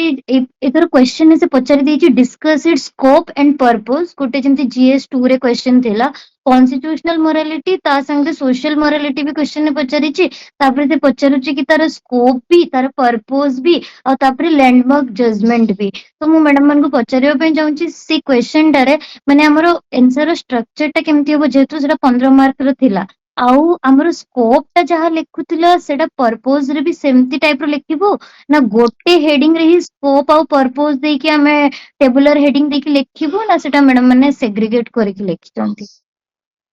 ଏନିୱାନ୍ କିଏ ଆଡ୍ରେସ କରିପାରିବ? ପ୍ରଜ୍ଞା ହୁଅନ୍ତୁ, କସ୍ତୁରୀ, କେହି ବି ଜଣେ ଆଡ୍ରେସ କରିପାରିବ। ପ୍ରଜ୍ଞା ଓକେ, ଆଉ କିଏ ଆଡ୍ରେସ କରିପାରିବ ଏଇ କ୍ୱେଶ୍ଚିନ୍ସ ଯୋଉ ଚାହୁଁଛ? ଡାଇରେକ୍ଟ ସ୍କୋପ କୁ ଅଲଗା, ପର୍ପସ କୁ ଅଲଗା ଏମିତି କରିବାକୁ ପଡିବ ନା ସେମ ରେ ଲେଖି ହବ? କସ୍ତୁରୀ ଆଜ୍ଞା ସାର୍ ସାର୍ ଯେହେତୁ ସେ ଦିଟା ମାନେ ପଚାରିଛି କ୍ୱେଶ୍ଚିନ୍ ଦେନ୍ ସ୍କୋପ ଆଉ ପର୍ପସ ତ ଅଲଗା ମୁଁ କରିକି ଲେଖିଥିଲି ମାନେ scope of this one and scope of this two then purpose କରିକି ମୁଁ ସେମିତି ସେଗ୍ରିଗେଟ କରିକି ଲେଖିଥିଲି ରିଅଲ ଆନ୍ସର ମାନେ ଯେମିତି ପର୍ଟିକୁଲାର ଆନ୍ସର ତ ମନେ ନଥିଲେ କିନ୍ତୁ ସେ ସେମିତି କରିକି ହିଁ ମୁଁ ଲେଖିଥିଲି ଏଇ ଜିନିଷଟା ଆଚ୍ଛା, मतलब ଯେମିତି ଭଙ୍ଗା ଯାଏ ଆମେ ସବୁବେଳେ କହୁଛେ ହୁଁ କ୍ୱେଶ୍ଚିନ୍ ଯେମିତି ମାଗିଥିବ ଆଜ୍ଞା ସେତେଟା ପାର୍ଟରେ ହଁ ଭାଙ୍ଗି ଭାଙ୍ଗି ଲେଖିବ, ହଁ ସେମିତି ହଁ ହେଲେ ମାର୍କ ମିଳେ ଆଉ। ହଁ ହଁ ସାର୍ ସରି ସାର୍ ମୁଁ ଟିକେ ପାଣି ପିଇବାକୁ ପଳେଇଥିଲି ଓକେ କ୍ୱେଶ୍ଚିନ୍ ଓକେ, ଶୁଣୁଥିଲି ହଁ ଯୋଉ ଆପଣ ପେପର ଯୋଉ 2 ରେ ପ୍ରଜ୍ଞା ଯୋଉ ପଚାରୁନାହାନ୍ତି କି ଯୋଉ ସ୍କୋପ୍ସ ପର୍ପସ ଆଉ ଏମିତି କିଛି ଗୋଟେ ମାଗିଥିଲା କନଷ୍ଟିଟ୍ୟୁସନାଲ ମୋରାଲିଟି ଆଉ ସୋସିଆଲ ମୋରାଲିଟି ଭିତରେ ଗୋଟେ ଆଜ୍ଞା ଲାଇନ ରେ ଆଜ୍ଞା ଲେଖିବା ନା ଅଲଗା ଅଲଗା କରିକି ଲେଖାଯାଏ ସେମିତି ପଚାରୁଛନ୍ତି? ସାର୍ ସେ ଯାହା ଯାହା ପଚାରୁଛି ଆପଣ ତାକୁ ଗୋଟେ ମାନେ ଧରକର ସ୍କୋପ ରେ ଆପଣ ଦି ତିନିଟା ପଏଣ୍ଟ ପଛନ୍ତି ଗୋଟେ ଧରକର ଆପଣ ଟାଇମ ବି ଲେଖିବାର ଅଛି ଟାଇମ ରେ ଲେଖିବାର ଅଛି ଧରକର ସ୍କୋପ ଆପଣ ଲେଖିଲେ ତ ସ୍କୋପ କୁ ଗୋଟେ ହବ ଆଣ୍ଡ ସ୍ପୋକ କରିକି ଏମିତି ଦି ତିନିଟା ପଏଣ୍ଟ ସ୍କୋପ ରେ ଲେଖିଦେଲେ ବଟ୍ ସ୍କୋପ ଲେଖିବେ ଦେନ୍ ପର୍ପୋଜ ଦିଅନ୍ତୁ ତା ତଳେ ଆପଣ ତିନିଟା ପଏଣ୍ଟ ହିସାବରେ ମାନେ ଏମିତି ମୁଁ କହୁଛି କି ଯେହେତୁ ଟାଇମ ହବନି ଆଉ 15 ମାର୍କ କ୍ୱେଶ୍ଚିନ୍ ଆମକୁ ଟିକେ ୱାଇଜଲି ତାକୁ ଆଡ୍ରେସ କରିବାକୁ ପଡିବ ତ ଧରକର ସ୍କୋପ ଆପଣ ଲେଖୁଛନ୍ତି ସ୍କୋପ ରେ ଆପଣ ଡାଇଗ୍ରାମେଟିକ ୱେ ରେ ଆପ୍ରୋଚ ନିଅନ୍ତୁ କି ନହେଲେ ସେ ଯୋଉ ସାର୍ ଯେମିତି କରନ୍ତିନି ମାନେ ଗୋଟେ ଭିତରେ ଗୋଟେ ଗୋଲ କରିଦେଲେ ତୀର ମାରିକି ସ୍କୋପ 3-4ଟା ସର୍ଟ ୱାର୍ଡରେ ଲେଖିଦେଲେ ପର୍ପୋଜ ଟାକୁ ଟିକେ ଏକ୍ସପ୍ଲେନ କରିବେ ବଟ୍ ସ୍କୋପ ବି ଲେଖିବେ ପର୍ପୋଜ ବି ଲେଖିବେ କାହିଁକି ନା ସେଠି ଯାହା ଯାହା ଲେଖା ହେଇଥାଏ ଟିକେ ସେଇ ଅନୁସାରେ ବ୍ରେକ୍ କଲେ ଆପଣଙ୍କୁ ଏମିତି ନାହିଁ କି ଆପଣ ନ ଲେଖିଲେ କିଛି ଗୋଟେ ସ୍କୋପ ଆଣ୍ଡ ପର୍ପୋଜ ଗୋଟେ ହେଡିଂ ଲେଖିକି ତା ତଳେ ଲେଖିଦେଲେ ବି ହବ ବଟ୍ ଯଦି ଆପଣ ମାନେ ସବୁ ଜିନିଷକୁ ଆଡ୍ରେସ କରିବାକୁ ଚାହୁଁଛନ୍ତି ଦ୍ୟାଟ୍ ଟୁ ଟାଇମଲି ଆପଣ ଟିକେ ୱାଇଜଲି କାମ କରିବେ ଧରକର ଗୋଟେକୁ ଡାଇଗ୍ରାମେଟିକ ବା ପଏଣ୍ଟ ୱେ ରେ ରିପ୍ରେଜେଣ୍ଟ କରିଦେଲେ ଗୋଟେକୁ ଟିକେ ଲେଖିବେ ବା ଟିକେ ଲମ୍ବା ଲେଖିବେ ଗୋଟେକୁ ଖାଲି ଏମିତି ଛୋଟ ଛୋଟ ପଏଣ୍ଟ ଦେଇ ସ୍କୋପ ଧରକର ସ୍କୋପ ହେଲ୍ପସ ଇନ ଦିସ୍ ଏମିତି ଏମିତି ଦି ତିନିଟା ପଏଣ୍ଟ ଲେଖିଦେଲେ ପର୍ପୋଜ ଟାକୁ ଟିକେ ଏକ୍ସପ୍ଲେନ କଲେ ଦେନ୍ କନଷ୍ଟିଟ୍ୟୁସନାଲ ମୋରାଲିଟି ଲେଖିଲେ ତାକୁ ଏକ୍ସପ୍ଲେନ କଲେ ଆଉ ସୋସିଆଲ ମୋରାଲିଟି ଟାକୁ ଆପଣ ପୁଣି ଡାଇଗ୍ରାମେଟିକ ୱେ ରେ କି ଏମିତି ତୀର ମାରିକି ଛୋଟ ଛୋଟ ମାନେ ଟାଇମ ସେଭ୍ କରିବା ପାଇଁ ଆପଣ ମାନେ ଗୋଟେ କ୍ୱେଶ୍ଚିନ୍ କୁ ମାନେ ସବୁକୁ ଏକା ତ ଆପଣ ଟାଇମ ଦେଇପାରିବେନି ନା ଆପଣ ବୁଝିବେ କି କ୍ୱେଶ୍ଚିନ୍ ରେ କୋଉ ପଏଣ୍ଟ ଟାକୁ ଆକ୍ଚୁଆଲି ୱେଟେଜ ଦବା କଥା କ୍ୱେଶ୍ଚିନ୍ ଟା କଣ ପଚାରିଛି ତ ଯୋଉଟାକୁ ୱେଟେଜ ଦବା କଥା ତାକୁ ଦେବେ ଯୋଉଟା ଏମିତି ଓପିଏସସି ଏବେ ତାର ଟ୍ରେଣ୍ଡ ଚାଲିଛି ଟିକେ ସେ 3-4ଟା ଜିନିଷ 5ଟା ଜିନିଷ ମାନେ 15 ମାର୍କରେ ପଚାରି ଦଉଛି ତ ସେଇଟାକୁ ଆପଣ ଟିକେ ୱାଇଜଲି କାମ ନେବେ ଯୋଉଟା ଏମିତି ସ୍କୋପ ପର୍ପୋଜ ଏମିତି 2-3ଟା ଜିନିଷ ପଚାରିଛନ୍ତି ଗୋଟେକୁ ଆପଣ ଟିକେ ସର୍ଟ ରେ ଏକ୍ସପ୍ଲେନ ମାନେ ଲେଖିଦେବେ ଗୋଟେକୁ ଟିକେ ଏକ୍ସପ୍ଲେନ କରିଦେବେ ତ ମାନେ ବ୍ରେକ୍ ହେଇଯିବ ଆଉ ଆଡ୍ରେସ ବି ହେଇଯିବ କ୍ୱେଶ୍ଚିନ୍ ଟା ଟିକେ ଇଣ୍ଟେଲିଜେଣ୍ଟ ହେଇକି ସେଠି ଲେଖିବେ ଓକେ ସୋ ମ୍ୟାଡାମ ଆଉ ହଁ ହଁ କୁହ କୁହ କୁହ। मैडम ଏଇଥର ଯୋଉ क्वेश्चन ଟା ଯେମିତି जीएस ରେ ବି ଇଭଲ୍ଭ ହେଇଛି पेपर 2 ବି पेपर 3 ବି ତ ସିଏ ଆଗରେ जीएस ରେ ବି ସେ ଯୋଉ କନଷ୍ଟିଟ୍ୟୁସନାଲ ମୋରାଲିଟି ରେ ତା ପୂର୍ବରୁ ସେ ଗୋଟେ କୋଟେସନାଲ କୋଟ ଲେଖିକି ସେ ଲେଖି ଦଉଛି କି constitutional morality is not sentimental something ତ ଆପଣ ମାନେ ଯେତେବେଳେ ଆନ୍ସର ଲେଖୁଥିଲେ ଏଇ ଯୋଉ ଉପର କୋଟ ଲାଇନ ଟାକୁ ଆଡ୍ରେସ କରିଥିଲେ ନା ସେକେଣ୍ଡ ପାର୍ଟ ରୁ ଯେମିତି ହ୍ୱାଟ ଇଜ କନଷ୍ଟିଟ୍ୟୁସନାଲ ମୋରାଲିଟି ସେ ସେକେଣ୍ଡ ପାର୍ଟ ରେ ପଚାରିଛି ବଟ୍ ଉପରେ ସେ ଗୋଟେ କୋଟ ଦେଇକି ଲେଖୁଥିଲା ସମଥିଙ୍ଗ ରିଲେଟେଡ ସେଇଟା ବି ଆପଣ ଆନ୍ସର ରେ କିଛି ଇଣ୍ଟ୍ରୋରେ ଆଡ୍ରେସ କରିଥିଲେ ନା ସେଟାକୁ ସ୍କିପ୍ କରିକି ଆମେ ଯୋଉଟା କ୍ୱେଶ୍ଚନ ପଚାରିଛେ ହ୍ୱାଟ ଇଜ କଣ ଡାଇରେକ୍ଟ ସେଟକୁ ଆମକୁ ଯିବାର ଥିଲା ହଁ ଦେଖନ୍ତୁ ସବୁ କ୍ୱେଶ୍ଚିନ୍ ତ ଇକ୍ୱାଲି ଆଡ୍ରେସ ଏମିତି କରିହବନି ତ ଧରକର କୋଡ ଧରକର କିଛି ଗୋଟେ ଦେଇଛି କି ଧରକର ଆମକୁ କହିଲେ କି ମାନେ ସର୍ଦ୍ଦାର ବଲ୍ଲଭ ଭାଇ ପଟେଲଙ୍କ ହିସାବରେ ସିଭିଲ ସର୍ଭାଣ୍ଟସ ମାନେ ଷ୍ଟିଲ ଫ୍ରେମ ଅଫ ଇଣ୍ଡିଆ तो ମୁଁ ଏମିତି ଲେଖିଦେବି କି ଧର ସେ ଖାଲି ଲେଖିଛି civil servants are steel frame of India, ତ ଏମିତି ଆପଣ ଲେଖିଦେବେ ଟିକେ କି ଏଇ କୋର୍ଟ ଅନୁସାରେ ଏୟା ମିନ୍ କରେ, ଦେନ୍ ଆପଣ ଡେଫିନେସନ ଲେଖିପାରିବେ। ନାଇଁ ଯଦି ସେଇଟା ଆପଣ କରିପାରୁନାହାନ୍ତି କି ଲେନ୍ଦି ହେଇଯାଉଛି, ଆପଣ ଡାଇରେକ୍ଟ ଆନ୍ସର ଲେଖିଲେ ବି ଚଳିବ, କିଛି ସେମିତି ନାହିଁ କି ସବୁବେଳେ କୋର୍ଟ ଟାକୁ ପୁରା ଆଡ୍ରେସ କରିବେ, ସେ କୋର୍ଟ କୁ ଜଷ୍ଟିଫାଏ କରିକି ଗୋଟେ ଇଣ୍ଟ୍ରୋ ଦେଇଦେଲେ ବି ହବ। Okay. Okay, thank you.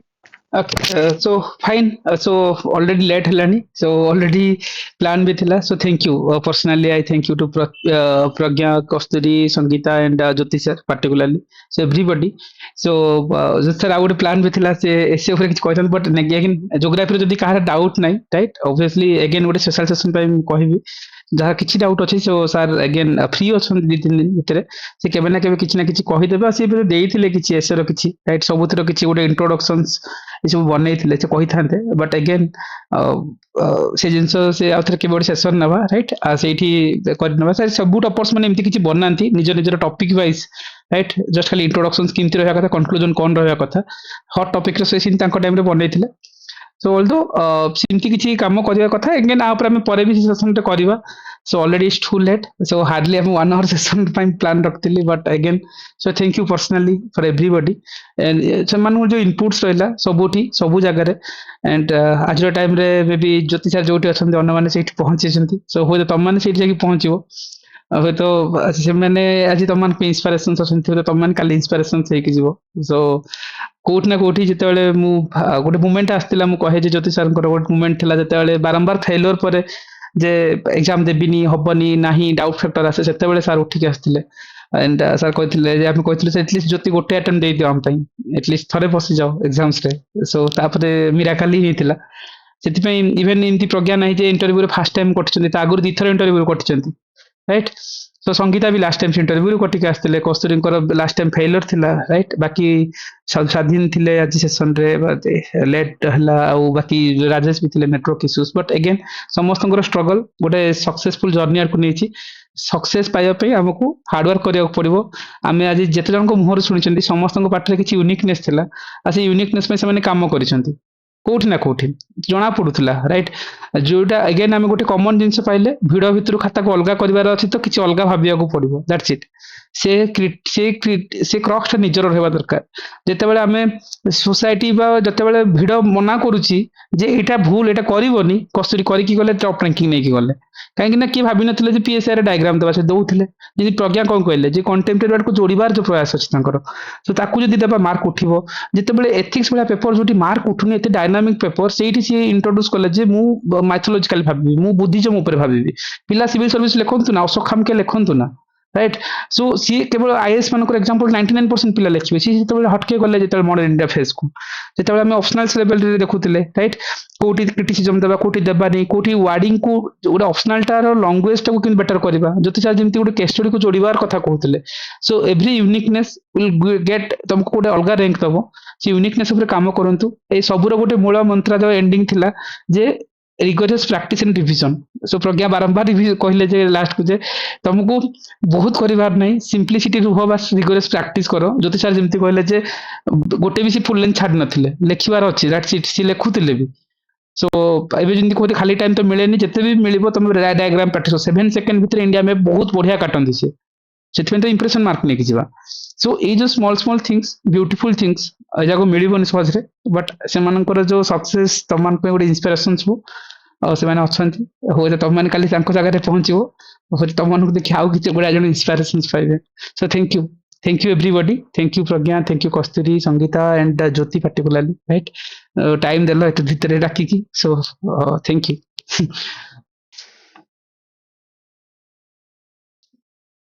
चलो गाइस एंड करवा सेशन को, ठीक अच्छे। So thank you everyone. हाँ Thank you, sir. Thank you, sir. Good night.